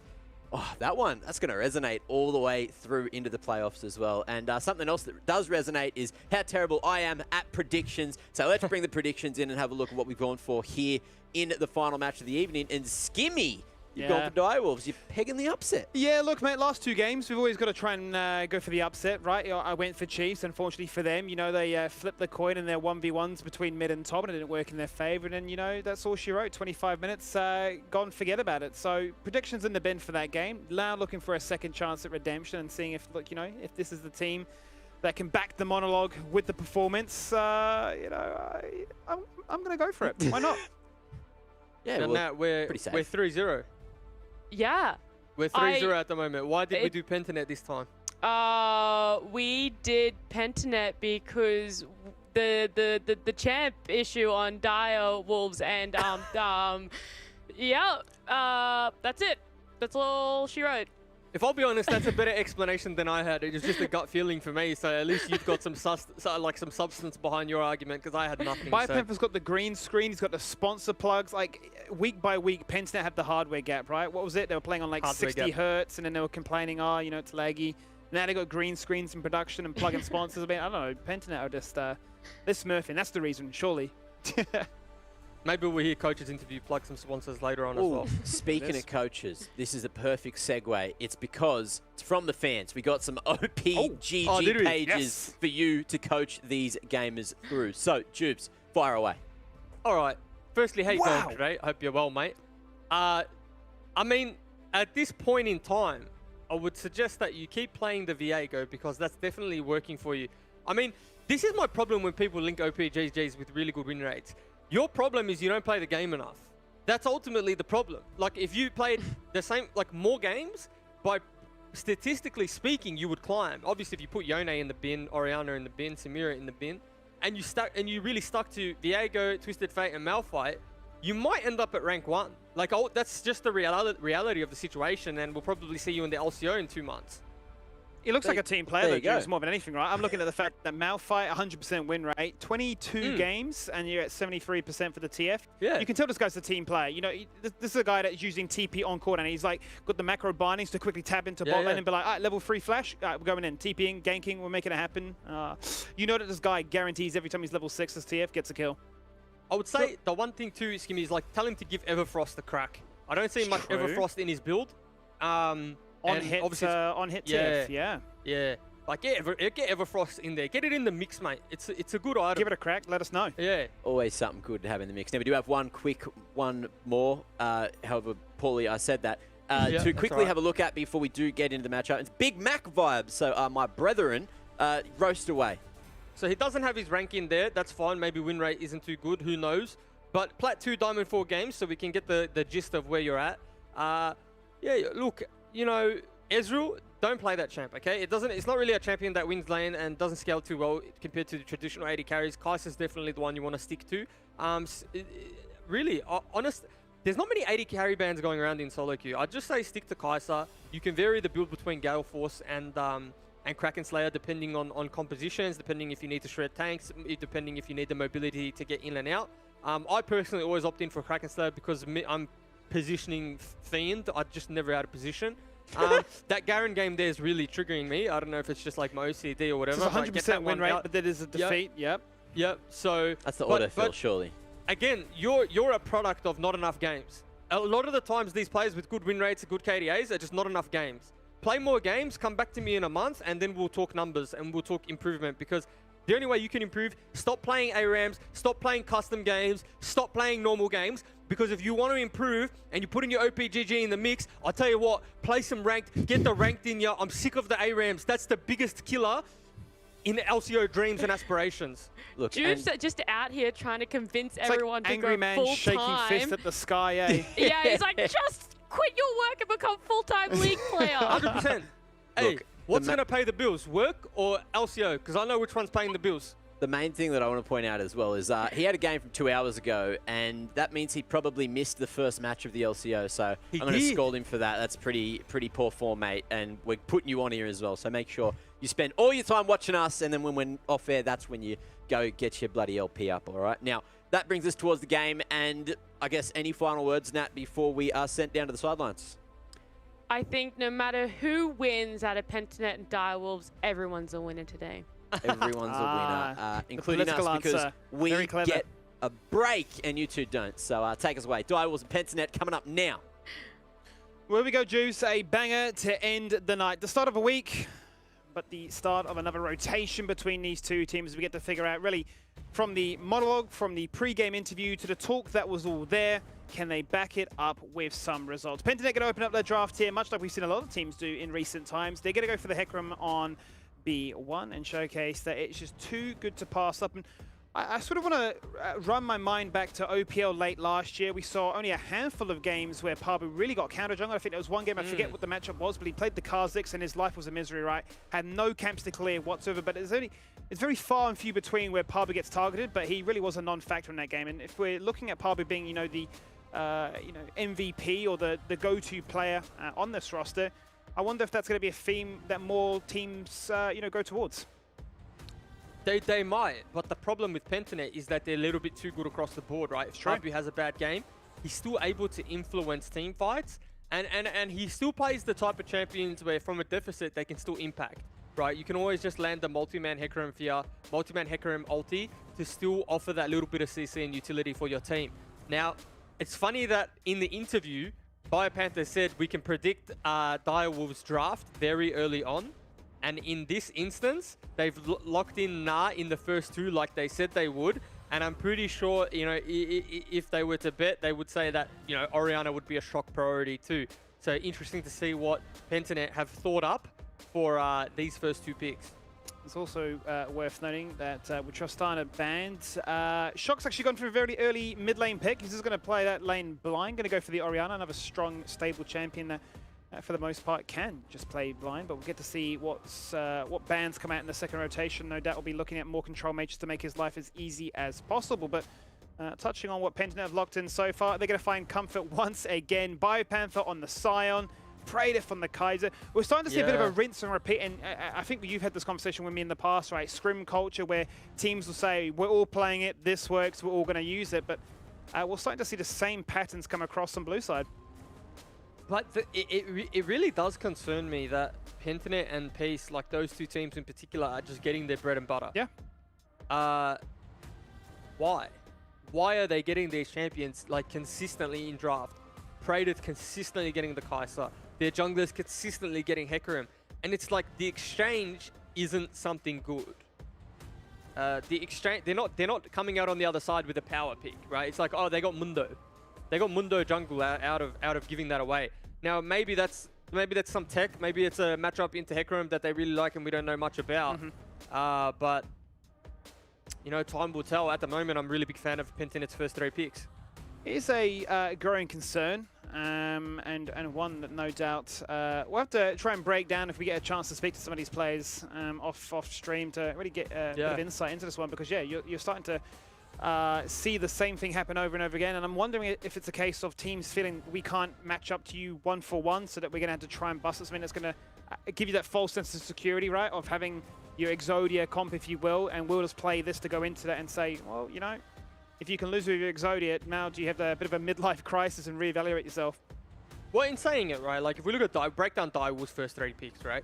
Orianna, staple blind pick in the mid lane, okay?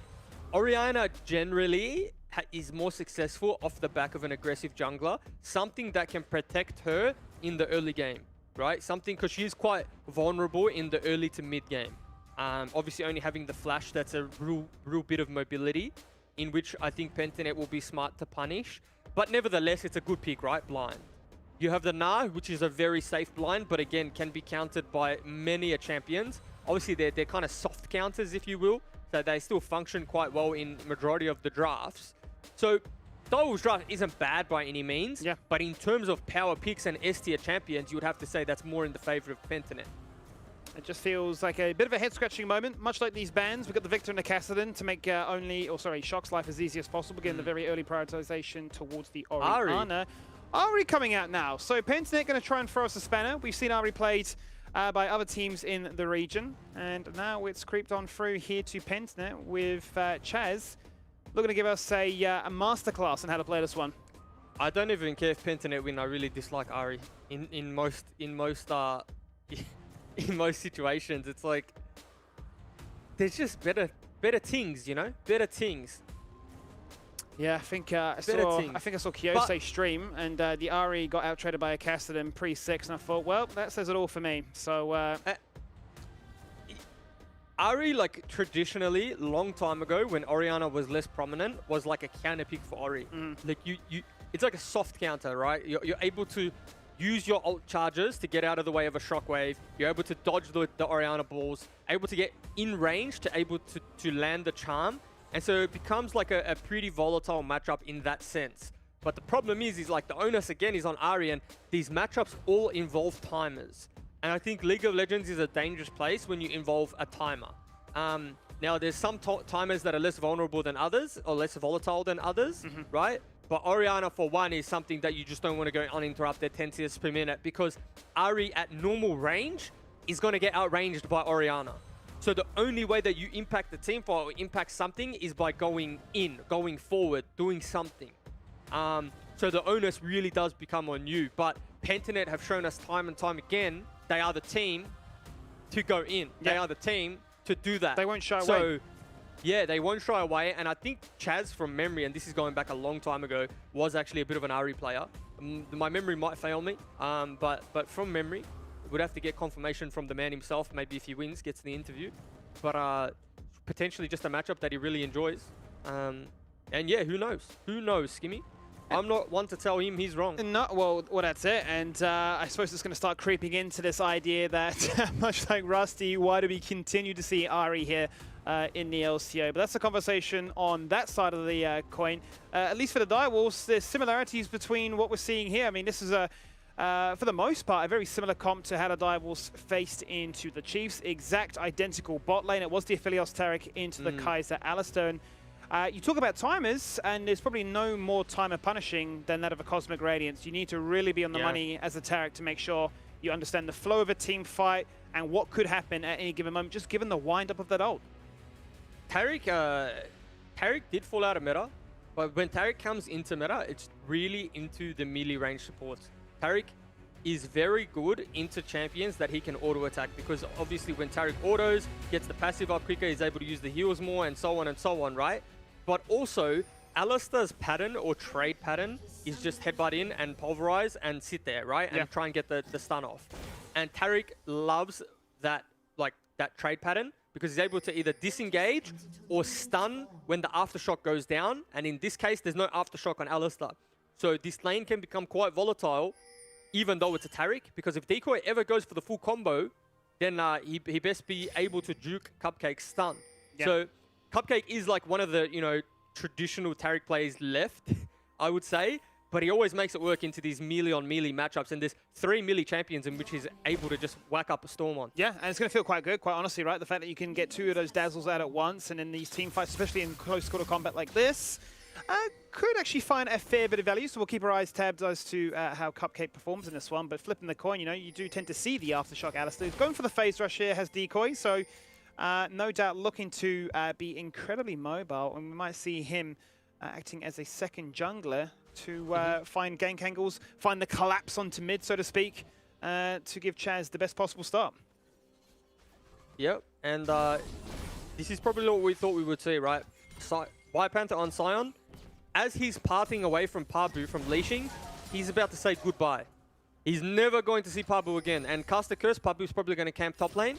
But you get the point, right? Yeah. White Panther's just going to be a weak side Sion, do his best to farm 10 CS per minute, play that matchup, you know, as well as he can, and ultimately just influence team fights. Keep your eyes on White Panther teleport, because he always keeps that up to influence a dragon fight or a bot lane skirmish. And that's exactly my point. That's where I wanted to take the conversation, right? Given the fact, though, of the last Direwolves game, Claire on the TP came in first before Appy, and they won that fight at the Raptor. And you mentioned, you know, much like Ultimates, you know, the first TP, whoever gets there first, traditionally speaking, is more likely to win. So given that we know that Biopanther is very keen to sacrifice his own lane to gank bot and make sure that Predator's online, very keen to see how these two teams, or these two individuals on your screen right now, can find those avenues of success. And funny enough too, Sion, like when you think of Sion, yeah, you think of it's a melee range tank, right? Sion is one of the only tank top laners, or melee range top laners in general, that fares quite well into range matchups. Na is obviously not the biggest range top laner when in mini form, but just the nature of Sion's kit, he's able to trade from a distance so well. I do think Claire probably misplayed the lane a little bit when we weren't able to see, but we're seeing the proficiency and the prowess, if you will, of Biopanther Sion, and there's just levels to the champ, right? I know people laugh all the time about tank gameplay. Yeah. Tank gameplay and trading patterns is actually really intricate. You definitely notice the difference between good tank players and players who are just doing it for the team, doing it to do a job in the game. And Bio is definitely that player who, I mean, is going to out-trade you. He's going to win lane on a tank. There's an art form to it, right? And we've definitely seen those players that have been relegated to the likes of Shen or Malphite Judy, and it's like, hey, you might go 1 and 6, but as long as you can press your ultimate, there's value. And there's other players that, you know, thrive on it. They'll say, no, put me on a tank. I don't want to be the carry. I'm quite content, and you know, make it their own. And yeah, I mean, like many games, there's nothing better than having a good tank to lead the line. And it's also, it's also like you look at players overseas even. There's carry players and there's some players who just can't, in the best leagues in the world, they just can't play tanks. Yeah. And they often have to opt in for carry top lane. So there's an art form to it. It's a different play style, but it's not one that's easy. And you know, that's why I have so much respect for Biopanther, is because he's able to do that. And not just do that, he can do pretty much anything. He'll play in China's top lane, he'll play carries, he'll play whatever is required of him, and that's why we sing his praises. And, good praises so far. He seems to be reliably getting these knockups to keep Claire at bay. Claire got a cheater recall off. Yeah, managed to crash this wave in, so might just be able to get that recall unless Biopanther is forced to go for a knockup, but prefers to go for the wave instead. Oh! If he cancelled that base, then he burnt. That's Claire's TP. Like he has to, TP has to burn TP, or base go burn TP. So Claire's very lucky that he gets that one off, and the cannon baited him. Yep. Yeah, for sure. Sometimes you get a sack cannon to win your lane. The allure of 50 gold in the bank was too good an opportunity to pass on up, and this is sort of the prediction you made in the mid lane. The range of the Ahri that goes to the orb. And that's pretty much it. You won't, as the Ahri, you won't really outfarm the Orianna, and you won't have the presence or the prio in the lane. But the danger does come in at level 6, right? If you ever misposition your ball as the Orianna, step up, you know, 1 minion too far, then there's definitely going to be the impending kill threat, especially with a Hecarim. So, you know, I don't expect to see much in this lane until level 6, and even then, at that point, Chaz is going to be able to 2Q the wave, and then look for a roam. But here it is. We're seeing it here already. This is our prediction. There's the phase rush, there's the combo. Is decoy even required? He really isn't. Level 6 is coming on through. Spirit Fox to dash, the charm to engage, the flash to connect, and the first blood to secure. Excuse me, it's almost like we know what we're talking about sometimes. We do. Yeah, sometimes we hit the nail on the head, and you know, it's almost like me and Pabu think the same. That's just what we saw. They literally were just communicating, and that's why Pentanet are so good. Yeah. Because they're communicating to a T. I'm going to hit 6 on this wave. This is the window. So Decoy says, okay, I'll come as well. And then ultimately, it's just a little bit too easy. Shock. And that's probably one thing Shock's been guilty of, in my opinion, this split. Dying with summoners. or using a summoner and still dying. Yeah. He's not quick to use that flash Much to die survive, again. and he's dead again. He yeah. certainly is. Out goes the Onslaught of Shadows, then charging him back into the middle of the wave. A two-man shockwave. He's got no flash. He's going to get chum. He's Yep. going to fall on down 2 from 2. And the mid jungle duo come up trumps again. Yep, and again, this is what I was talking about before the game. Orianna, it's considered a safe blind and a safe mid laner, but if you don't have a jungle presence, it's not safe at all. And this is exactly why you're able to just put repeat ganks onto the Orianna. Once Orianna's flash goes down, it's just death after death unless you have some form of protection or a jungler that can offer that assistance. And this is why I wasn't a big fan of the Mundo, because what can Mundo do in these situations? Yeah, yeah. And I suppose then we take a step back, right, and say, well, what is the Mundo here to provide? Obviously, we know it's a meatball, much like a sign that can absorb a ton of damage. But in terms of protection to allow Shock to, you know, flex his power and flex his might, as we've seen in the split so far, it's not a champion that is known for wanting to engage very early on in those 2v2s. No, and the point of the Mundo, like I understand Direwolf's composition here, right? The whole point of this comp is you're not going to, Decoy doesn't want to combo the Aphelios when he's got those chakram spinning, so. The dream setup. Ooh, Dazzle does not connect. Yeah, but to the point, the Mundo wants, ideally, the game to be 0-0-0, Chem Tank, and level 6. Then we're right? laughing. And the Mundo ultimate. And Yep. if you can get to that phase at no deficit, then you're laughing. And you'll probably win all the dragon fights that ensue, because there's just not enough damage, especially with no ignite. Or there is an ignite on Decoy, but there's not enough damage without the heal cut to really burn through you. Well, let's see if they can stem the bleeding for a meantime, because other lanes have been quite content for the most part.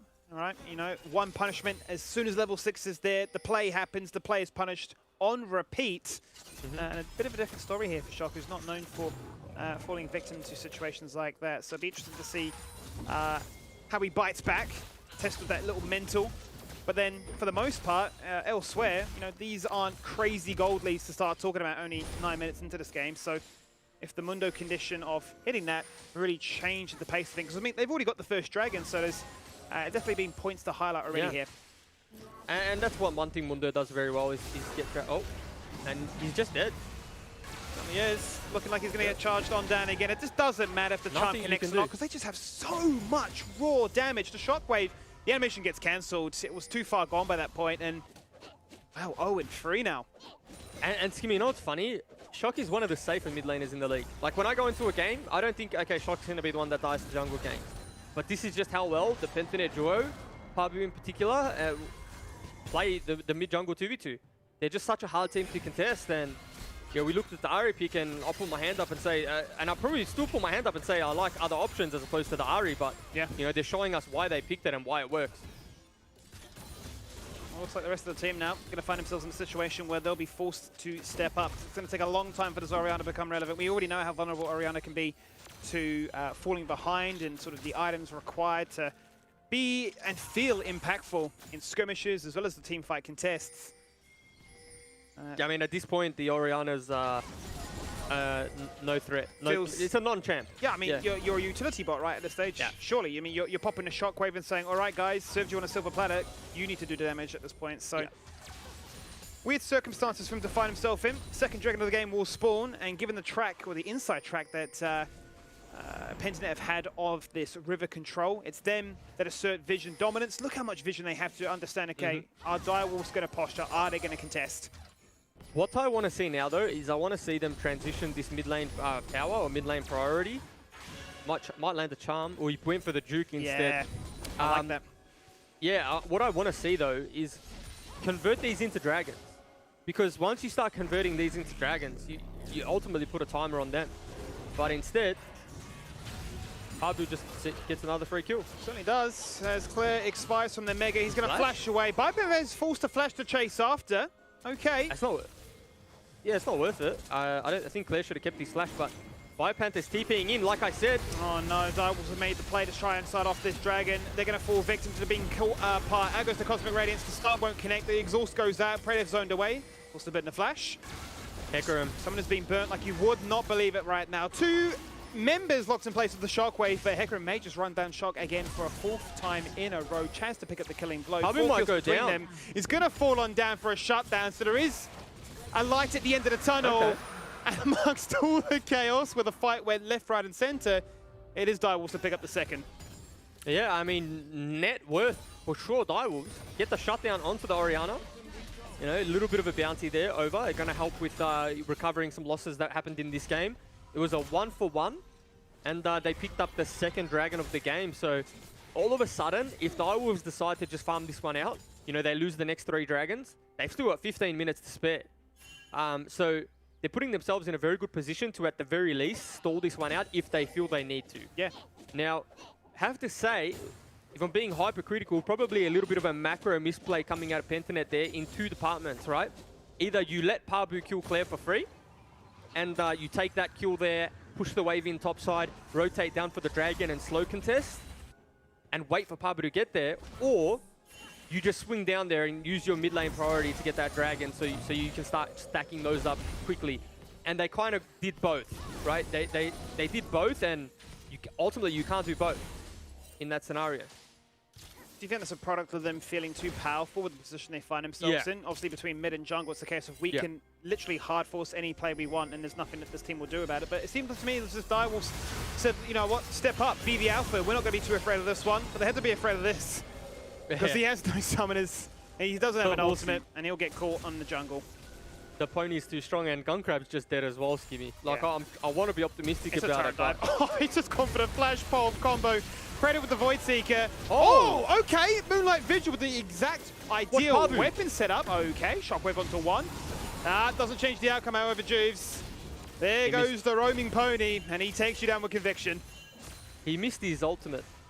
He missed his ultimate on the Orianna. I think as good as Pabu is, he's definitely going to be able to hit those abilities. Oh my goodness. That hurts. Yeah, that hurts. At the moment, Skimmy, if I'm being completely honest, this Summoner's Rift is Pabu's playground. Yeah. That's it. It's his playground. If he wants the swings, he's on the swings. If he wants the slide, he's on the slide. Wherever he goes, it's his. If somebody's on it, he'll bully you off. I mean, quite honestly, the map does belong to him. He's literally everywhere at once. And here we were in a situation thinking, okay, maybe Guncrab's got this. Maybe, you know, maybe the Moonlight Vigil heal empowerment is just enough. And then you realize, hang on a minute, that's a ghost-empowered Hecarim boosting on through pretty much anywhere. And you can see that the green lights are going on forward, and he doesn't stop for no one. Nope. And we're seeing a flip now. So this is something that I really like to see, okay? Because you put Ari in the side lane, and the side lanes are longer than mid lane. So Orianna wants to stay mid, but it's hard for her to lane mid with no flash versus a bot lane duo with a Hecarim around. And so Ari then has to decide, do I go to the long lane against Ari, where a Hecarim can come from any which way? Yeah. Or do I sit in against the duo in which the Alistair and Kai'Sa combined with the Hecarim will probably dive me?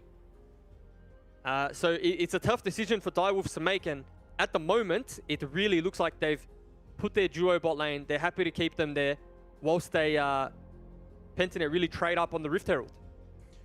Yeah, and I mean, and that's the question that you start to raise, right? The fact is, you know, 15 minutes into this one, they're up by 2k. You've clearly got an advantage in the mid-jungle matchup that's allowing you these rotational powers to really dictate what terms are set on this map as to what you want to do, but also what Direwolves are allowed to even fight for, or even what they're allowed to you know, try and start up on their own volition, but then be told, you know what, that doesn't actually belong to you. And I start to wonder if we're in a situation where, yeah, Chem Tank is available now for only. Has he hit that point where the game is still in a rather even state that he can look to, you know, run into the midst of things and say, yeah, I'll soak up the world and more? Or if it really is as clear and simple as avoid fighting at all costs, just farm, be satisfied with the fact that you've got yourselves 2 dragons, just play for soul point and AFK.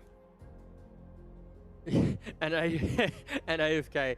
Yeah, I mean, that's probably part of the reason why they're keeping their bot lane there. I think they just don't want to disrupt the flow, as I think we're back into the game. Looks like we are. Yeah. Because, I mean, like, you break down that point further, right? Orianna bleeding for items right now. Guncrab wants to get himself even further ahead of the Kraken Slayer. And sure, you're sacrificing Heralds for this, but you know, as long as you're not dying in the process of them summoning this, as we might see Claire in trouble again. There is going to be Mega. He has no flash. He's in so much trouble right now. We're going to turn our attention towards mid lane, but he's not going to save you. He can't TP. He can't protect. He attack, and he fall on down. And Skimmy, this is what happens when you flip map and you're the proactive one, right? They put Ari bot side and there's teleport coming on in. We might even see him go for a solo kill here. He's got Everfrost up. Yeah, Gunkrab actually has a dream weapon set it right. The Chakram's like a Tristana just to burn through that turret, so nice TP. Reddinham finding a silver lining amongst it all. So what I wanted to touch on with that top lane play and why it was possible was because they put their duo mid. So Orianna's going to eat the wave second, right? Has to eat the wave when it comes on the tower. That then gives Praetus and Decoy priority to move in whichever way they want. They decide for the top lane turret dive, really smart play.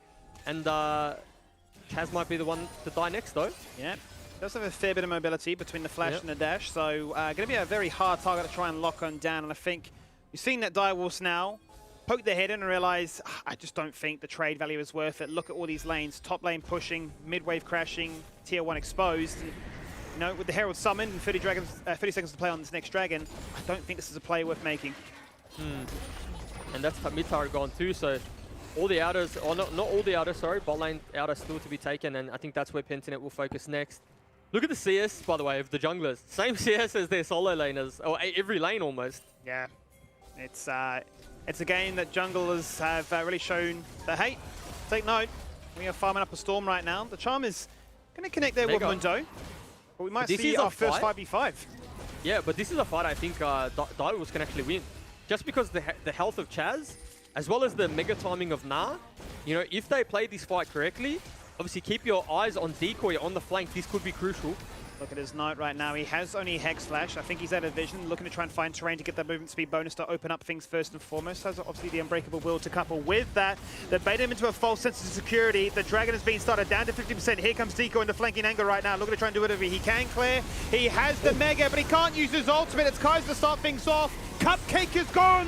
Cosmic Radiance gets buffered, but it doesn't do enough. They're invulnerable, but not for long. And they're going to fall on down now for 2 kills, make it 3. Pabu trying to do whatever he can to be the hero and pad those stats just a little bit more. But now Biopanther takes the fight from top lane to bot lane. He wants to bully out Claire. And that might just try and take him from the afterlife as Claire Suta turned to Mega again. Voidseeker connects and, well, this seems like only a matter of time. And he'll get charmed. But that'll be the ace. Yeah, and I mean, teamfight execution from Pentanet. I think Decoy's been watching a few VODs in his off time because that flank was very LPL-esque, right? The Alistair's always looking for that flank angle, so keep your eyes on Decoy here. Pretty much solo wins the teamfight. That's a 2-man ultimate, right? But more importantly, Cupcake's the one that falls down instantly. So yes, while he still gets the ultimate off, it's just not enough, right? There's no utility coming out of the Taric after that, and it's ultimately just a 4v5, and Shock falls down on the back end here. 2 fights on 2 different fronts. Pabu goes down. Nice little shutdown for Claire for sure, but team fight heaven for Pentanet. It is team fight heaven, and just so many angles for them to play around with. All the confidence to say we've got the vision on lockdown. We know that this team, that is their win con. That is their only out right now because they're definitely not matching us toe to toe. We've clearly had a strong laning phase that they don't want to go for these fights unless they feel threatened to do so, and they fell for the trap, right? They went for the soul point. Down to 50%, they pulled the trigger, and ultimately that's the first ace of the game. Like I did say to you though, right, Direwolves do have the luxury of pretty much stalling for 3 dragons in that sense. They don't need to do anything, they only need to really contest the Baron, and they're really able to just play ping pong with waves. You know, we aren't very big freezers in this region. There will be no freezers to be had. So it'll just be a trade of farm in side lanes and mid lane. And Direwolves may just have to look for that opportunity for that pick in the side lane.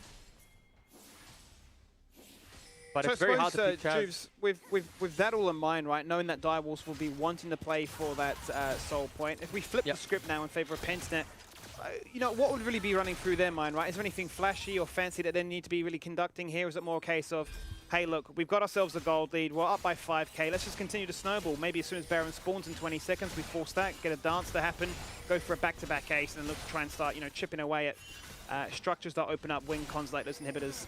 Yeah, so it's very important for these snowball compositions, the pick heavy compositions with the RE, to remain disciplined. Because the problem you can run into is that you start to feel panic that you're going to get outscaled by Aphelios, Mundo, Oriana, and things of that nature, right? However, you're 5,000 gold up, or 6,000 gold up now at 20 minutes, right? And that gold lead isn't going anywhere unless you start to lose some team fights.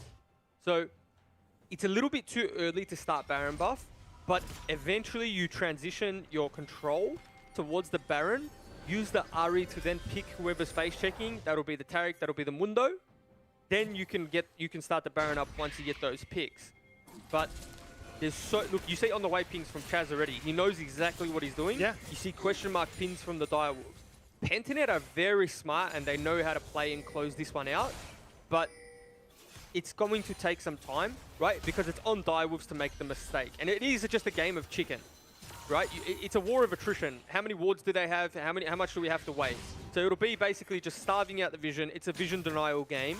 Once Pentanet make that pick or have that objective to fight over, that's where we'll see the fight and really Pentanet either win or lose the game. And it's more, I suppose, then to wrap it up, a case of putting the fear into your opposition by the vision denial, by the question mark pings of, well, where are they, right?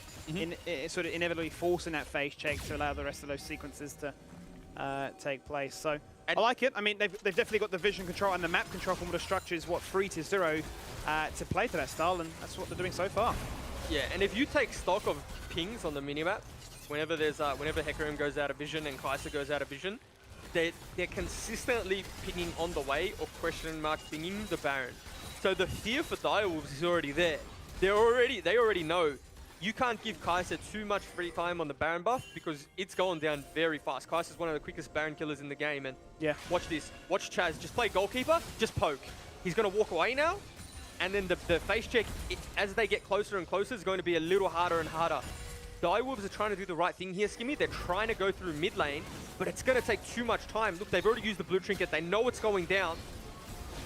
Shock's looking for a shockwave steal. Unfortunately for him, you can't outsmite a smite. It's not a jinx. It's going to be Sign that gets the kill, actually. He takes that only in the process of things. There goes to the Cosmic Radiance just as the charm expires, but a pulverized combo locking him in place to make sure that as soon as that invulnerability falls on Dan, he will too. It's a 3-man shove here from Claire, but they have no damage to back it on up. Those are the moments you live for as an R player. But those are the fights that you pounce upon if you're Pentanets. And they're going to look for the final kill, put him in the coffin, give them a back-to-back ace. The Baron, the game, 22 minutes. This is genuinely one of the cleanest games I've seen in a very long time. Just from how the game has played, from start to mid-game to ultimately what looks like a finish. The way that they've just set up vision denial, utilize the Kai'Sa, the Hecarim to two-man the Baron, and Chaz just played goalkeeper. Honestly, it's beautiful to watch. Yeah. And I suppose more than anything, right, the idea that, you know, there is that game plan and it executes exactly as you want to see it. Yeah, and I mean, only falls down, because I was a little confused, how did only die here? He died to the Alistar and the Scion. That's your tank. Your tank is dying to two negative damage champions. And then after that, it's just a wash. What can you do here? Kai'Sa just flies on in, shock, you know, gets taken down by Chaz on the back end. Yeah, Chaz does fall down, so that's well played from Claire to trade there. And I don't think anyone in particular has had a bad game from the Direwolves. Like, and that, I know that sounds funny to say at a 10k gold deficit, right? Like, no one's, it sounds funny because you look at, you press tab and everyone's just dead, right? But no one's just like bled out from laning phase. Yeah. I think to say someone's played terribly from Direwolves makes it seem like Pentanet didn't play extremely well. Yeah. You know what I mean? Yeah. But that's what I'm trying to get at. I'm trying to get at Pentanet have played this game to a T, to how their champions should, to how they should have executed, to what their champions do. And Direwolves were just on the receiving end and they had no response. And partly because of draft, partly because of maybe Pentanet are that good. But yeah, just to reiterate, like, what a performance thus far. Yeah, and it's, you know, credit where credit is due, right? You know, this is a case of a team playing really well and showcasing why they are 8-0 as opposed to, well, the opponent just were griefing and, you know, that's why it's so easy for Pentanet. And, you know, it's really not the case. I mean, the best example we have is level 6 on the wave, charming to kill and to gank and to repeat, and it's just made Shock's life a living hell. And sure, 2 items on the board now. Definitely going to start to feel the power of what the Oriana can do, but Just too little too late. As you can see, the Onslaught Shadows goes across once again. As Kaiser picks up the kill, Chaz not even in the fight, but doesn't seem to matter. He flashes across the wall and takes out your second tank. There goes Claire. He flashes away onto the minion wave as the rest of Pentanet had their sights turned towards the Nexus itself. Zone to the fountain. The turret one falling on down. The second soon to follow. And the emote game being on point for a clean, decisive Pentanet victory. That's just, it's just clean. It's just a shower before the game. Prater notoriously washes his hands before every solo queue game, so must have washed his hands extra good before this one because just clean, no bacteria, nothing, just amazing. I'm really at a loss for words because we talked before this game about Direwolves being the contender. Yeah, they were looking like the second best team in the league. And to just be dismantled in 24 minutes like that, is the league just Pentanet, Peace, Direwolves contesting for second, third? Yeah, and that's the question, right? Because I remember last week we were talking about, this game is draft gap, this game is draft gap, and then a lot of it was like, no, it's not always draft gap. This is actually a case of players having an understanding of how to play the game. But it feels like maybe today we've actually got a situation where, I think this actually is a draft gap. Back-to-back games between Peace and Pentanet, they've been given their best champions, and the opposition has said, we're going to try and draft this and throw you a curveball, and the curveballs come back to hit them in the head. And unfortunately, Mac, 2 from 2 there with the predictions on my end to say maybe we'd see an upset. It wasn't to be the case here tonight, mate. Yeah, I think I got them all right tonight so far.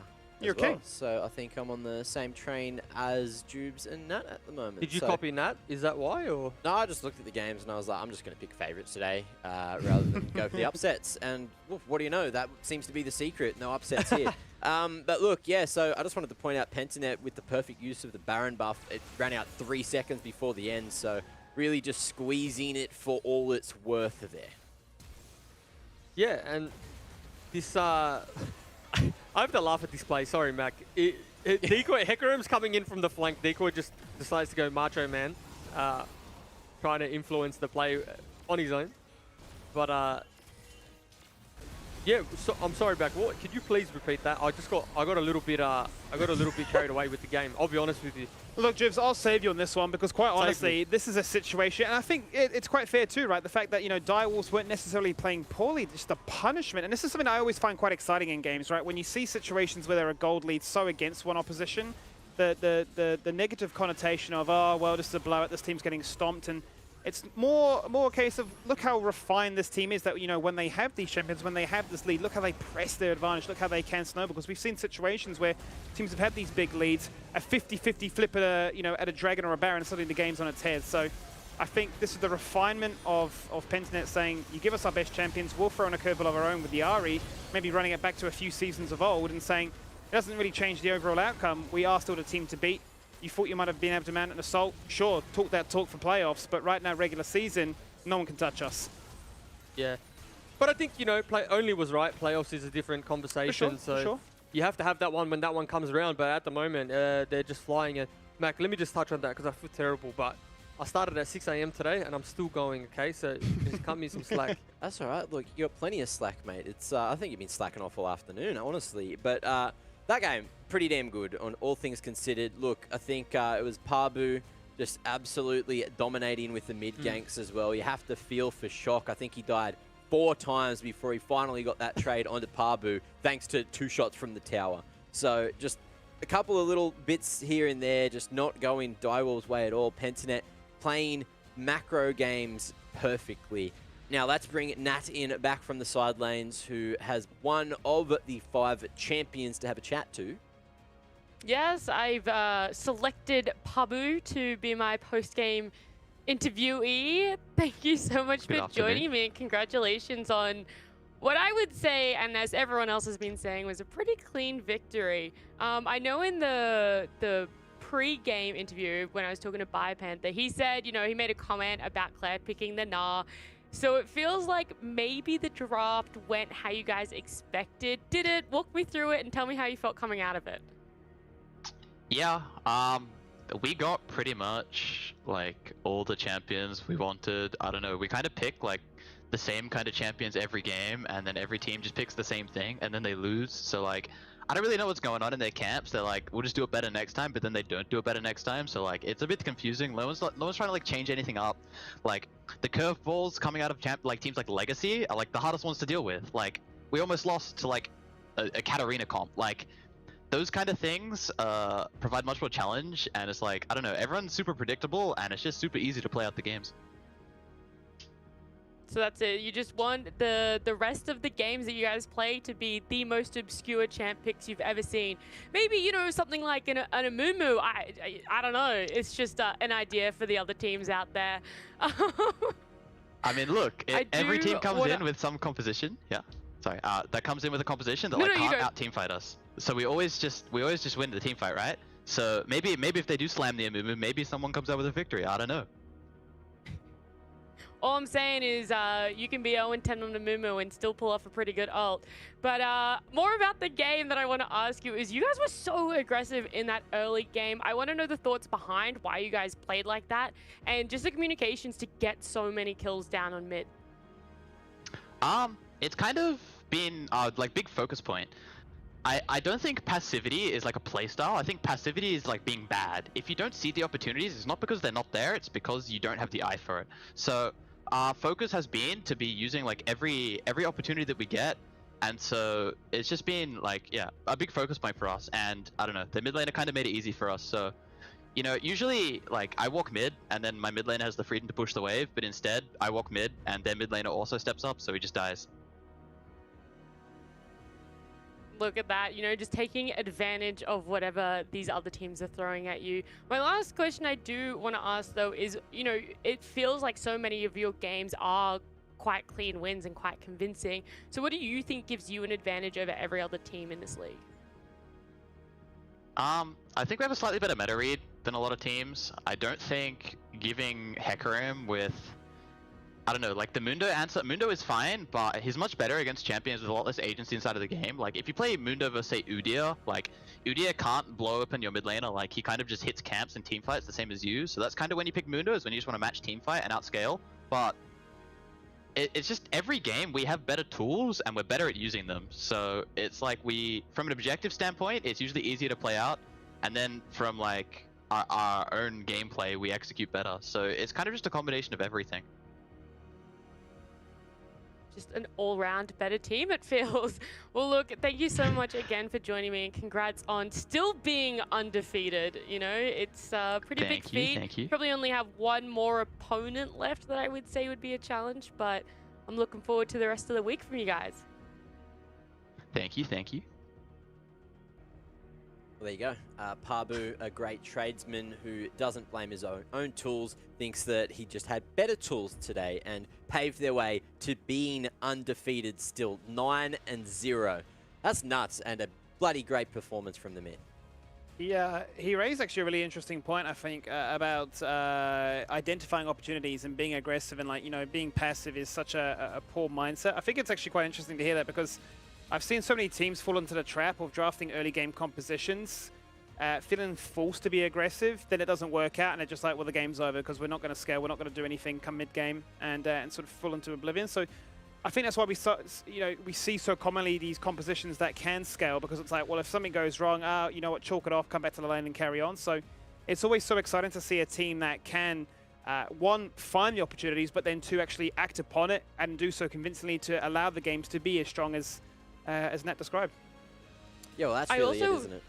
Sorry, I just want to say as well, Pabu brought up there as well that, you know, a lot of the teams are drafting something, they're beating them against it, and then their viewpoint is, oh, we'll play it better next time. It sort of feeds into what I was saying about Chiefs, is like, they're so hyper-focused on themselves that maybe they're not really like looking at each individual team that they're coming up against, and it's like, oh, if we just played better, it's like, maybe there's something you can do to counteract them instead of just down to how you guys are playing.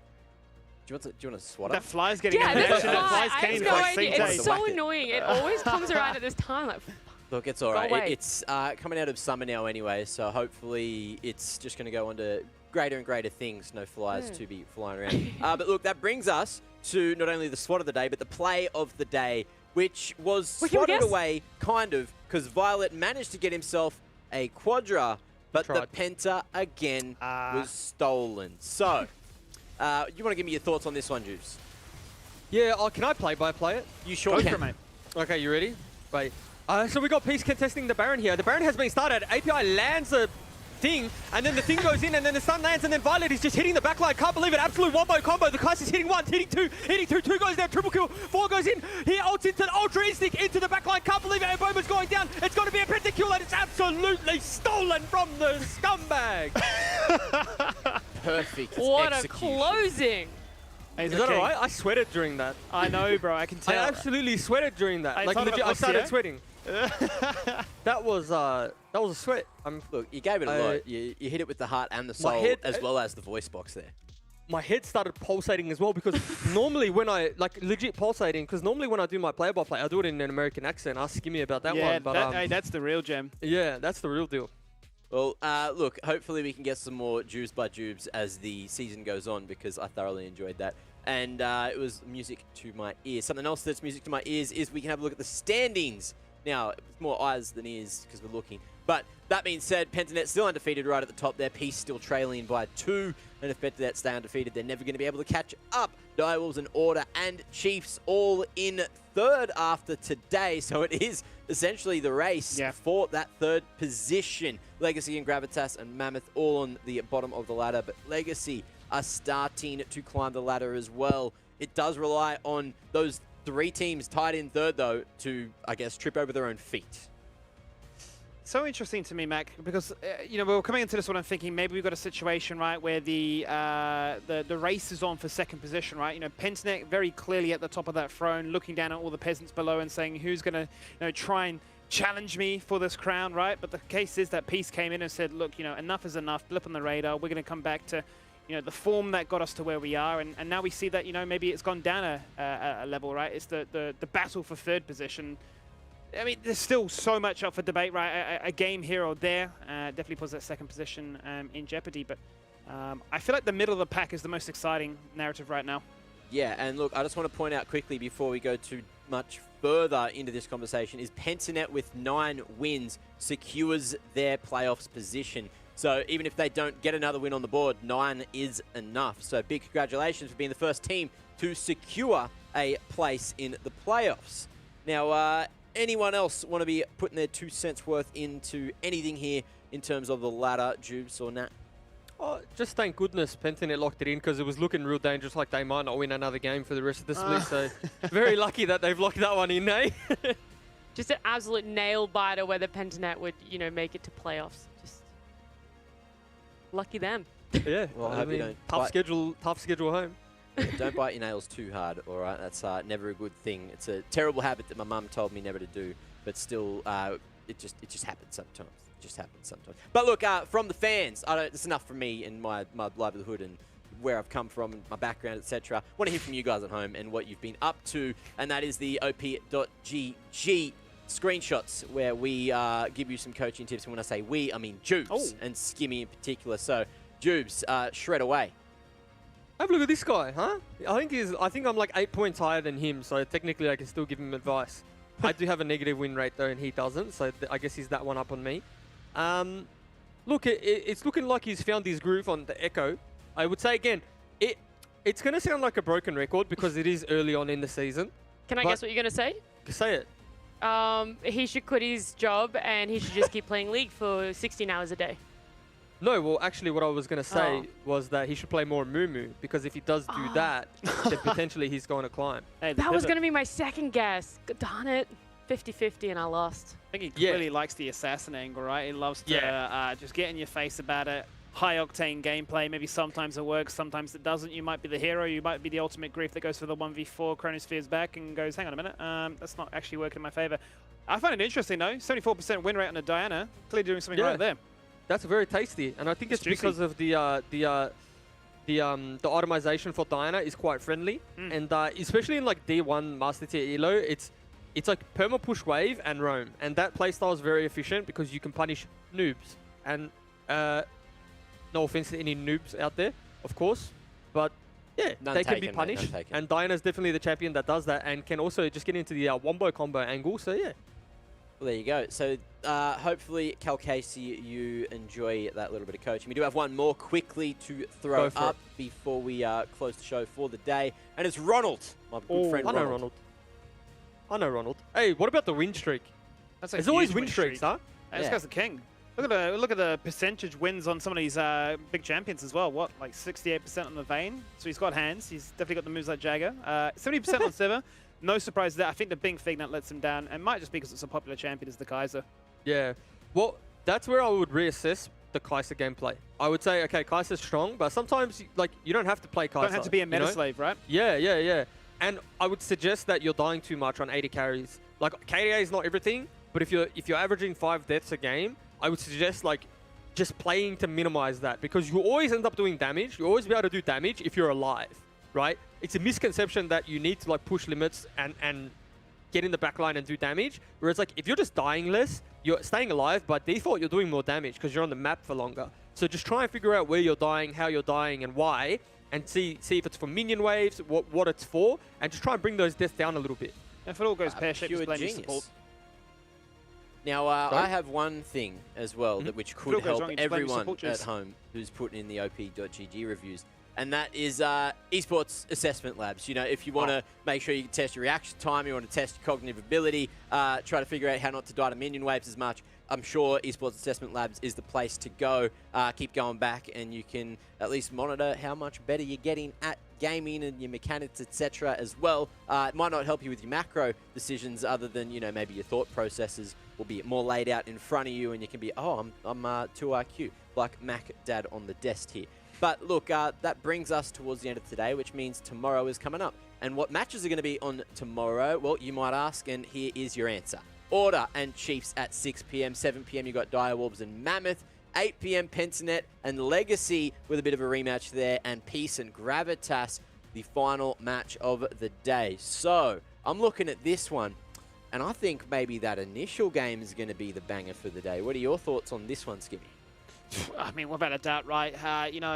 Win-loss aside, I think both of these teams have shown that there have been a few blips on the radar. Yes, we've seen that constant, steady evolution from weeks 1 up to where we are right now. And suddenly you find yourself in a situation where we're throwing curveballs at oppositions. We're trying to find comfort to build some confidence. You heard from Beats that, look, we won't get their confidence unless we beat the Chiefs. So they've already got themselves amped up and ready to go for this one. The Chiefs will no doubt be wanting to bounce back from their defeat here tonight. So that'll be a good game to really try and break up the mess in the middle of the pack. Oh, I'm actually very excited for that Pentanet and Legacy matchup. And do you all know why? The Katarina angle. They're going to let Cat through again, hopefully. No way. Which means they really are going to be trying to test themselves. And if they earn that 10-0, I guess, win streak tomorrow, that's nuts. Especially if you allow Legacy to play their best champs and then you still beat them. That's completely nuts. Now, that brings us to the end of the day. I guess I'll see a couple of your friendly faces tomorrow. Who's not going to be here? I want to hear from you. Was it all yours? Am I here? I don't even know. I'm actually, the only reason that I know I'm here is because one time I was nearly not here, and Mr. Witherby absolutely, I can't say what he did. He was but very mean. let me tell you something. He's such a mean person. You don't ever want to make Mr. Witherby angry. All right, well, he's actually yelling at me to close the show in my ear, so I'll take your word for it. And, and once you close the show, wait and see what happens. Ladies and gents, that brings us to the end, which is a good place to be. Go have a nice rest, and we'll see you tomorrow for much more LCO action and some banger gameplay. See you then. Possible. Forces out the flash. The hook is there, a 3-man route, but it just does not mean enough. Beautiful play there from Gravitas. Yeah, nice. Execution was pretty spot on. Very nice there. Very good pick up, and they're going to break mid turret because of it, so might actually catch ML. Actually might. No There's going to be a 2-man slay. He's going to get locked in place, but I saw a knockup. Now 2 people get knocked up together. Cataclysm is absolutely huge here by the Shy Ball. He's doing whatever he can. Rock and roll, popping off. An absolute hero with a strike breaker, dashing on through, gets himself a double kill, and having an Ocean Soul to play for. Now they're looking for a fight to try and end all things as Beats, who falls on down first and foremost. It's going to be the box that goes on out, maximizing the flank. Puma deleted! Okay. There's the shutdown. Chungy running away, but brings with him Buggy, and then Buggy gets sent home packing with the buster shots. Okay, now you have a situation where Vengeance tries to position himself accordingly to lay down the law. The lane waits! Out comes the Requiem, boom! And 2 people pop. Yeah, well, that is the risk you take when you've got champions that... The Hextech ultimatum, but there is a flash available for the Camille. The Baron bait, the Baron dance, it's all there. They all pile drive on through. Looking to try and take out Appy. He's just so tanky. What on earth are we watching right now? He soaks in the damage. He is the Sion reincarnate, but it is the Yeah, but it's not allowed to talk right now. It might be Dracu, it's the sacrificial lamb. He'll fall on down. It's going to be Violet now. Picks up his 5th kill in this match. They'll dash, they'll crash, but Violet comes across with you. It's the mechanic show, and he'll start up with another double. Fortunately for him, you can't outsmite a smite. It's not a jinx. It's going to be Sion that gets the kill, actually. He takes out only in the process of things. There goes the Cosmic Radiance just as the charm expires, but a pulverized combo locking him in place to make sure that as soon as that vulnerability falls on down, he will too. It's a 3-man shove here from Claire, but they have no damage to back it on up. Those are the moments you live for as an R player, but those are the fights that you pounce upon if you pinch nets. And they're going to look at the final kill, put him in the coffin, give them a back.